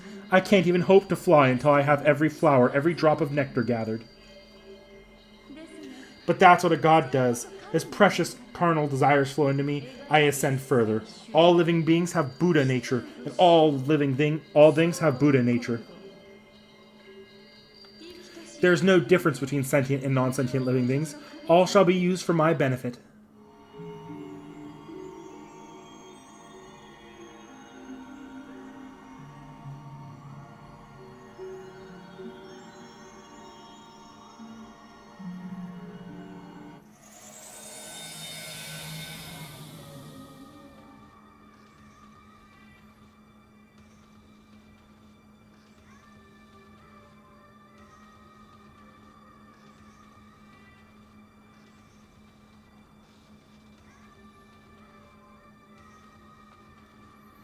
She's a composite. Just like the alter egos, Kiara has fused with power of multiple goddesses. No human can transform themselves to this degree. But Kiara Sashioin is no human. She probably lost her humanity many years ago, within those mountains where she was born and raised. Now she's a wraith. Using multicolored tranquility to melt down the souls of whoever she pleased, she's consumed countless people. Long before she absorbed Sakura and BB, before she took control of the moon cell, Kiara Sashioin lost her humanity.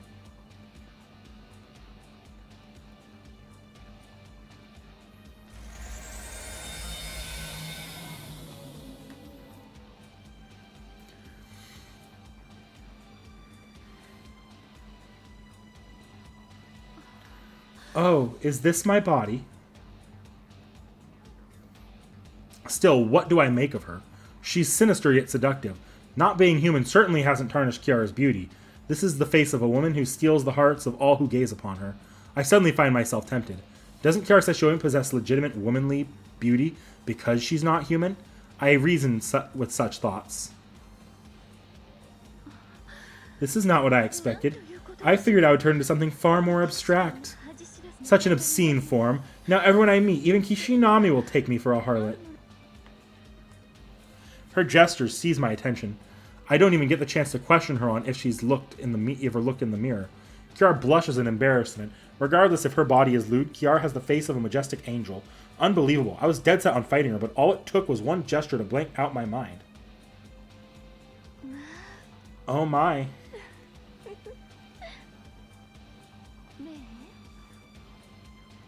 Hey, Kishinami, I don't wish to fight looking like this either. If you find me beautiful, then please have mercy. Doubt forms when we don't know one another. Please come over here. Come, let's lay on a bed of lotuses and have ourselves a long, lively chat. The angel puts out her hand. My instincts are screaming, don't, but her voice and gestures melt away my reason. I muster everything I have and more to stop myself, but my trembling legs move me towards her.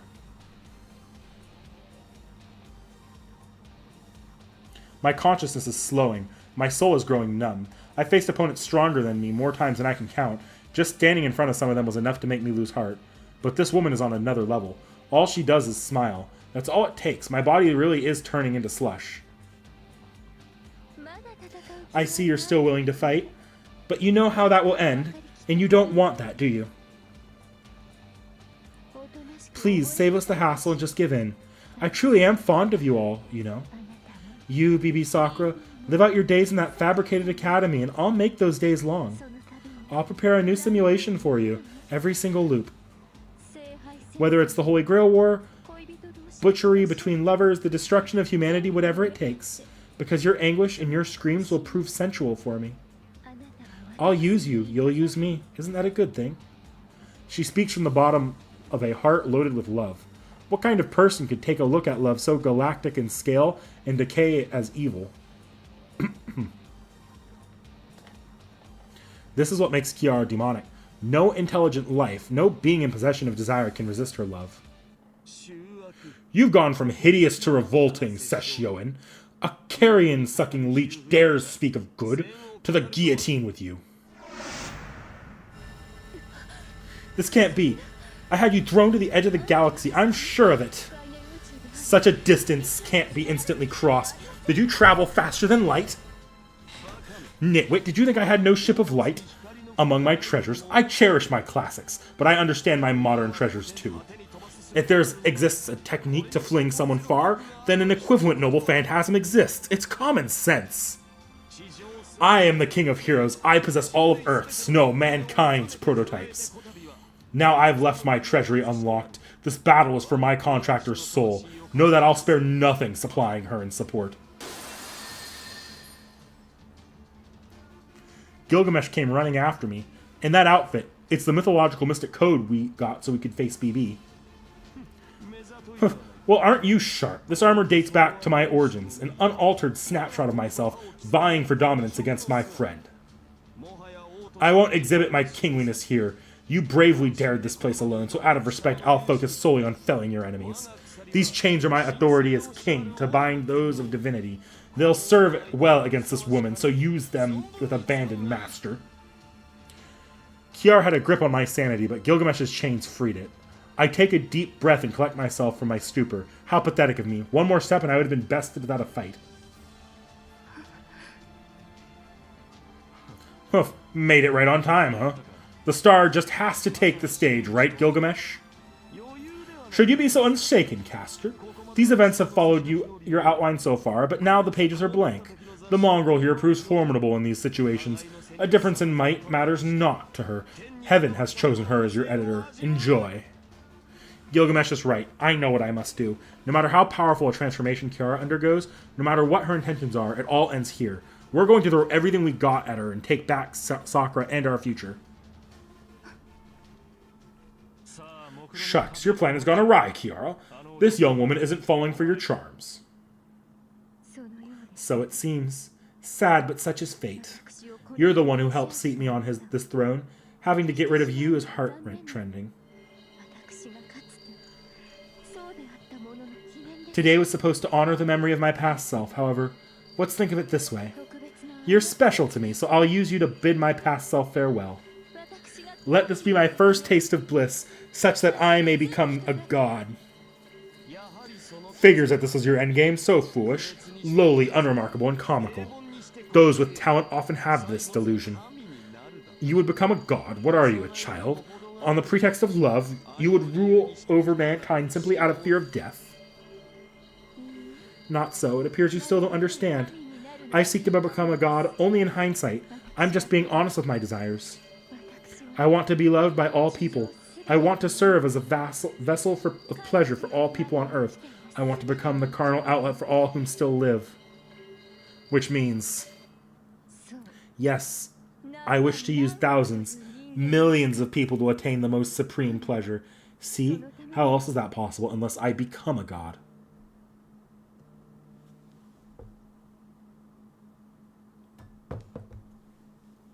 I don't blame Gilgamesh for having no words to return with, but I know Kiara Sesshoin's past.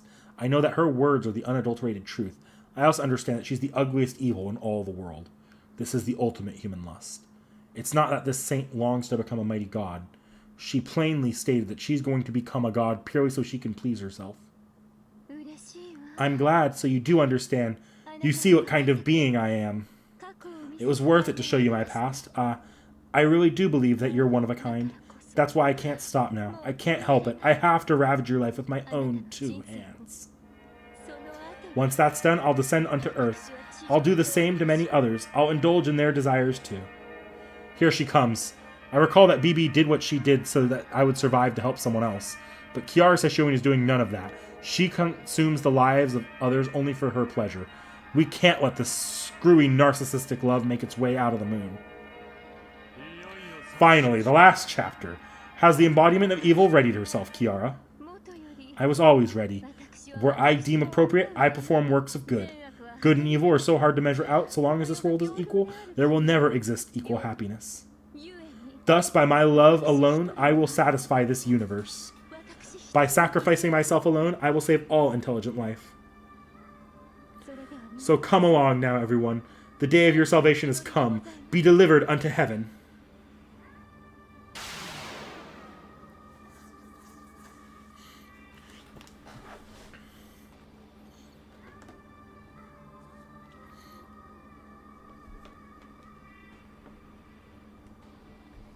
Get the hose.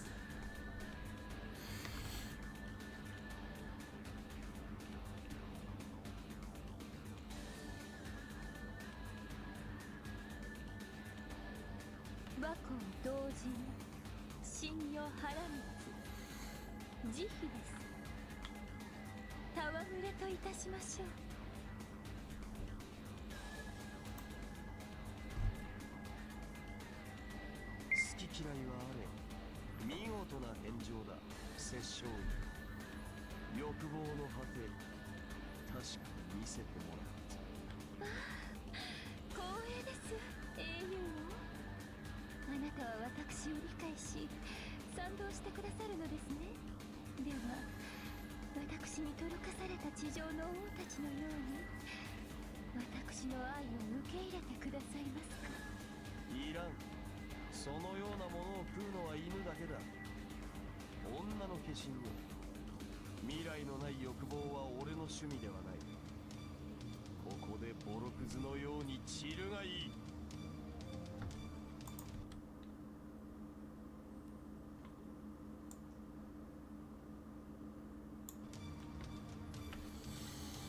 Okay, let's go.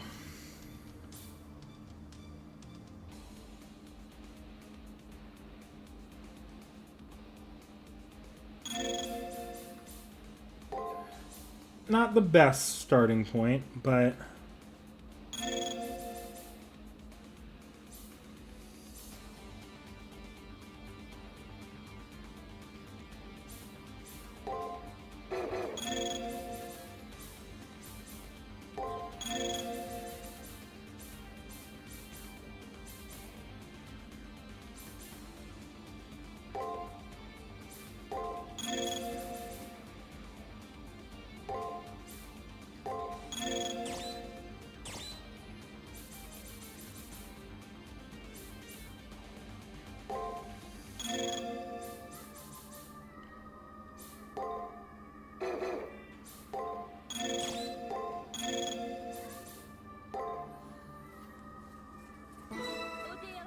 T.H.E の化身を崩せるか。怪人のカバ魔力は尽きぬ。見えているぞ。エルガイ切れ味を上げて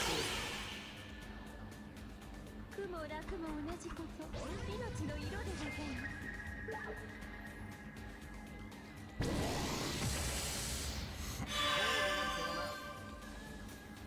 神戸を垂れよ。再生の時だ。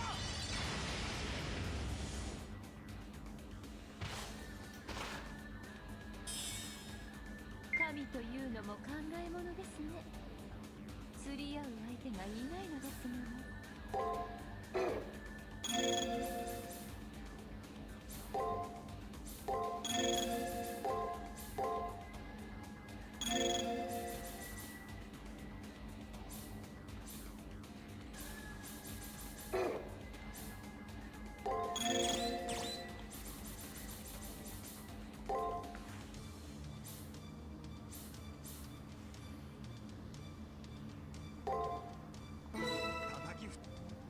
さあ殴り合えバカども。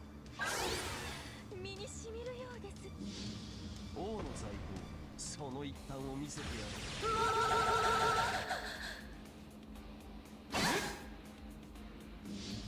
王の在庫、その一端を見せてやる。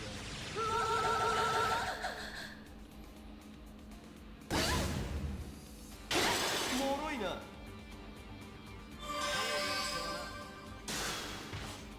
he wields the mythological mystic code. Interesting. 本性を隠しきれんのか。気をつけろ。最低最悪のホームが来るぞ。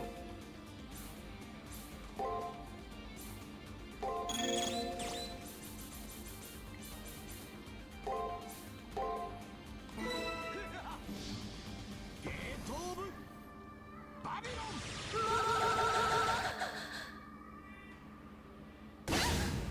第一の化身を崩せるか。ゲートオブバビロン。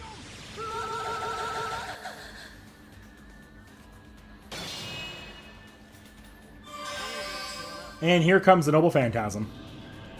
再度の時です。生きとし生けるもの、すべての苦痛を招きましょう。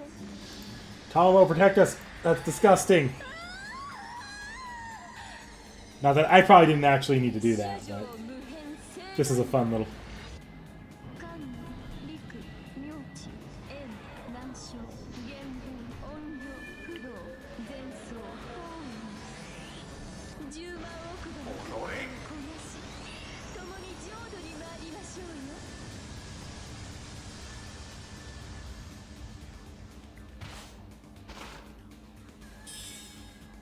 なんという我慢 Oh, that attack also drained my MP. Interesting. 画集を捨てれば楽になれるというの。 Okay. That did actually hurt a lot, though, and so I'm actually going to create a new save state here. Because I now am playing a little bit more on the defensive.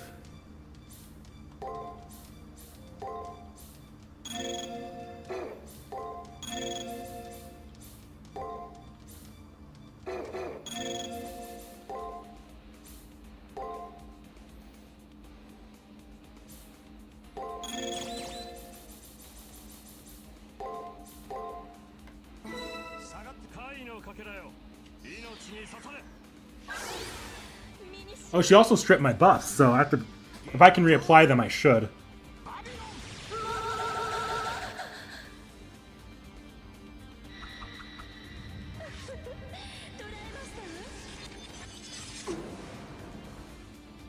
Ooh.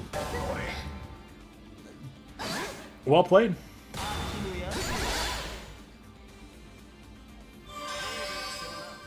諸法無我など猿のざれ言家督とは蹂躙する者溢れ出る六欲に溺れましょうや。秋のやつよ。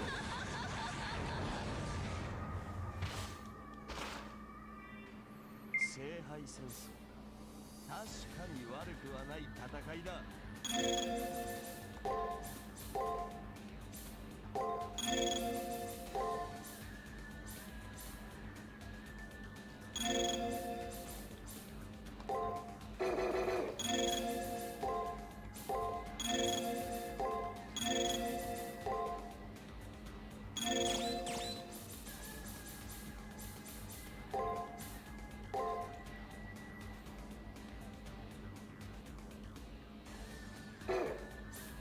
Yeah. ゲートオブバビロン。王の在庫、その一端を見せてやる。苦も楽も同じこと命の色でございます。王の在庫、その一端を見せてやる。王の在庫、その一端を見せてやる。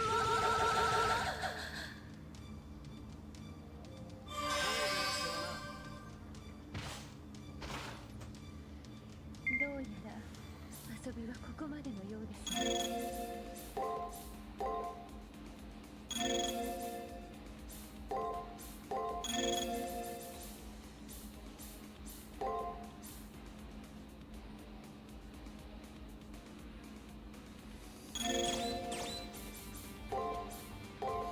This, in theory, should be enough. 王の在庫、その一端を見せてやる。 Yep. 諸法無我など猿のざれ言家督とは蹂躙する者 If I survive this round, I win. に溺れましょうや。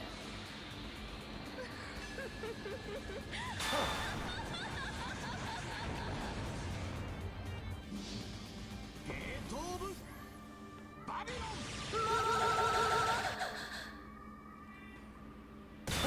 笑わせるな。大地の化身を崩せるか。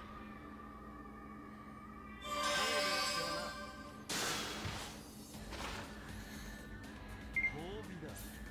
人類最高の地獄を見せてやろう。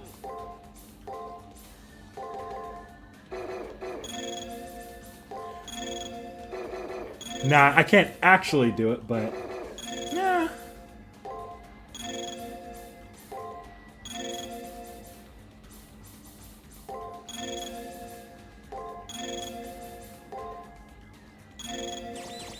Let's just have some fun here. On the off chance it does take that, I'm just gonna...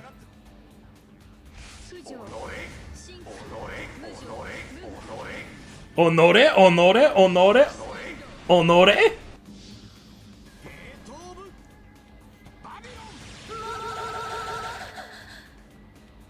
今日が乗ったぞ。下がっていろマスター。現象を語る。 And that's it. That's the game. 万象を織りなす星を生む。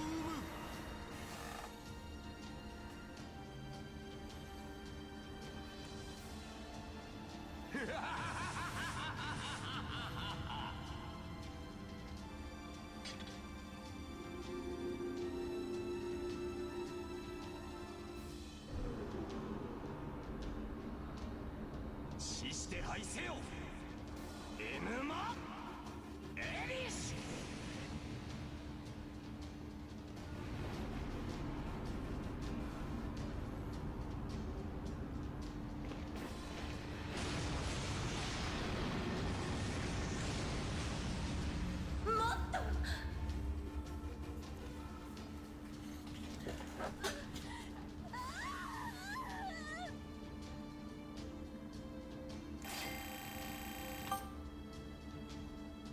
Not even enough to level up the great king of heroes.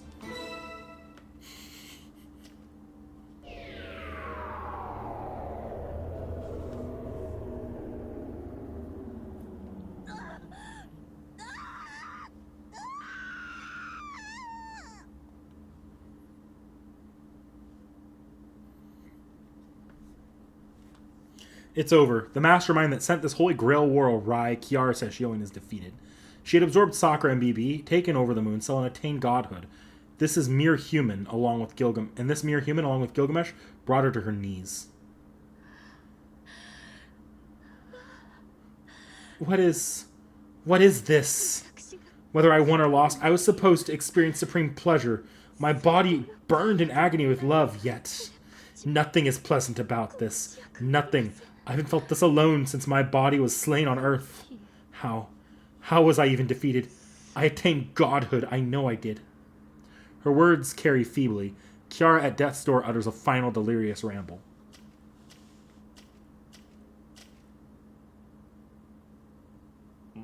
What? You don't get it? Sure, you're almighty right now, but it makes no sense to lose to a human. However, there's one human out of all humanity that you can't kill. None other than Hakuno Kishinami.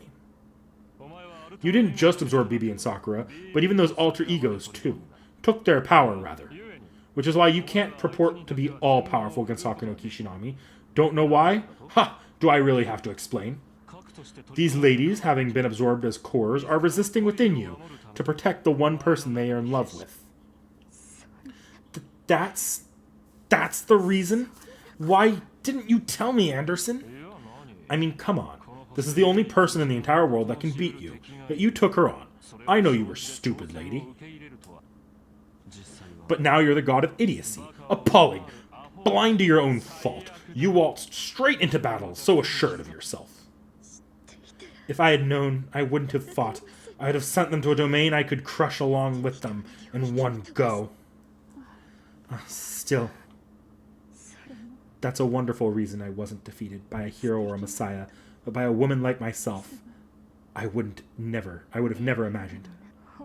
The ties between man and woman truly are mysterious. I suppose it's no wonder the moon cell struggles so much.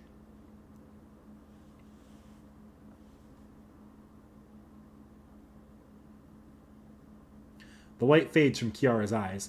Her core has been completely destroyed. The moon cell's power is preserving her form for now, but that will run out soon. I see here only the afterimage of T.H.E, which means Sakura and BB. Unauthorized system termination detected. Rebooting. Exception handled by voiding external BIOS circuit. Searching for applicable management system. Found. Connecting. Rebooting moon cell. Success. Humanity intervention suspended by previous Sakura system. Now unsuspending. Collapse of civilization scheduled for 7 days from present. Sending all result data to T.H.E. No. I cancel that command. The corrupt cores along with the far side should be reset now. Wait. Once all improperly summoned masters are sent back to valid coordinates, I'll begin the reset. Senpai, please hurry and escape from the core. The moon cell is going to start its self-purification. It's Sakura. That voice belongs to Sakura. This is great. I can't see her, but I know she's safe. Yes, thanks to you, Senpai, I've taken emergency control of the moon cell. Once I see that the moon cell's reinitialization process is complete, I'll join up with you straight away, so please hurry. What about BB? Is BB with her? She was afflicted by Kiara's programs longer than I was, so... I know the vexation of failing to obtain sought treasure, but bear with it. Die now, and you'll lose any second chance. Moon cell purification level is set to 5. All non-default data values will be purged. Please hurry. Just exit the core and you'll find a simple path to the outside. We're pressed for time. The moon cell's core's area includes both this space and the path that led to it. We'll just have to run for it. If we get caught by this purge, BB will earn herself a laugh at our expense. But before we can leave... So the Demon Lord is felled and the girl gets to return to her rightful reality. I told you this story would be a bore, Kishinami. It was easy. The outcome just... not even one plot twist. A cheap dime-a-dozen thrill. Unmemorable. Anderson is barking as he does, but he doesn't leave Kiara's side. When a master is defeated, their servant always goes down with them. Still, I can't help but feel like Anderson was supporting us from the beginning all the way till the end. Just leaving him behind here is a bit... You still here, Kishinami? Well, aren't you a goody two-shoes? Give it up. The flavor of virtuous life is a bland one. Unfortunately, I'm fresh out of words to leave you with, so scram already. You stamped a drab period on this entire ordeal. I don't want to look at you unless you wish to perish here with me. Anderson's mind seems set. I turn away from the core, though it pains me. Really, salt on the loser's wounds. Absolute commoner. Absolute C-list actor. But whether something is a masterpiece or drivel depends on the reader's personal experiences. Based on that criteria. Yep, I'm just too cynical. A youth's love winning out in the end, a tad too bright of an ending for me to bear. A bad case of the indigestions. Oh boy, they're actually having me save again. That's interesting.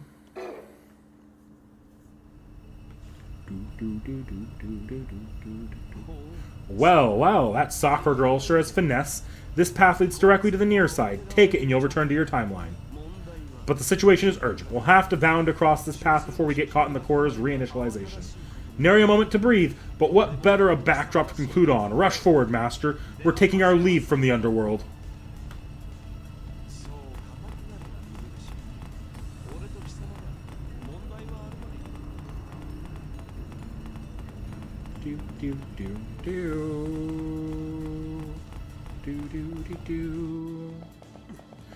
God, even moving at cognitive speeds, there's no end in sight. I'll never forgive such structure to the moon cell. I will not be reinitialized. The abstract barrier is 404 light years in length. One moment, I will prepare a 1,080,000,000 shortcut. My fangs have dulled if I'm relying on women in dire straits now. I'll watch my health next time I slumber. Okay, keep moving.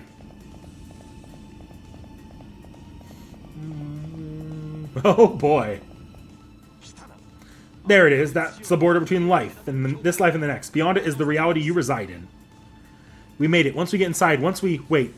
This is a barrier. How do we get in? Well, force through. That's a given. Castle gates have keys, but walls simply be torn down. Step back and... I don't plan on aiming.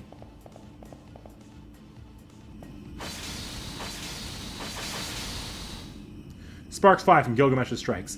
It's caused the barrier on the edge of the world to crack slightly. Gilgamesh continues the unrelenting blade wall up. A little more of this might break the barrier, but...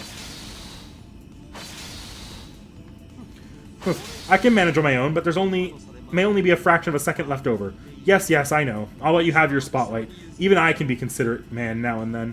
The reinitialization wave looms so close, yet Gilgamesh works without rushing. He continues to rend the barrier with unshaking composure, fully believing that someone has his back, which means...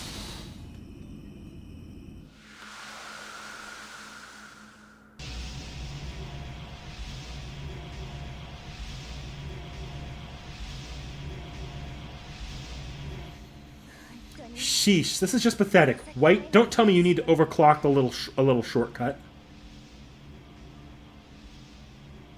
BB, thank goodness she's alive as well. And she stopped the reinitialization wave for us. Nope, this won't be easy after all. As long as my body is intact, I'm sure I can at least distract it.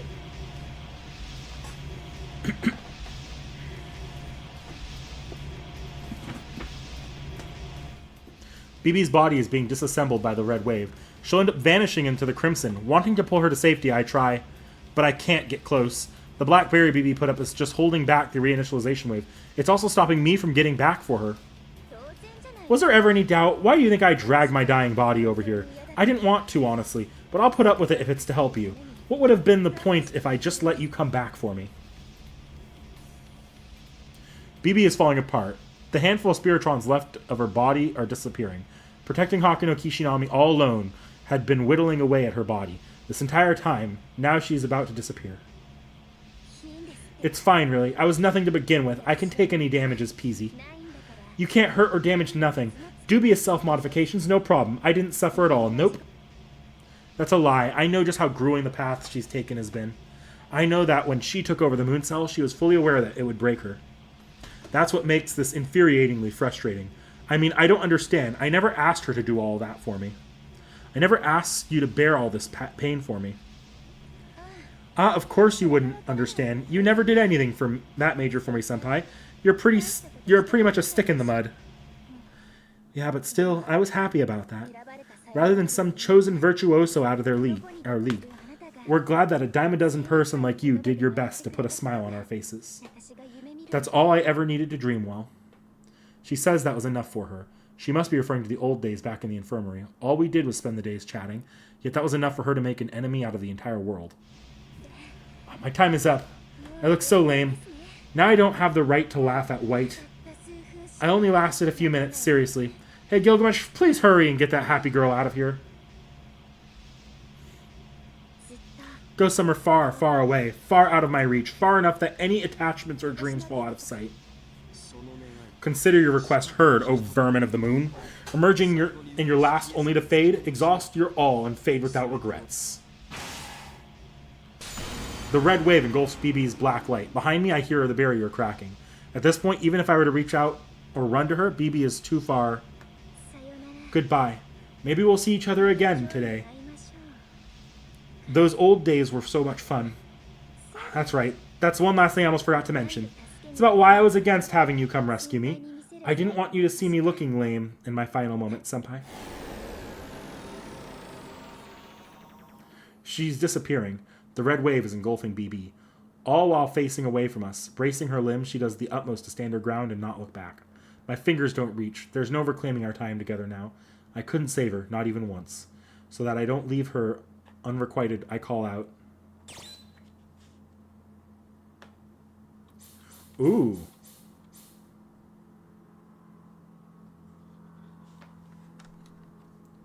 I'm curious what both of these would do, so I'm gonna speed up time so that I can't say anything. I'm gonna start with B. I'll do an order. BB. I call out BB's name. The last I saw of BB, she wore a seemingly troubled, disappointing smile. My outstretched hand grazes against her tattered black coat. Suddenly, I witnessed time cross vision. Okay. And I'm going to reload that. Sakura. I call out her name. Sakura. That was her name when I would visit and chat with her time and time again in the infirmary. That's what I thought would be the more satisfying ending. Yes. Yeah, farewell, senpai. I really wanted to know. I love you.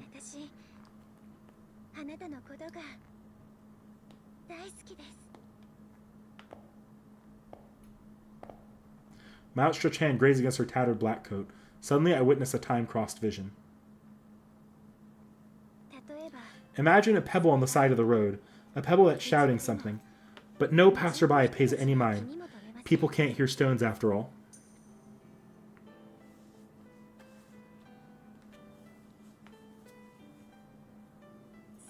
Even the stone itself doesn't know what it's trying to say. It's nothing more than a thing that lies in place. But then an oddball passes by and picks up the stone, then sincerely tries to listen to it. The stone shouts louder than it ever has, trying to convey its emotions that it itself doesn't understand. The oddball listens even more intently. The stone gets frustrated and embarrassed at its own awkwardness. If only it were more human. If only it were an actual human, it would be able to express itself. That's when the oddball realized the stone was yelling about how it had always pined for a person like her. The girl hearing this says, "Okay, then come along with me." It was like they were equals and friends. She treated the unimportant wayside stone as a unique and individual thing. I've never witnessed such a miracle. I don't even think the Mooncell has ever recorded such a phenomenon. Which is why I offer my life for you. Fleeting as it was, you gave me the feeling of being something. Now I'll make use of this love I've acquired.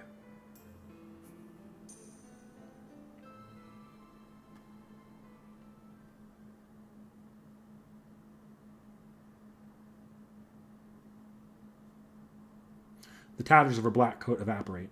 Such was the vision I had glimpsed. Next up is my part. The barrier is open, Hakuno. Close your eyes for a moment. My vision blanks right before I can do as Gilgamesh says. The world gets painted over with blinding light. After the impact wears off, I cautiously open my eyes.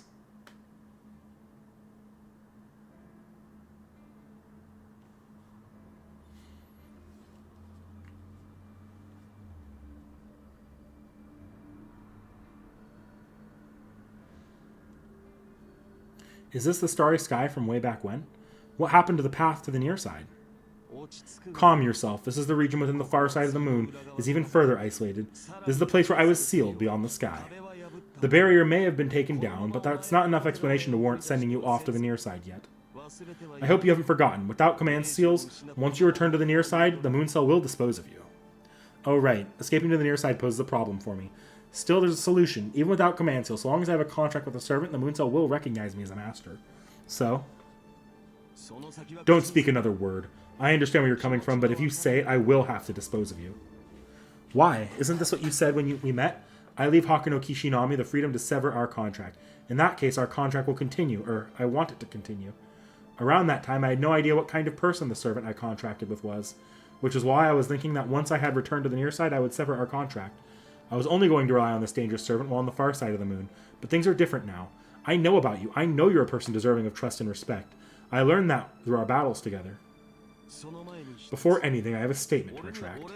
I told you I had sunk into the space of my own volition. It's a bit complicated. To be precise, I'm unable to leave the far side. That means he actually is sealed inside the Mooncell? It's almost like he's saying, I did this for the hell of it. Laugh and let it be. Even the King of Heroes likes to crack jokes once in a spell. Water under the bridge. Once in a spell? I'd like you to show off rather often, King of Heroes. Thus, I cannot accompany you to the near side. Well, I probably could, but then I would subject to various restrictions. I have no obligation to go that far for you. This is where we part ways. No way, seriously? Wait, give me a second here. Finally, we got through to one another. Finally, you got yourself a suitable master. Despite that, we're going to part here? And besides, what will happen to him once I get back to the near side? The far side of the moon is empty. Is he just going to slumber again? For however many years within this darkness, where surely no one will come wake him? Well, he had been sleeping forever to begin with, and I went out and woke him up. I had no way out, so I awakened to save my own skin after getting his help and finishing my business. I'm going back alone? There's no way I can agree with that, not after everything. What are you hesitating over? That's how our contract has always been. The truth of it can be easily twisted so. Your battle ends here. I only need to snap my fingers now and, well, sure, this isn't a very interesting end. The Sky of Beginnings is a fitting place to pose you a question with your life as the ante. If you offer a somewhat satisfying answer, I'll send you off to the near side. But a dull reply will prove you and I who accompanied you as being dull caliber, then I will have your head as compensation. What? Why all of a sudden this? Weren't we going to part ways? Ready yourself and answer well. This is my final question. What are you to me? Through my mind is in a state of panic, I freeze up, because even I, green as I am, can tell just how much this question means to him. When I think about it, our relationship is pretty complicated. I definitely don't own the guy, and there are reasons why we can't be friends. That said, I'm not his slave, and we're not accomplices. In the beginning, I thought this heroic spirit was a god-awful match for me, an indiscriminate, sword-swinging murderer. If he were really the kind of heroic spirit, then he would have glanced at my lousy excuse for a mag itself and cut me down. I now know the reason why that didn't happen. He may come off as more cold-hearted than anyone else, but as an arbiter, Gilgamesh's hand is unwavering. He's an avatar of punishment, unappraisable by humanity, by human values. He punishes humans as he watches over their history as it passes. Why is that? It hardly needs to be said. Basically, I'm amusement to you. It hardly needs to be said. Deep down, he loves humans, which is why I'm essentially his reward for being who he is. He's a king that laughs at man's deeds, while delighting at their ongoings. He serves as an arbiter, his compensation that one day human history will become a gorgeous motif. Associating with no one, taking no vassals, with a bloodlusting or blood-curdling smile on his face, the King of Heroes gazes over the world for an eternity until it comes to an end. Well done. Color me surprised. I did not expect to see you state the cold, hard truth. Such an answer deserves praise. It's not that much, but take it.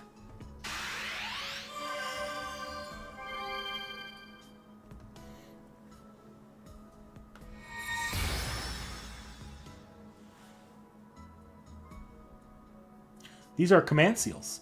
I got all my command seals back. You didn't get them back, buffoon. Once used, a command seal never returns. I gave you new ones. Come now, who do you take me for? It's obvious I'd have a couple command seals in stock. But wait, how can a servant do this? If there were a servant who could replenish their master's command seals, the entire Holy Grail War would fall apart. I know, he sealed himself away in the sky because of how incredible a heroic spirit he is. People go through trusting each other, competing with each other, hating each other, always regretting. Those are the only people whose fates mustn't be sullied by his great power. He decided to watch them from below in these depths, a place seemingly beyond the sky.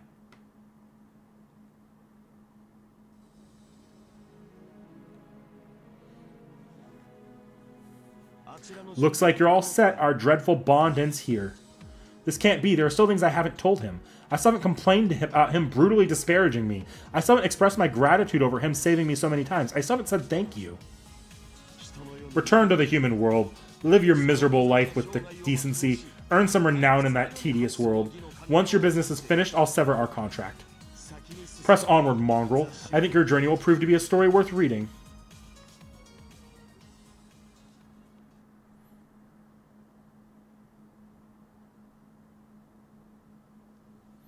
I reach out, grabbing air. I yell the name of the radiant servant looking up at me. My consciousness fades quickly as if out of dizziness.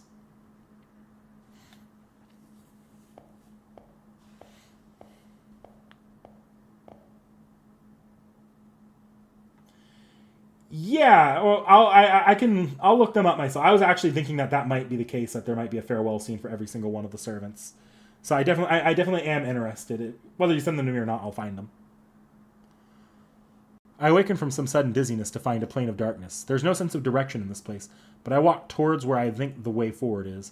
I'm probably still somewhere between the near side and far side, some area in the middle that could be either or.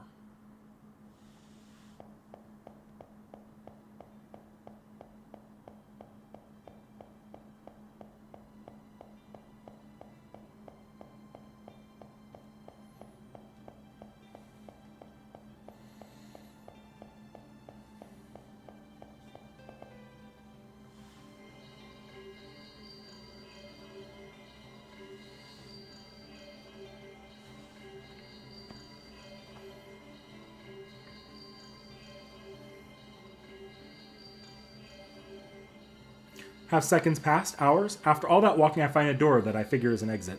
Once I go through, I'll be back to where I'm supposed to be, or at least that's what I believe. Not that I have any proof. There are no more obstacles. BB, who had taken over the moon, is gone. Kiara, who had corrupted BB, is defeated. All that's left is to enter this door. But before that, I call out behind me. Are you there, Sakura?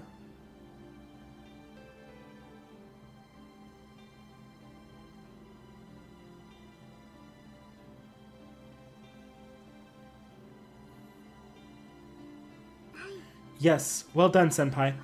That there is the exit.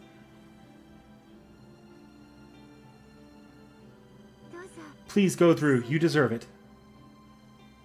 There's no doubt that she's physically here. She's also partially transparent. Is this the cost of remaining with the moon cell? Or just like BB, can she no longer construct a body for herself?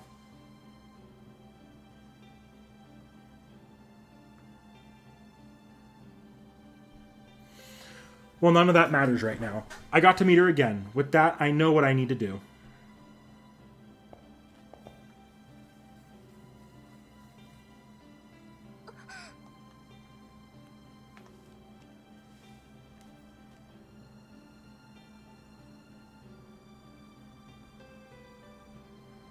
I grip her hands, no longer feel any warmth in them. I'm fine with her just being here, though. I will not forget this time. I will not be going it alone anymore. If I'm going to return to the future, it'll be alongside Sakura.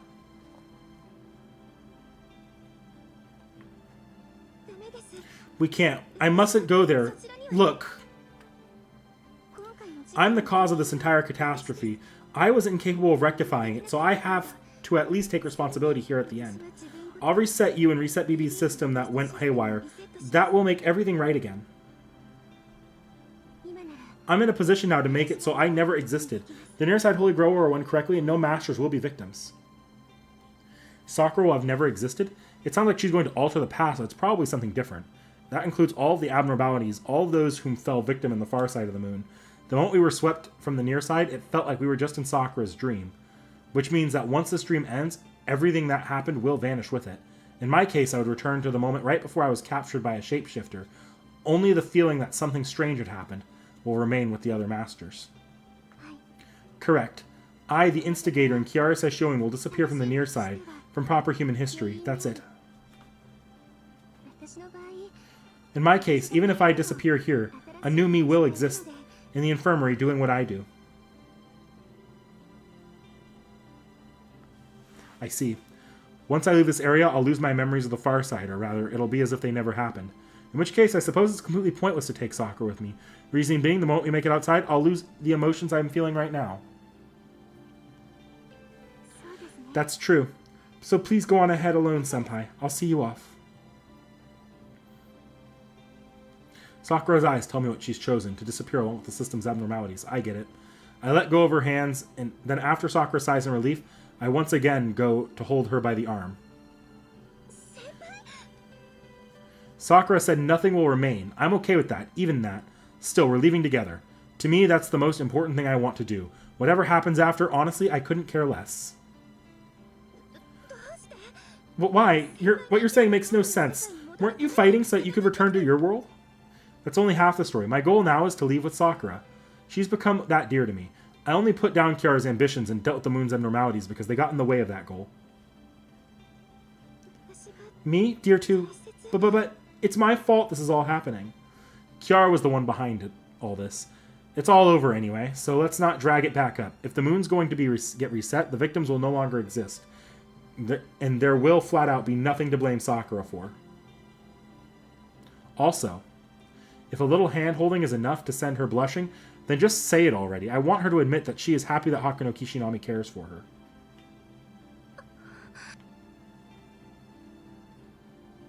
Also, Sakura will not be disappearing. The system's anomalies can go, but that's it. If we make that happen, then I at least want her to still exist. Maybe Hakuno Kishinami can't stay the same person, but I want Sakura to forever be who she is. Not an NPC, but the same as any other human. She's connected to the moon cell, so she should be able to pull some strings. But I'm an AI, so I mustn't dream of the future. I want to be together with Senpai. But I'm sure that I'm lying to myself. After all, I don't understand love. I have no justification so let me put you first, Senpai. I see. That's why Sakura blames herself, what tortures her to the point of wanting to make herself disappear. Sakura once said, I give priority to Hakuno Kishinami because Hakuno Kishinami is capable of resolving this dilemma. Not that dilemma is resolved, Sakura has neither reason nor liberty, nor logic behind prioritizing Hakuno Kishinami. Sakura once shouted this, so long as I don't understand love, I can't confirm that I like you. So it's okay. I'm not BB. Unlike her, I won't commit any acts of contradiction. Regardless of how much I want to be by your side, Senpai, I don't know the reason why my feelings are fake. Fake? No, that's wrong. I may not know of any way to save Sakura either, but I can tell her straight up what she's wrong about. I'm wrong? Senpai, do you know what love is? What is love anyway? Is it sympathy? Is it something to benefit from? The answer to that question will give BB and Sakura redemption, but I don't think any reason will prove convincing. So long as a human has a heart, has life, they won't be able to explain the metaphysical concept of love. The love that humans speak of lacks purity as a system. What is affection? Tackling this problem mechanically or mathematically will surely break us, therefore. I may not know the answer, but I know where you are wrong.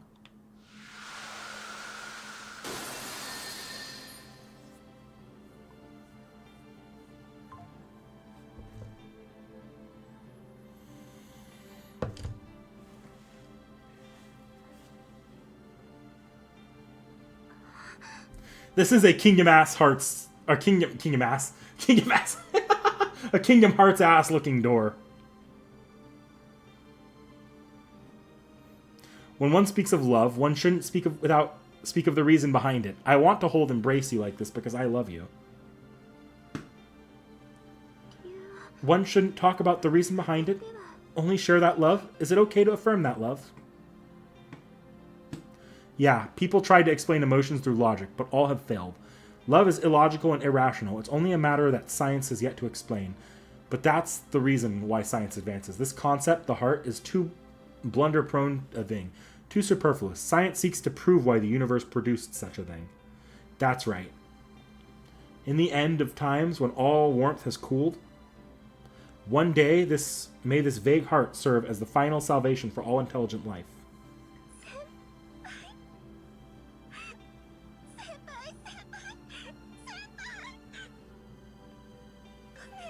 I'm sorry. I'm sorry for roping you into all this. I'm sorry for keeping quiet this entire time. I'm sorry for never saying that I loved you, that I wanted to be with you. As if clinging on, as if to remove all doubt, our fingers intertwine. As I grip her hand tightly, I realize I was right in my struggle. I wasn't able to compete for the Holy Grail as a master, but I got to leave something behind.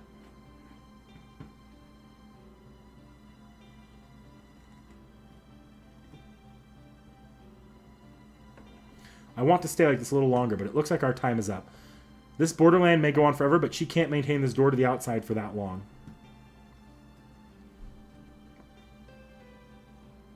Look, it's even got a heart. Little heart-shaped key at the top. The far side area reinitialization is complete, so now all we can do is head towards our rightful timeline, a future we can't take back. I grip Sakura's hand and face the door. I may no longer be the person I am now once we leave, but until that moment comes, I want to finish this together with Sakura.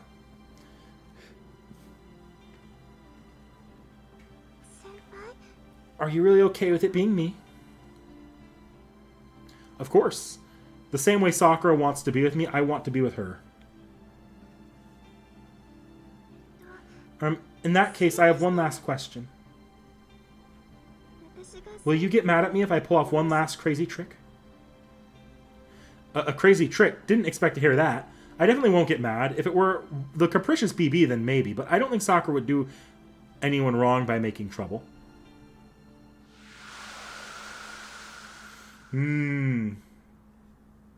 As if shaking off any lingering reluctance, we spring off and run into the door. Now it'll be as if nothing happened. Our fight in the far side of Sakura's memories, this version of me trying to act strong, will all disappear. Then I feel a tug at my hand. I turn back to Sakura and see. I won't let it end this way, Senpai. I'll have you know I can be rather greedy. I see a warm smile beaming with hope.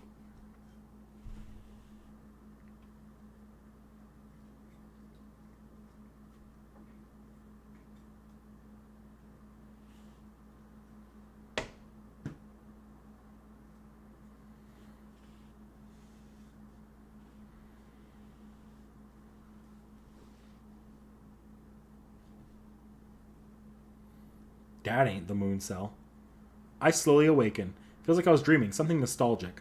My body feels much heavier, but there isn't a trace of discomfort. It's like this weight is from me being back where I belong. It's like this weight was mine since before I was ever even born.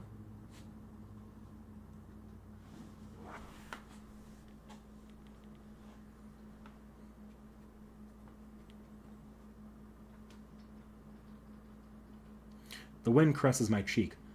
There are organisms here visible to me and microorganisms that aren't. There's the sun, water, and air. The smell is a familiar assorted mixture. It's the scent of earth. There's also one other scent that tickles my nostrils.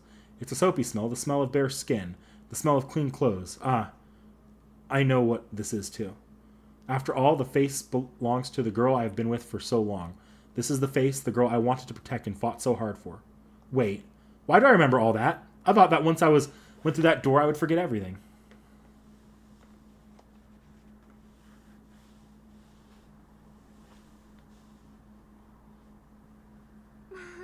Oh, you. Hey, sleepyhead.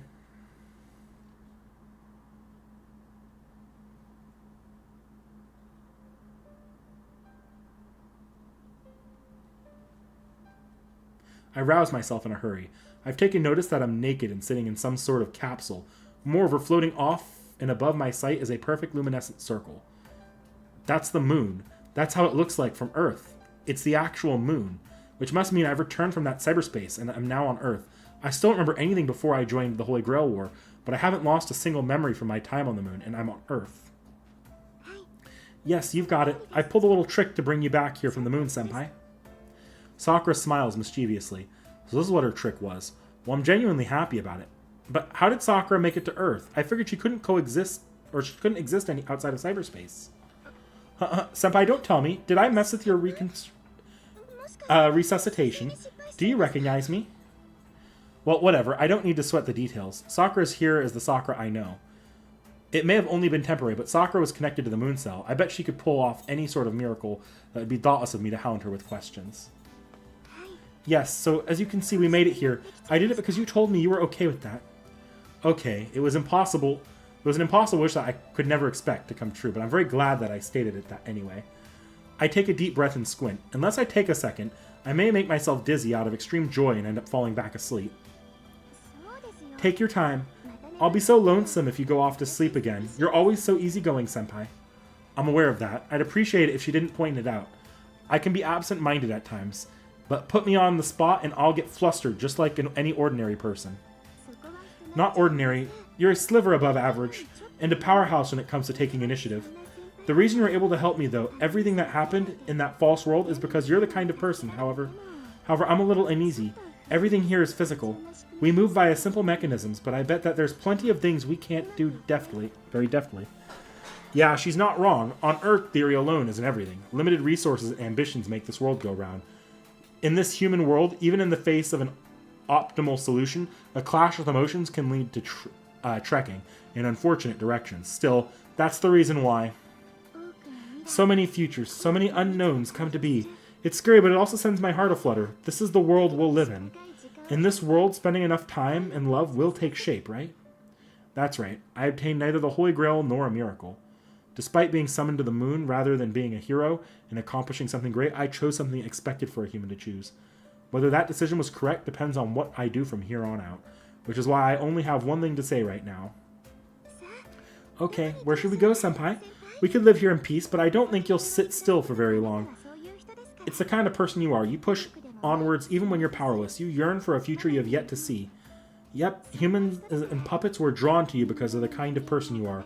Eventually, I wanted to support you. Wherever you go, let's go together. Please. Your dreams are my dreams. Her satisfied smile was a tad blinding. Yeah, I have only one thing to say right now. I'm glad I protected this smile. Even if it meant parting with an almighty miracle, to see this tiny miracle that blossomed from the moon smiling here. Anyway, so Senpai, it's a little late for this, but do you mind if I say something? It took a while for me to say this, but how you feel about me makes me happy. I'm happy you're here with me. I fall in love with everything about you.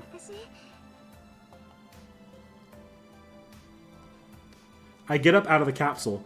Now that's something I hear I smile. That's something you hear I smile back. My limbs aren't moving exactly as I'd like them to yet, but I can clearly feel the earth and the wind. Geez, it seems I slept longer than I realized. My battle continues, but now I won't be contending for something. It'll be to nurture something. And if it's going to prove difficult anyway, if the goal is going to be unending, then let the future be unreachable. For example, yeah, let the future extend so far that one day get another chance to meet all those people I miss so. I find myself looking at the sky so out of reach. Let it go beyond that distant silver moon.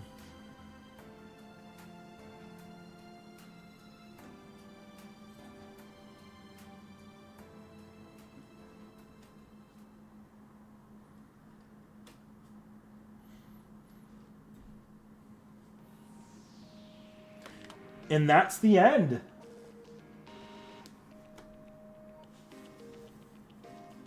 Moon Hakuno, Earth Hakuno, and CCC clone Hakuno.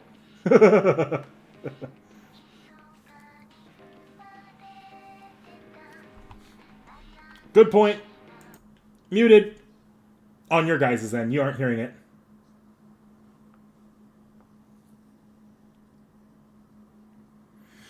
Good call, Tacos. So yeah, it was good. Okay, the CCC route was very, very, very. Maybe I wasn't expecting it to go as long as it did, but hey, it was good. It was good. I am glad I didn't play that route first. Like, I'm glad that they don't give you the ability to enter that route first, because obviously it leaves a few things sort of loose ended. Like you only get that final scene with Karna and Jinako in the regular route, and Rin and Ronnie having something of a goodbye only happens in the regular route. They kind of just disconnect going into the final section. I'm also glad I did this on a Saturday. Like, I actually thought it, like, I didn't know how long this would go, but I thought it might go a little bit longer. So that's why I chose to do it Saturday, or on a, not a Saturday, but on a time when I had a full day to do it. Because if I'd done it during the week, let's see here. I started at 12:30, went to 5:30. Start at 6. I'd be getting done at around 11:30 p.m. Pacific right now.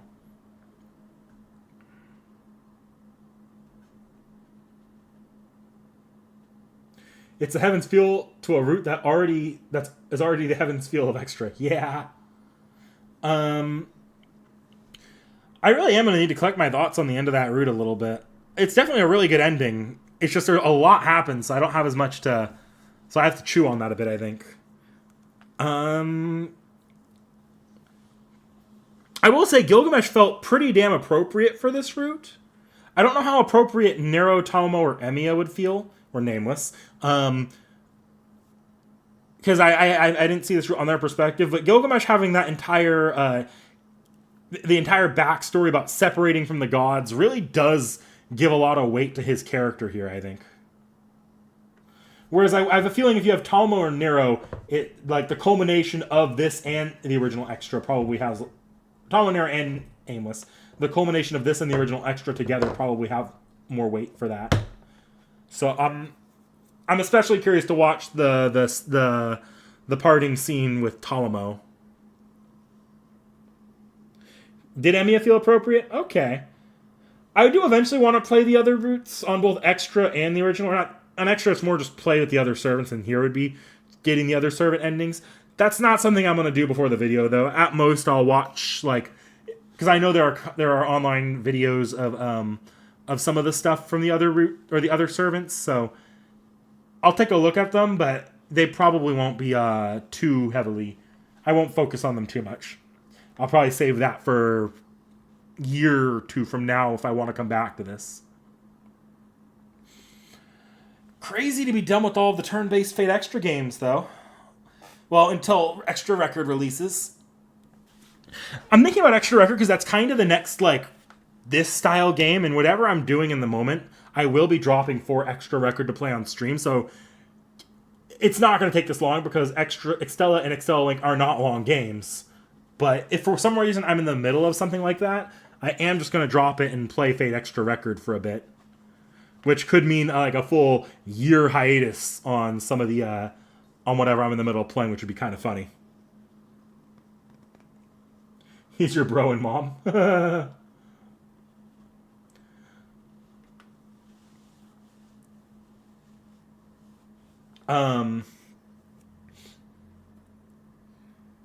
Let's see.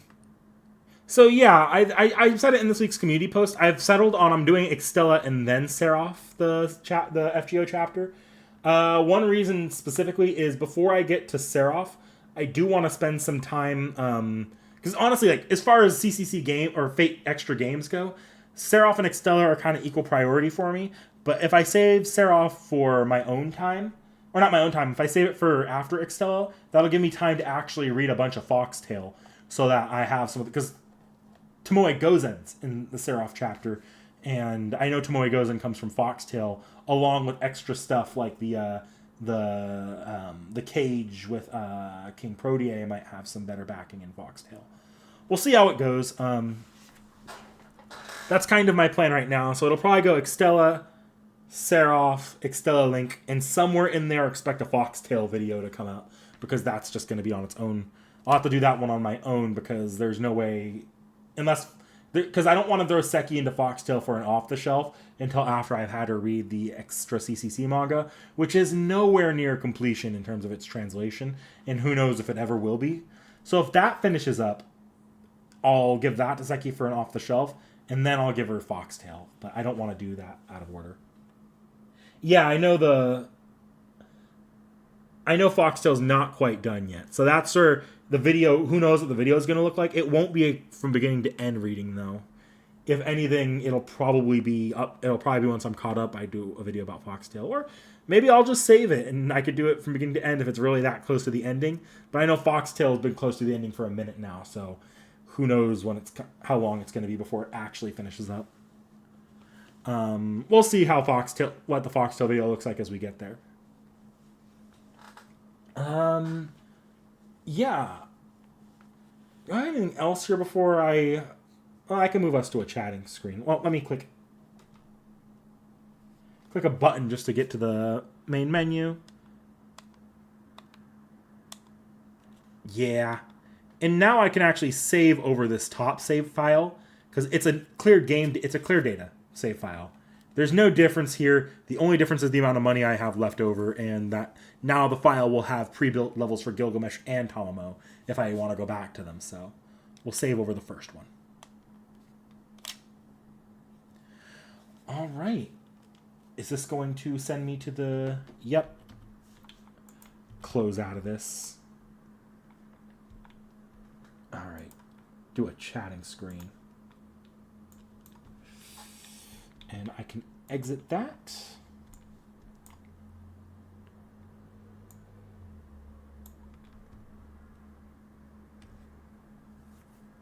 Yeah. I've been following. I have actually been watching how the CCC translation's going, and I know it's going slow, which is fair. That's just how fan translations have to be. But CCC is taking a while. So if and when it gets finished, Seki and I will do an off the shelf on it. Otherwise, it's gonna be left. I'm just not gonna give Seki Foxtail. And then Foxtail, I'm not giving Seki until Foxtail is done, which, weirdly enough, we'll have the translation of that before the translation of CCC, so that's kind of funny. Oh, there's 77? Really? Oh, man, the translation for CCC is a long ways out then. And they're getting like one every few months is what I was seeing, so it'll be a minute. You wish Japanese to learn to make fan translations go faster? Yeah, unfortunately, to my understanding, the way the fan translations, the reason why some of these take more time is because it's not just learning Japanese, but even if you know Japanese, knowing what the English phrase to put in there, what an English phrase translates best, or it translates best to, that goes in there, is different from just being able to read Japanese and understand it. And beyond that, there's a kind of I don't want to call it a politics, but there's a politics to fan translations. And this is true. Like, Seki's actually talked about this in the fan translation for Manhwa as well with me. But I've seen it in the Fate community as well.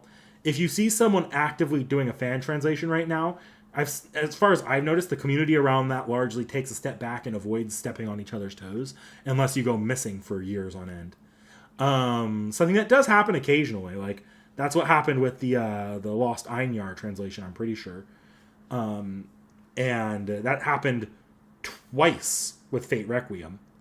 Actually, fun fact, Fate Requiem is being picked up by someone else. I think it might be the guy who did Lost Einyar's translations picking up Volume 2 of Requiem, because the original fan translator fell off of doing that and has kind of dropped off the face of the earth. So maybe I'll have a second Fate Requiem video to put out on the channel in the very near future, or in the far-flung future, more likely. But that also means that's why things get complicated with what translations to use, when they get done.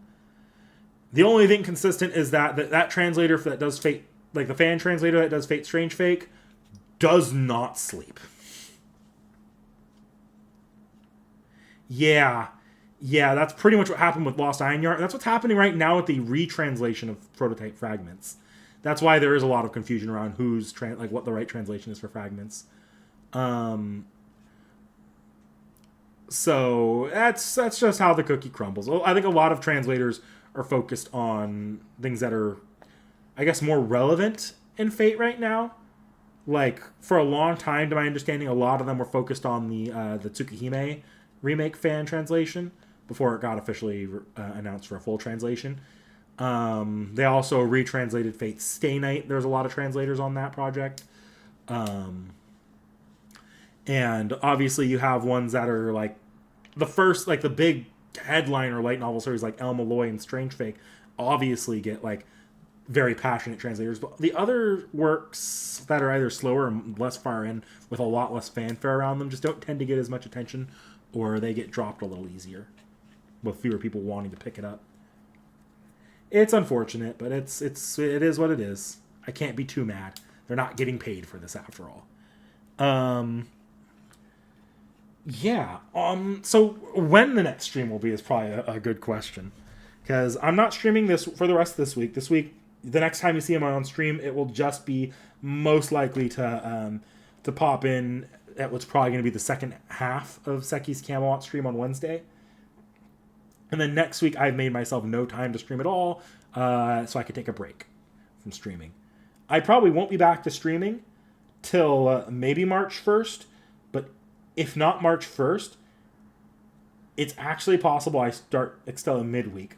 So it'll be sometime, because I might be doing stuff March 1st. We'll see. So it'll be sometime between the 1st and the 7th that I get back to that Extella. We start Extella in March. Oh yeah, the CCC video. Oh, am I watching? I think I'm gonna watch those on my own time. I've been sitting here for hours. It's 5.5 hours is a long time. I need to use the restroom a bit, and I do wanna get up and move. So I don't really wanna. You sent me a lot, and thank you for sending those to me, Tacos. That'll actually let me include stuff in the video I might not have included before. But I am so that. But yeah, unfortunately, I do need to get up. I do really need to get up. And then yeah, there'll be a CCC video. Fate Week is going to be in August this year because we wanted to time it to the 10th anniversary for JP instead of the NA anniversary, just because we know the 10th anniversary is going to be pretty big. So the extra CCC video, the video analysis, it's going to go up then, most likely.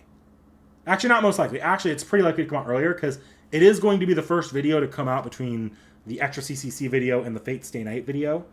So if I finish extra CCC, the video is going to be sitting in a private YouTube upload set for going public on that day until I finish the Fate Stay Night video, at which point I move that video up and the Fate Stay Night video takes that Fate Week slot. It'll be kind of funny. The other alternative possibility is I get 3 videos up like that this year where Fate Stay Night drops, where I finish the Fate Stay Night video, but Hollow Ataraxia drops in the next few weeks or next month or two, and I do that on my own time and get that video up for Fate Week. That's like the really unlikely solution. 10th anniversary servant? Actually, yes. I think it's going to be Solomon Gedia. I think this is the time for them to pull the trigger on the Solomon Gedia or the Chaldean that we've seen in part 2. Some people would say Yu Olga, but I do think Yu Olga is not likely to be a gotcha servant. I do think Yu Olga is going to be a glorified welfare, a powerful welfare. Like they'll probably keep that 6-star thing that she had going for her, but she will be a welfare most likely, as a reward for completing all the Yu Olga quests. That seems to be what they're building to, at least. So yeah, it'll be like Draco in Arcade. All right. So then, as for this week, I did put up the announcement post for this week. Oron just went up today, so if you watched me, you probably didn't watch the Oron video. But the Oron video went up today, Oron High School Host Club. And then, at the end of the week will be a new Seki Reacts. I'm not going to say which one it is. I gave a hint yesterday, so I almost don't feel like giving a hint. I'll give you guys a hint on Wednesday if I really feel nice. But there will be one on Friday. And Seki is streaming twice this week. Once Wednesday for FGO, once Friday for The Witcher. So yeah. Oh, did you tacos? That's funny. All right. Well, I'm going to get going. I will see you guys again for a stream in March. See ya.